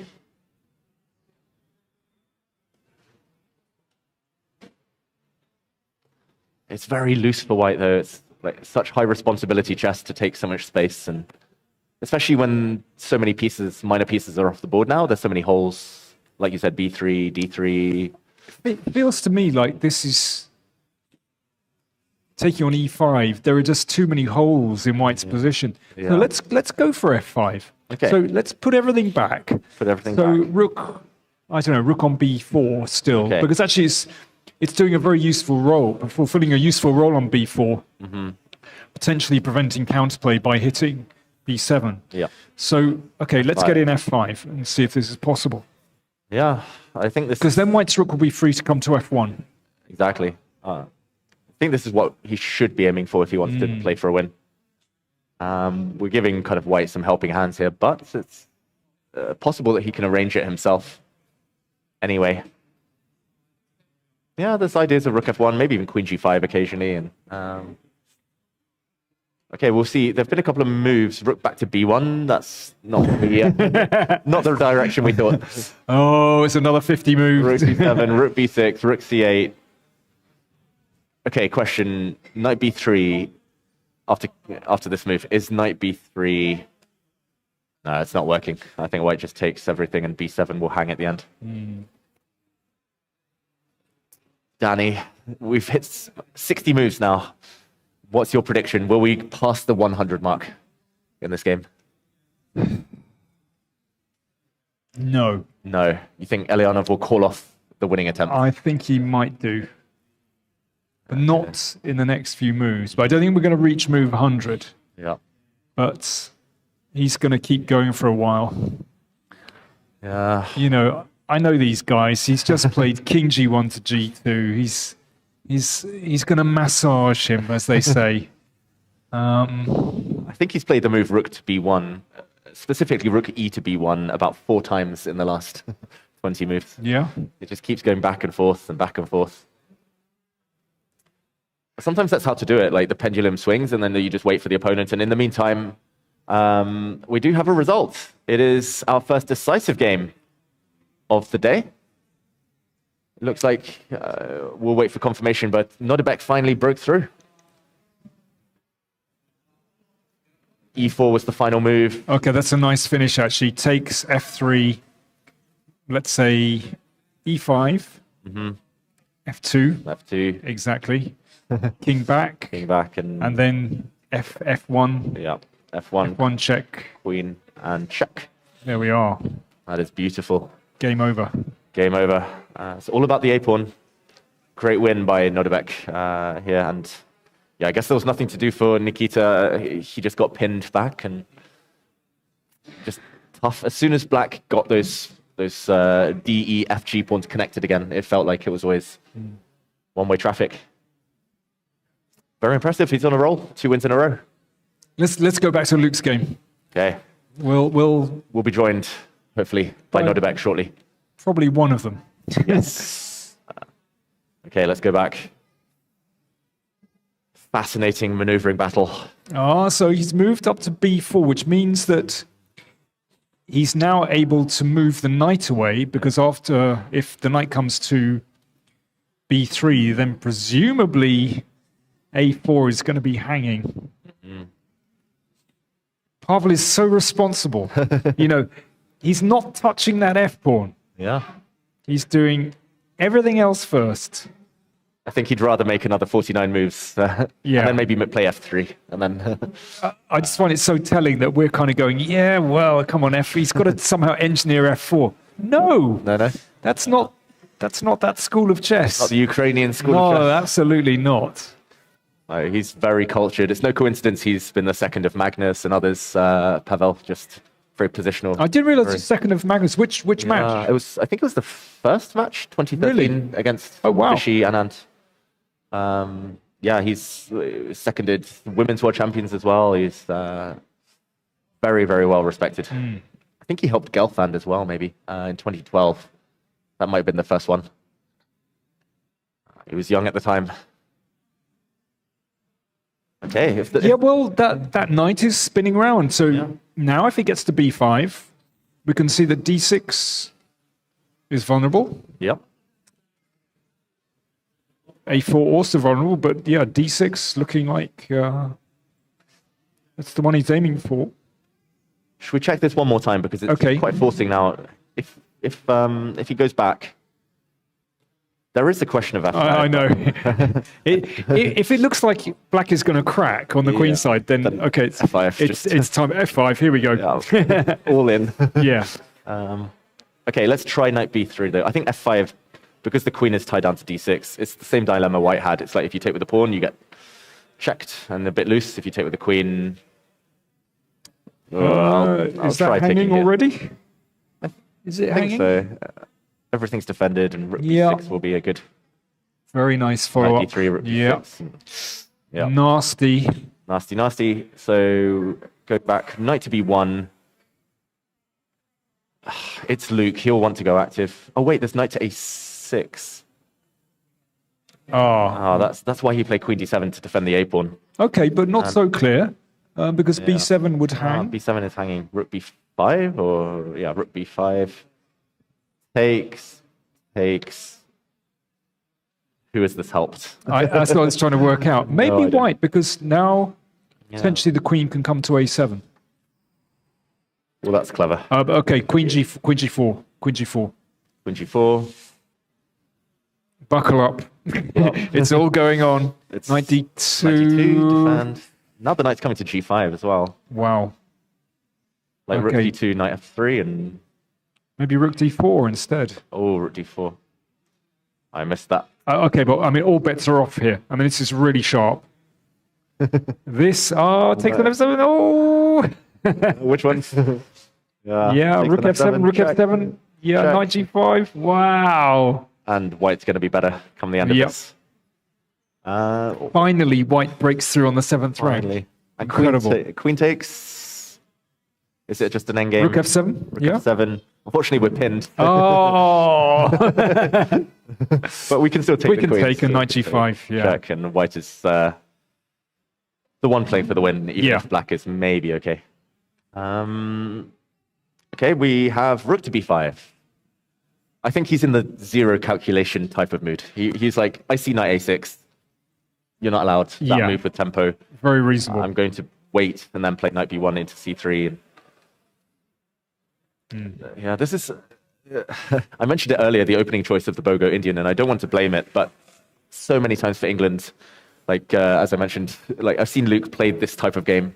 I'm sitting next to him being like, should I press for a win? Like, is he in trouble? I don't know. Is it just equal? I don't know. Like, should I take a draw? I don't know. Like, okay, you've got bad memories. I mean, I've had some very good memories. Often he wins these very long games, which is nice. Yeah. Even if it's level for 60 moves. But we did look at his record with this particular line. In this opening specifically, it's a few draws, but a couple of losses. Yeah. And I remember that Grand Swiss game as well. It was like 3 rounds before the end against Wang Hao in this opening, and Wang Hao ended up beating Luke and then beating me and then qualifying for the candidates.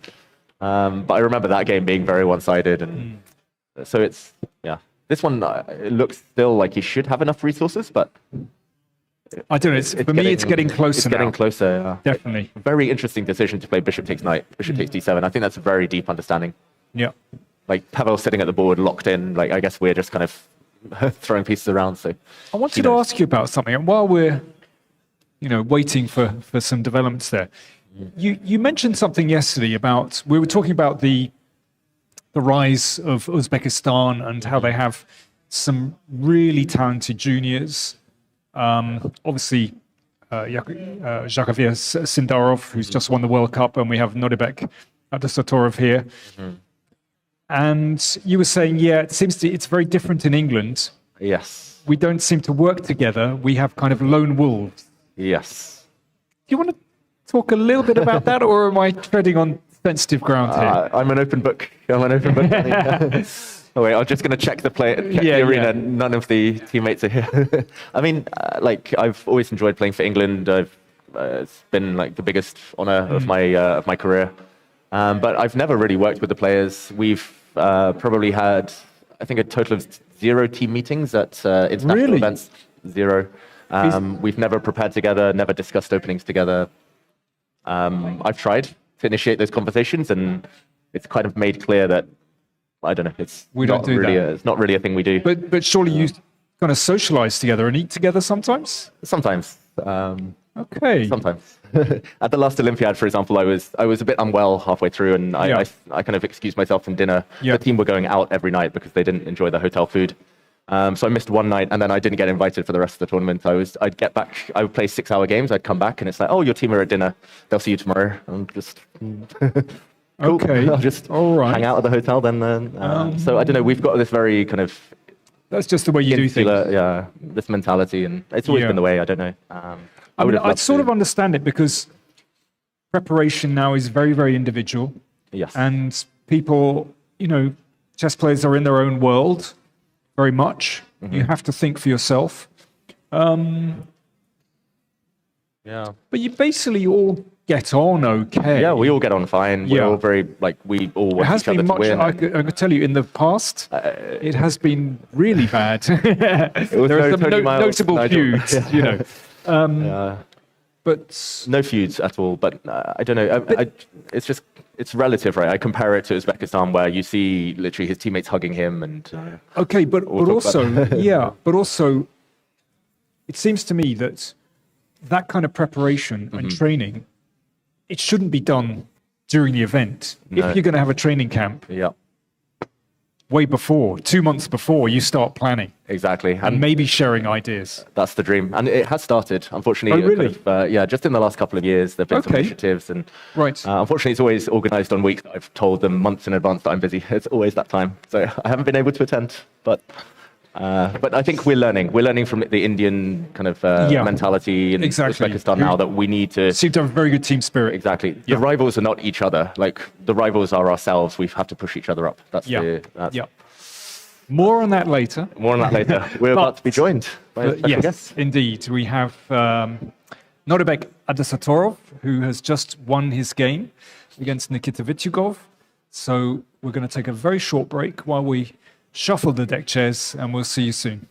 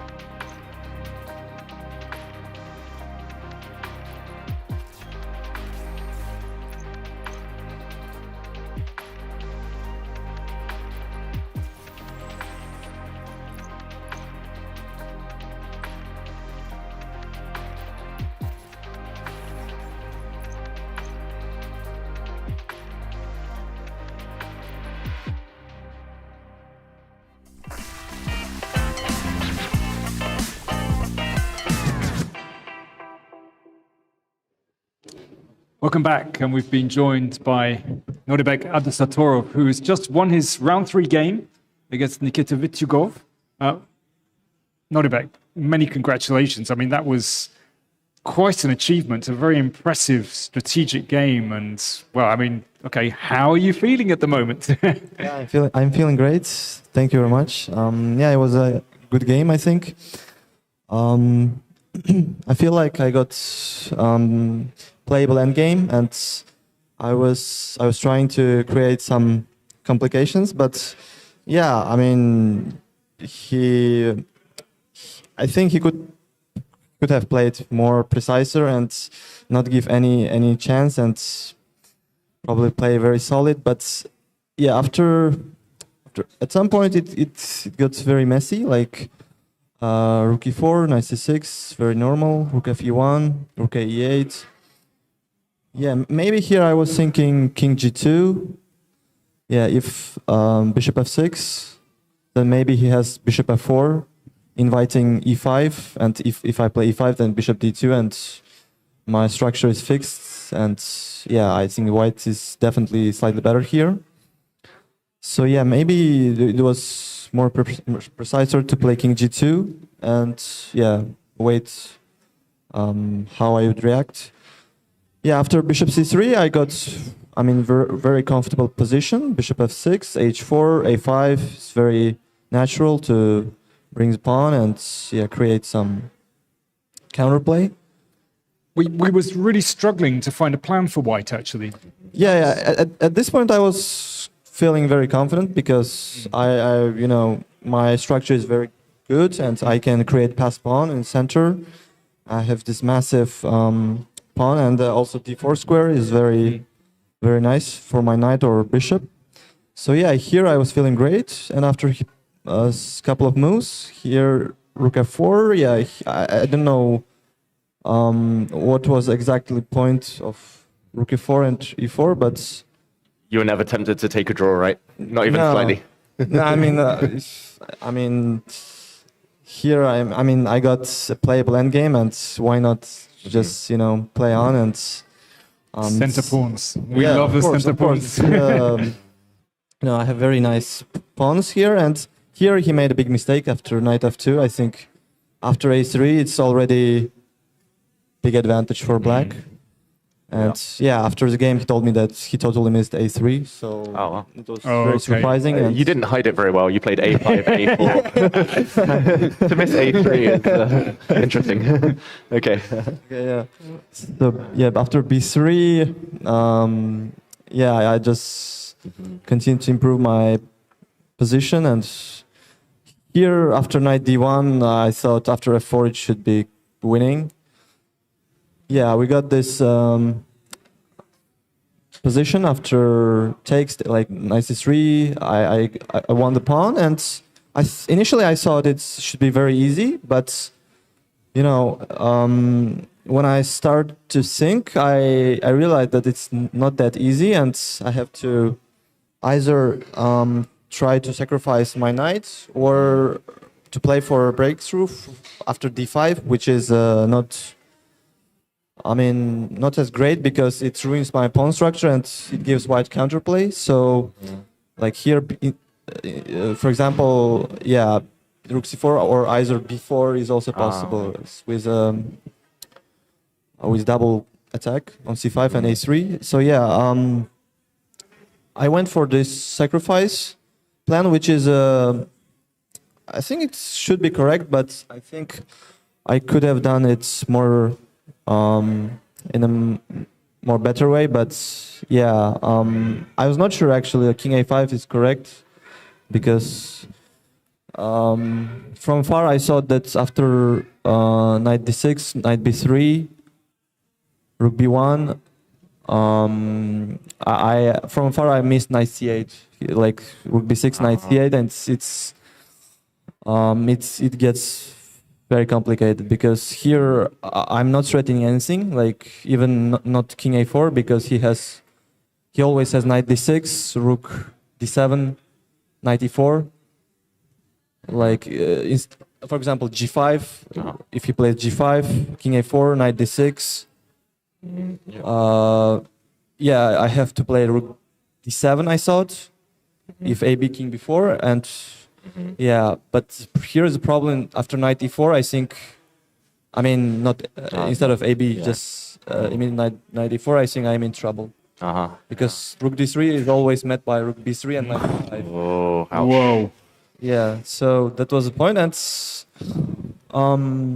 yeah, after g5, I was planning to go rook c7 with exact same approach as in the game, but with g5 added, which is, I think, better version for white.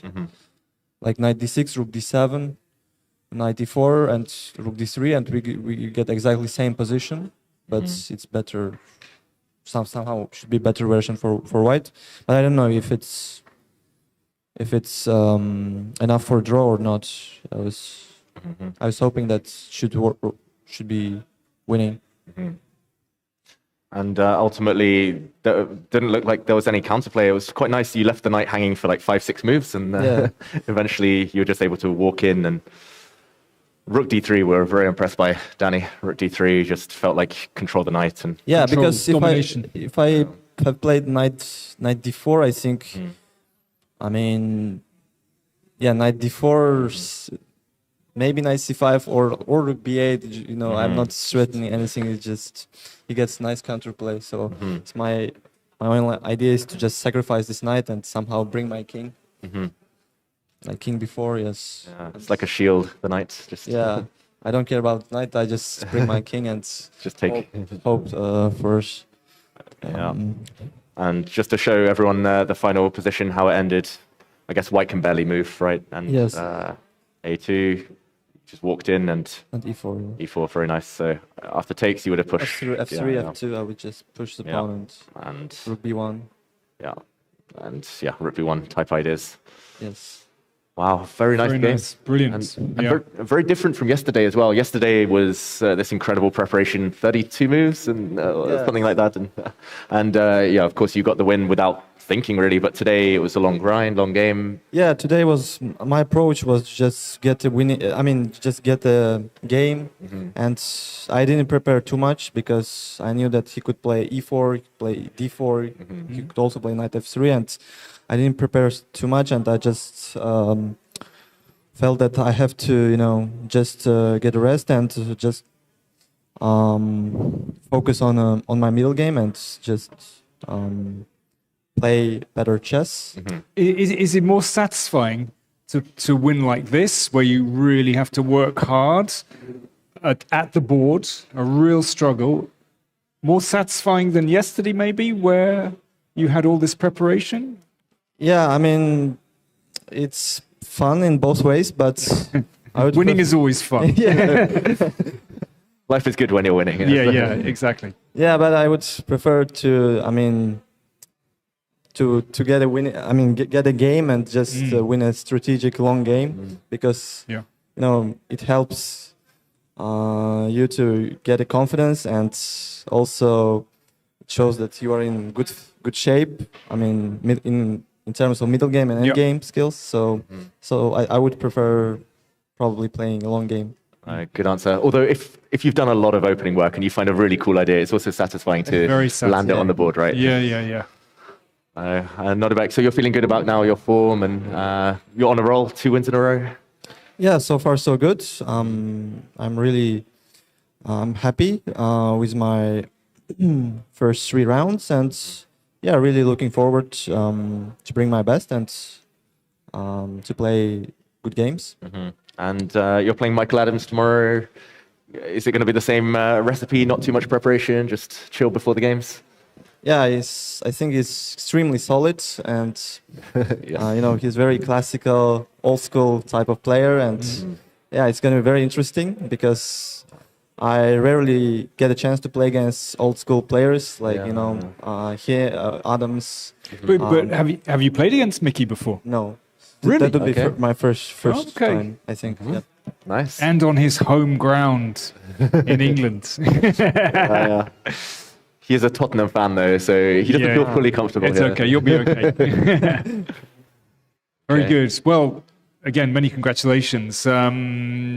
Just before you run off, could we have a quick look at the one remaining game? It's Yeah, it's, Hard work. yeah, We're going to be here for another 3 hours. yeah, it's gonna be a very long game, I feel. But yeah, they're getting low on time. Hmm. I thought initially white should be better, but looking at this position, I mean, black can create also counterplay with f5 at some point. So I don't know if white can if white does have a plan to improve. Hmm. So yeah. Yeah, Luke, and of course, I mean, Luke is incredibly dangerous in these kind of counter-attacking positions, so not so easy. Yeah. If you had to make a prediction for the results, I would go with white. White's gonna win. you think White's going to win? Yes. Okay. Big claim. Big claim. Fair enough. Big call. Yeah, I think I said draw like 3 hours ago, and I'll stick with it. But, A very good chance, actually. yeah. Okay, Nodirbek, thank you so much for joining us, and Great stuff. congratulations. Thank you. Yeah, brilliant, you. brilliant game. I think, yeah, Thank you. Well very played. much. little round of applause from our audience. Yeah, great stuff. Thanks Okay, a lot. We'll be back in a second.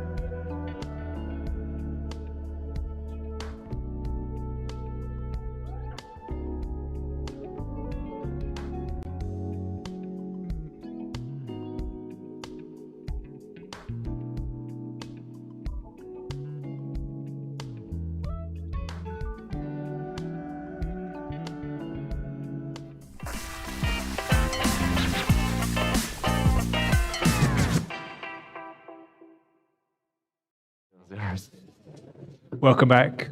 We have one game remaining in round 3, and it is drawing to quite a climax as both players are running very short of time, playing practically on the increments. We have Pavel Ulyanov playing white, so you can see he's just over 2 minutes. And Luke McShane, that looks like around about 1 minute. They do get 30 seconds per move. And has Pavel made some progress over the last few moves? What's your impression, Dave? Yeah, I thought he had initially. It looks nice visually. The white queen on b6, the white rook, putting some pressure on some pawns. Maybe it will land on a7. The white knight on g5 looks very nice, applying some pressure on f7, but there's nothing concrete here. And it does feel slightly risky for white. At some point, if he doesn't take care, then f6 could come. If knight to e6 isn't an adequate response, then white could find himself in a bit of trouble. The black knight still the dominant one, hitting the e4 pawn.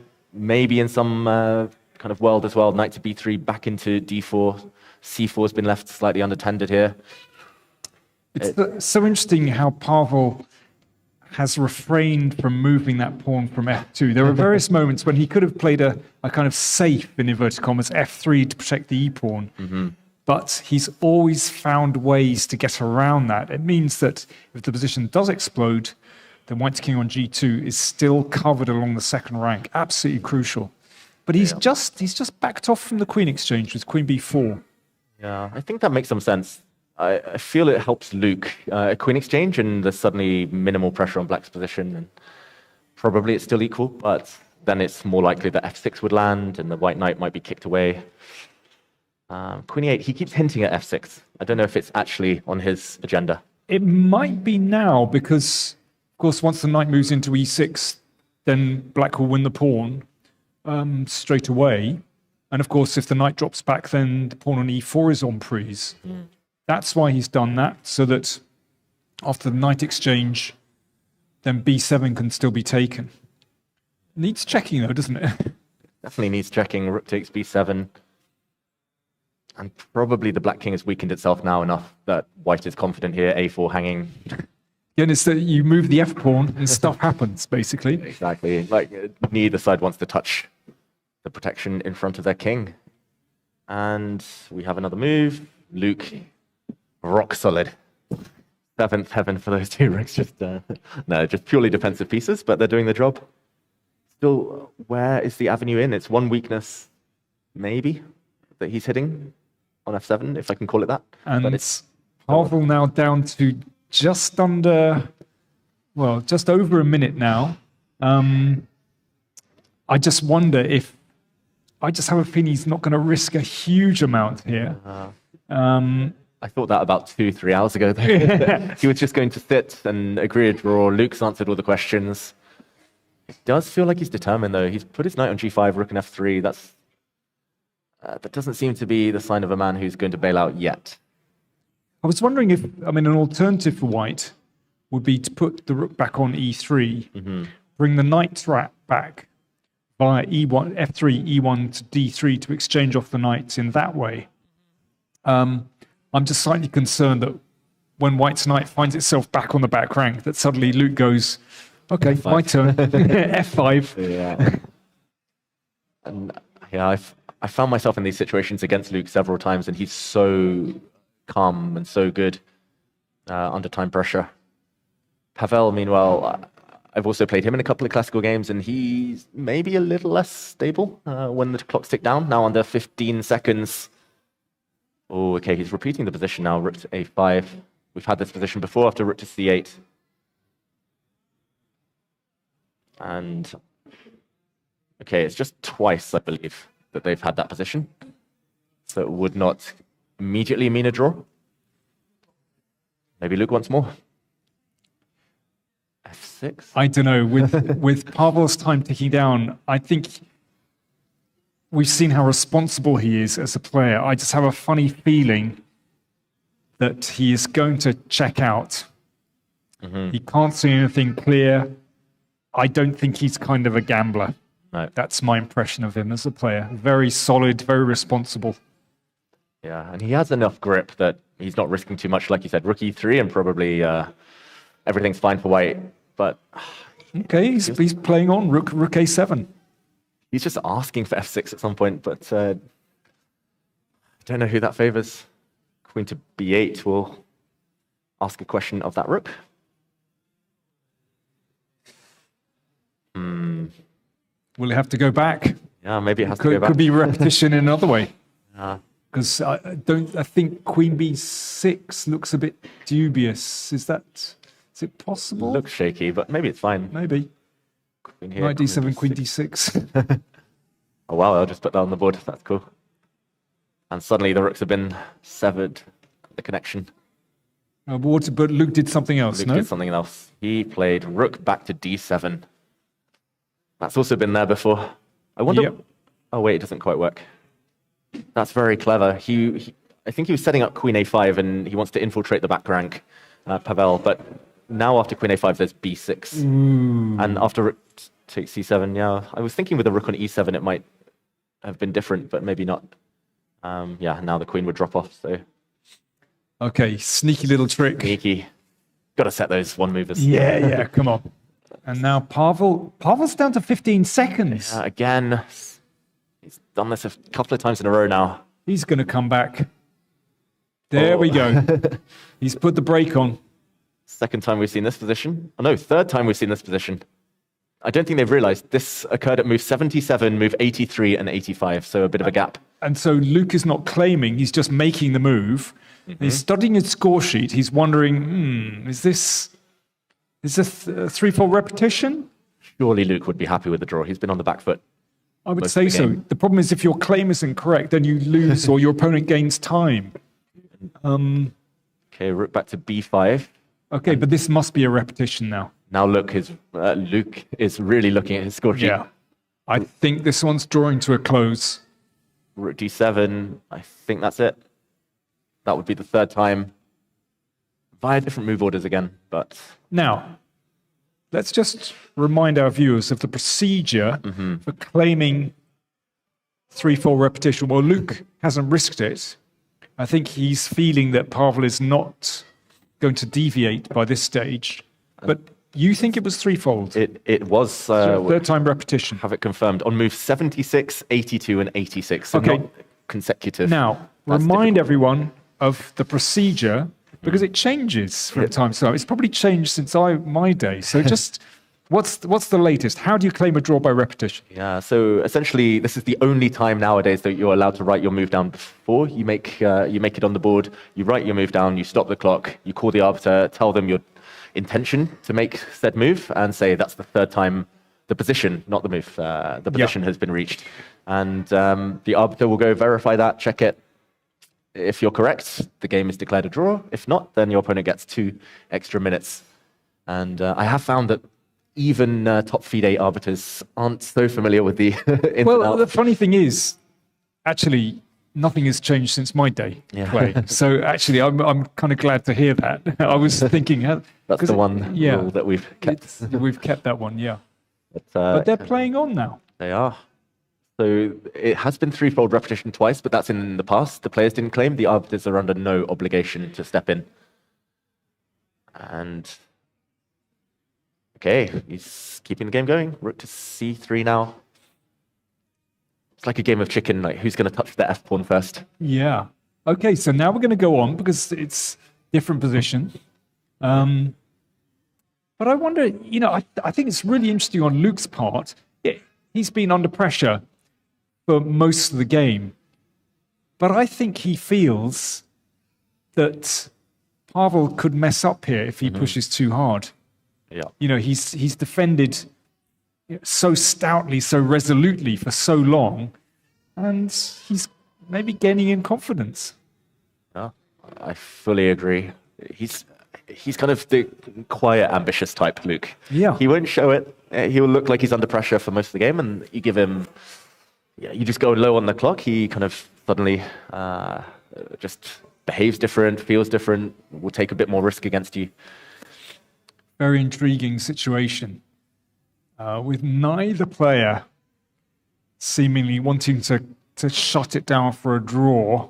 But however, Pavel seemed like he was ready to, but Okay. For Luke, the one problem is that many of his moves are quite, well, not forced, but it's very hard to get active. Queen B2 lining up against the king. Is he thinking about F4? Surely not. That's so loose now. Maybe. Is that move going to finally appear? Only 50 moves after we first started discussing it. Yeah. F4. Are Luke's pieces ready? That's the question. He's going to line up on the E-file. That's been his antidote so far. Queen E8. Just hinting at F6, covering the E6 square. Yeah. Pavel's going to play Rook B5. Something to meet F6 with Rook takes C5 and plop the knight in. That would be a nice move.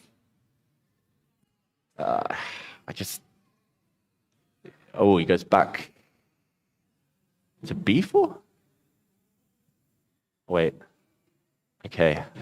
I guess if F6 happens, there's a knight exchange on E6. At the very end, the white rook can take A4. I suppose so. And the game goes on. Yeah, and then suddenly it's a position where white has several isolated pawns. If the black pawn were on F7 with the knights off in that situation, I think black's better. But might favour black, yeah. But F6. But it's that 7th rank and the 2nd rank for both players. Just to put this on the board, rook takes A4, and yeah, the black king's slightly airy. Has he gone for it? No, he hasn't. This is probably equal somehow, but Luke waits. The most patient man I've ever seen. Pavel 115 and counting down against, well, Luke's time has stopped, of course, but 119 it looks like. So still nothing happening. Nothing happening. Just going to go and check when the bishop took on D7. How long ago was that?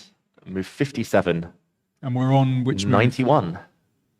Oh, so actually we're not far off 50. But so if there's no pawn move or no capture after 50 moves, then a draw can be claimed. Yeah. But so we've made 35 moves since the last capture. So we're looking. You said move 57. So we're looking for move 107 is when one of the players can claim it if they want to. They might not want to. I think the arbiters are supposed to step in if it's 75 moves without any progress. Will we get there? It's a really peculiar game of chicken, isn't it?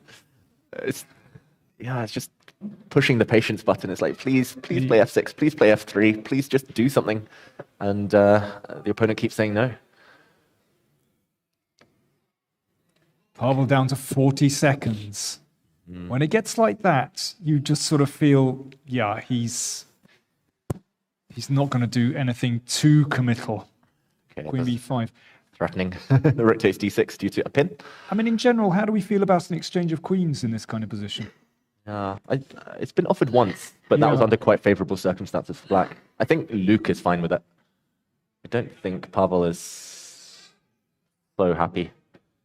It can't happen yet. As ever, all depends on the position. You know, if D6 is looking vulnerable, then it's a problem.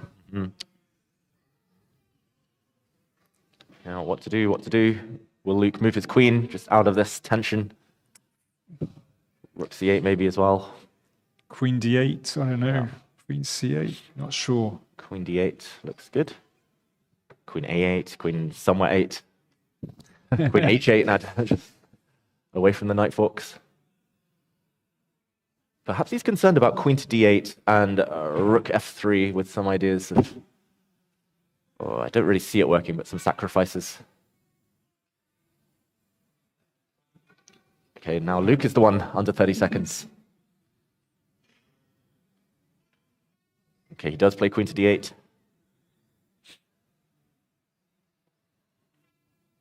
Yeah, this is very tense. I don't miss these moments in in competitive chess where your heart is racing. You know it's probably just dead equal, but you don't know how to escape from the game and move on. Rook F3. Rook F3.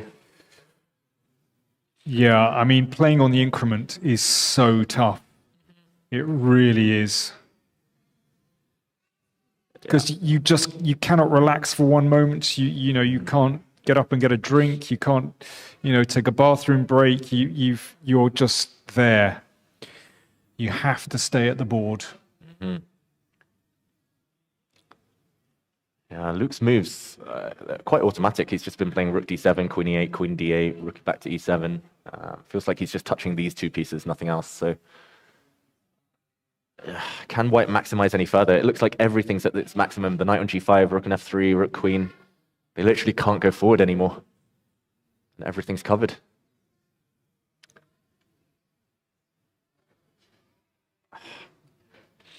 I don't think we could blame Pavel if he does bail out, but we're closing in on that 50 move rule anyway. So we're on 94, 13 more moves. 13. A lot can happen in 13 moves. Yes. Queen b4. There are mistakes that could be made, like, I don't know, some lazy moves like rook to d7. And then rook d6, you say. Boom. Yeah, Suddenly. exchange sacks. White has so many Big pawns, big pawns. Yeah, especially block positions. Knights are just as valuable as rooks here. Mm. So queen b4, it's the other rook that goes to d7. Yeah, there's not quite any sacrifices here. Oh, whoops. Nothing quite working. Well, we've got to applaud their fighting spirit. It is tremendous. And how do you feel after these long games? Is it frustrating if you've been trying for 5+ hours now? Or is it just, okay, you gave it all and move on? It's fine. A draw is a logical result. Of course, if you're the one defending, then there's a feeling of real elation. You succeeded in your aim to hold out. For the player pressing, if you don't succeed, then you have a very different view. I mean, that's just the psychology. We know that from a footy game. I've seen it very often. One team, playing the low block and shutting out defense. If they make a draw, it feels, you can see the players at the end of the game. It's just, wow, there's just fantastic team spirit. Sometimes a smash and grab, you defend for 90 minutes and catch your opponents on the counter. Exactly. That's very possible here. Oh, under 10 seconds for white. Back to a5. He's been there before. This is actually the third time they've reached this position. Move, when was the first time? 83. Second time move 85, and now move 97. So it's hard to count when it's not kind of all in a row. But Luke, just not fussed about claiming. He's not sure. The problem is, of course, it's not just the pieces on the queen side, but it's the pieces on the other side of the board have to be in the same positions as well. So he can't be absolutely sure. He doesn't want to waste time. So he may as well just hold his defenses. I've certainly been in that position before, and you just take a pragmatic view. And rook back to b5. We really are getting dizzy at this point. Okay, is that 34 seconds for Pavel, I think? Yeah, he made that move with 4 seconds left. Were you watching the World Cup when Wei Yi in the final made 4 moves in a row with 1 second? And he just made it so casually, just make it slowly. Yeah, he went down to the wire quite a lot, didn't he? I mean, I think it showed he's a little bit rusty. Yeah. Actually. It's the nerves slow you down and you end up freezing a bit more. It's like you need enough adrenaline to kind of keep you alert. But it's interesting how he seems to have turned into a very solid player. Where age catches up with all of us. 26, he's just passed it. Exactly. When he was 15 and 2700, he was a firebrand attacking Maestro. So if rook e d7, I think he might be looking at his score sheet, or is he just looking at the queen side? I think he's just looking at d7 would be. Oh, glance. Possibly at the score sheet this time. I think that's like the 4th time at least that they've made that position.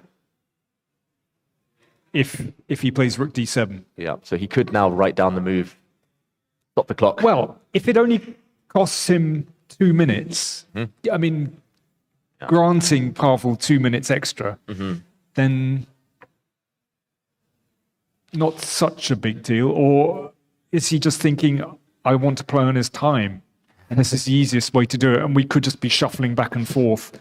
And but for both players, it might be the easiest way to... There we go. I think Pavel must have offered a draw. Yeah. Yeah. Finally, and we didn't reach the 100 move mark. 98 moves. Big disappointment. Big disappointment. They really cut that game short. So slacking off. Sorry, how many moves is it? They've played 41 moves since the last capture, but it was 98 moves in total this game. Okay, you asked me whether I thought it was going to make 100. I said no, but almost. But actually, very, very interesting game. Yes. And great fight from both players. Luke's still wondering. He looks a bit spaced. He looks disappointed slightly, as if, I missed something. I missed a chance to claim threefold repetition 2 hours ago. And Job done.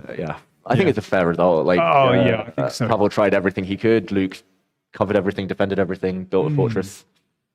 That's how it goes sometimes. I still think he should have left the bishop on g2. Me too. I think he shouldn't have traded off his other knight for Black's light squared bishop. Black was cramped. Why exchange minor pieces? Exactly. That for me, do you remember what I said? Right way back when that bishop was on d7, I said, if only Black could get rid of that bishop. Yeah. Because then you'd be able to use the d7 square. And it did make life easier for Luke. And that was the one decision that was rushed, just taking it all the way back to 5 hours ago when move 20, when knight to b5 was played. Unnecessary, and maybe he could have maneuvered around first. The maneuver we wanted was to put the knight on c3 to d3. So maybe he could have done it via this move order, put the bishop on c2 as he wanted, and say Luke just continues doing what he did in the game. Maybe bring the knight round, let's say, and this type of idea, just leaving Black a bit clogged up. Exactly. The bishop gets in the way. Yeah. Knights are better than bishops. Why allow that to be traded off? I mean, in block construction. Well, listen, we're not so naive. I'm sure they considered these kind of maneuvers, but they just chose something else. You know, they're fantastic players, of course. Exactly. There are many, many ways to tackle this position, and let's give Pavel his due. He came extremely close. He's very close to breaking through here. Yes. But Luke held firm. Do you know what? I don't think we should wait for them to come for an interview because it's a really long day. They all want the rest. They'll want dinner. They want dinner. Time. I think they've definitely earned a very good rest. Slice or two of pizza. I think they deserve it. Definitely. So we should probably wrap up there. Yeah. Let's recap the results first of all. Let's do that, Dave. Of the round, because it's been a while. It's a long, long time since we saw our first result. Abhimanyu Mishra and Nicholas Theodorou having quite a quick draw under the hour mark. We saw 4 draws in the end of differing levels of fighting spirit. Then we had Alireza Firouzja and Michael Adams, who drew, that was roughly about 20 move mark. I mean, actually, Mickey maybe could have played for the advantage, but they were both content to halve out there. Solid from both players. Then we had, let me see, the next finish. Then there was quite a break. Then we had Gawain Mororoa Jones against Sam Shankland. We felt that Gawain was pressing in the end game a little bit, but Sam was adamant. He had it all under control, and indeed, he did halve out cleanly in the end. And that left us with one decisive game. And Nodirbek Abdusattorov, what can we say about his victory? Winning with Black is no easy job. It's no mean feat at this high level. And he did it in quite impressive fashion. I thought it was a brilliant strategic game, actually. And I think, well, as Nodirbek said after the game, Nikita simply overlooked this move a4, a3. And after that, he was in massive trouble. And yeah, actually, I thought a brilliant game by Nodirbek. And yeah, he was very satisfied after the game. So yeah, great Great performance. Yeah, fully deserved. And that means he is our sole leader after 3 rounds. Nodirbek has 2.5 points, 2 wins on the bounce now. And he is followed by 2 others on a plus score. Nicholas Theodoru, who won yesterday, and Alireza Firouzja, who also won yesterday. And yeah, a big pack behind them. Very early days, though. Only 3 rounds played, and plenty of time for everyone to catch up. And yeah, it's very tight indeed. So, It really is. listen, thank you everyone for joining us for the broadcast. Of course, more to come. Round 4 tomorrow, same time, same place. That's my stint in the tournament over. And I think, are you doing any more commentary, Dave? I might be back on Monday, depending on how things go. But yeah, we'll be leaving you in capable hands for the rest of the weekend. I'm not sure who, but they'll be just as entertaining. Probably more so. Great. Thanks, Danny, everyone. it's been a It's pleasure. good fun. Bye-bye.